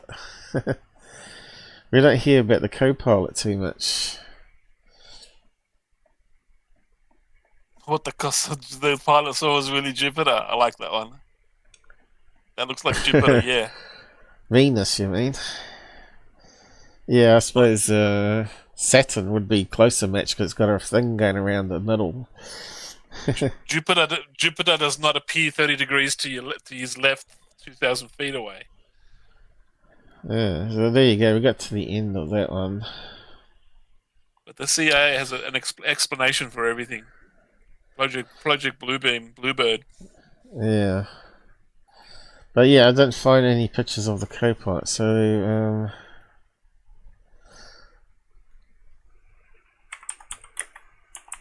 has to be out there, surely. We want to see all pictures. Drawings.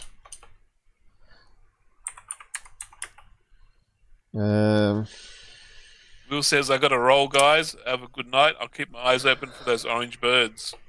No worries, Wheels. Yeah, I'm going to be Thanks for wrapping up dropping in by a to minute say myself. We're over 4 hours, so yeah, it's time to wrap up for today. I thought we might have had more people from the other streams out there. Pilled and Rumble joined us. In fact, I haven't checked.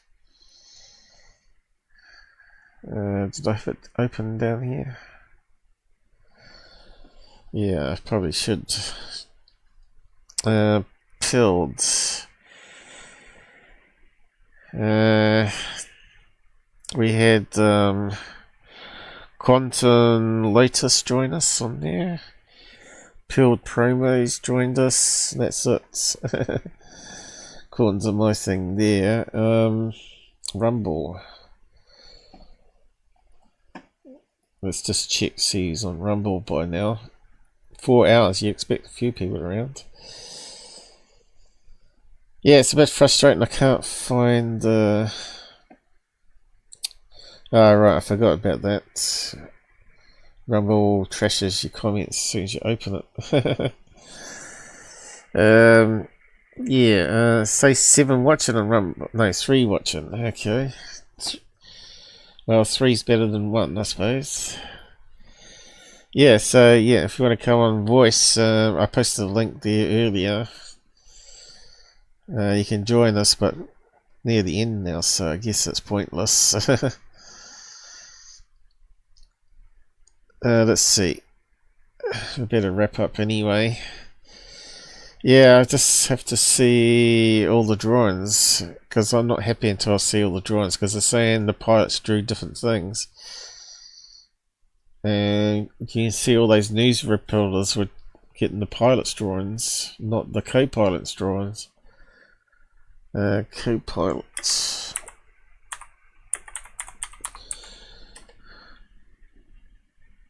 And didn't they have a crew on there? Why didn't the crew get interviewed with drawings? UFO.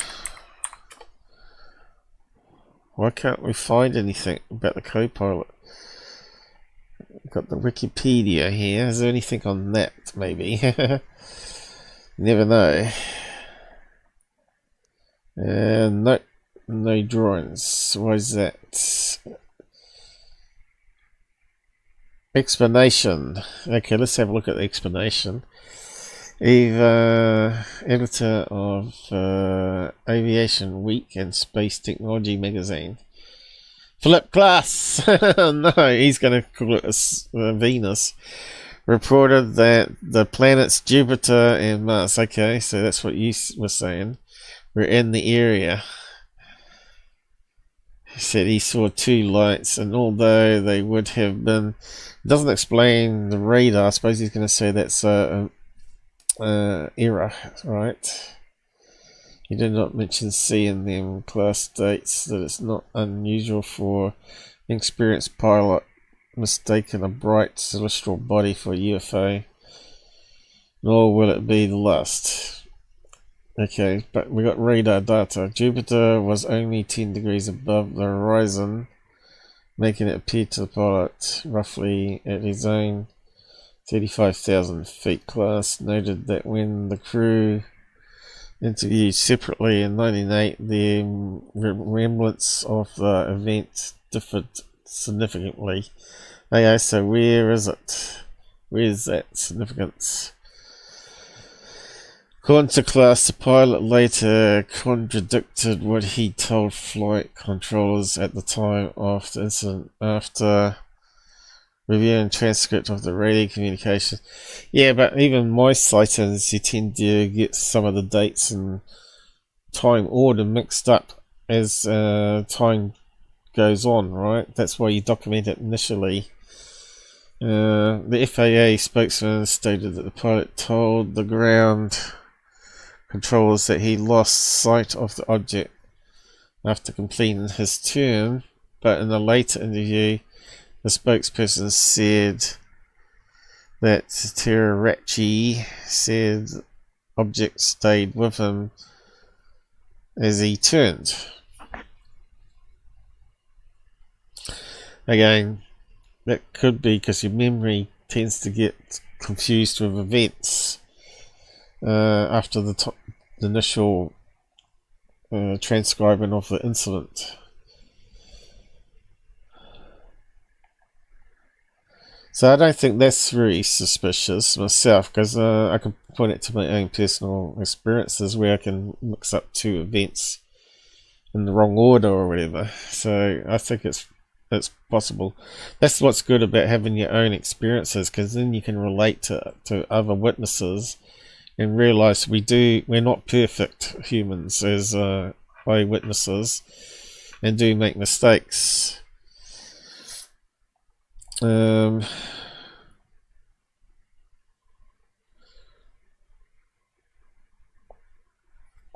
package? Is he talking about the radar data? UFO repeater.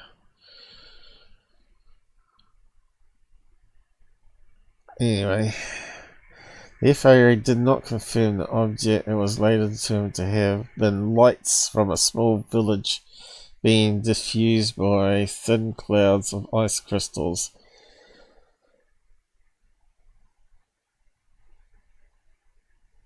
Class notes that Terarachi used the word spaceship or mothership in his reports and claimed that the mothership did not want to be seen. Humans will meet them in the near future.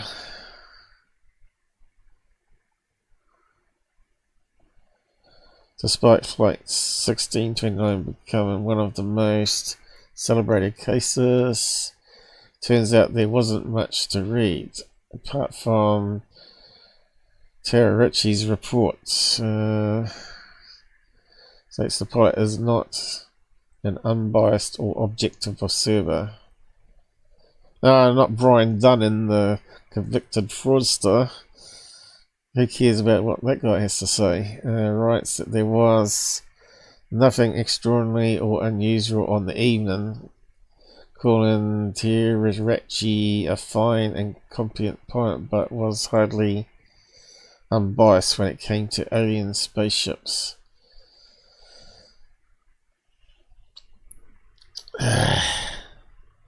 So yeah, we need to see the drawings and stuff. We need to see all of it laid out on the table.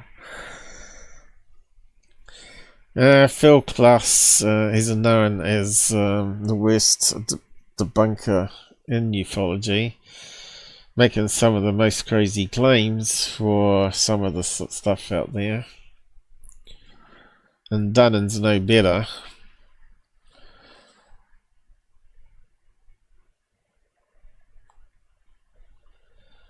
But yeah, it's possible that How can it be possible that you can see Jupiter as a bright light in the sky as size of 2 aircraft carriers? Now I want to know if the co-pilot actually saw the same thing. Then that sort of rules out it being a mistaken of a bright light in the sky behind it. Even if it was in the same direction, right? It's not going to be that big. Yeah, we'll just have to come back to that one. See if we can find some more information on it. But yeah, that's a good one to re-look at again.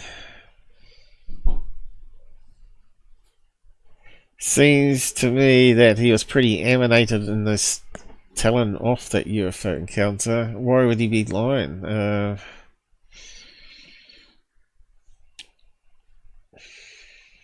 What was the point? Because it only ruined his career, didn't it? As far as I understand. We didn't make any money. Did everybody leave? Oh no, Gabber, he's still there. Did Mike go? Did he? I'm not sure if I heard him say goodbye. Michael left. Michael left ages ago. Yeah, we better wrap it up there. Yes, if anyone can find out more information on that case, we can have a look at it more deeply and see if the skeptics are being skeptics. Yeah. We gotta have a middle ground on it, and by that we need all the information really. So see if we can dig it up anyway. Anyway, I'm going to say good night, and I'm going to drop you off now, Gabber. See you later. Alright. Good night, everyone. Bye-bye. Okay, see you again next weekend, maybe. Okay.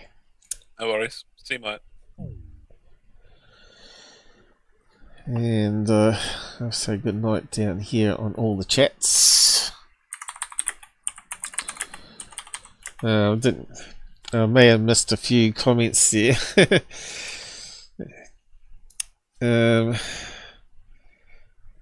There's quite a lot of activity going on there, as you can see. So sorry if I missed your comment, but yeah, we're still trying to get this multi-chat thing better with the developer.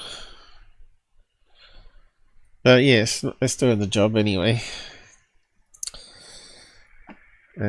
Thanks for liking and sharing and interacting, guys. It's been good. Covered a lot of subjects there that probably get us banned off the internet. Went to my alien. Did I close him down or did he just disappear? Might have right clicked on him, did I before? But yeah, just click off the end credits here. We got another show Monday, probably. My Monday, your Sunday again. Back to the usual stuff. This is more looking at UFO cases and the positive side rather than debunking it.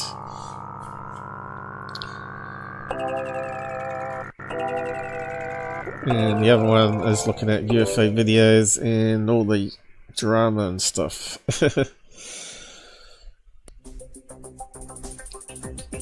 And we don't have open lines as well.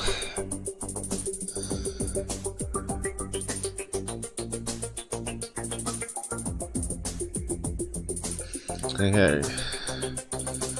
So I'll drop off Rumble watches now. And build. And I'll end YouTube.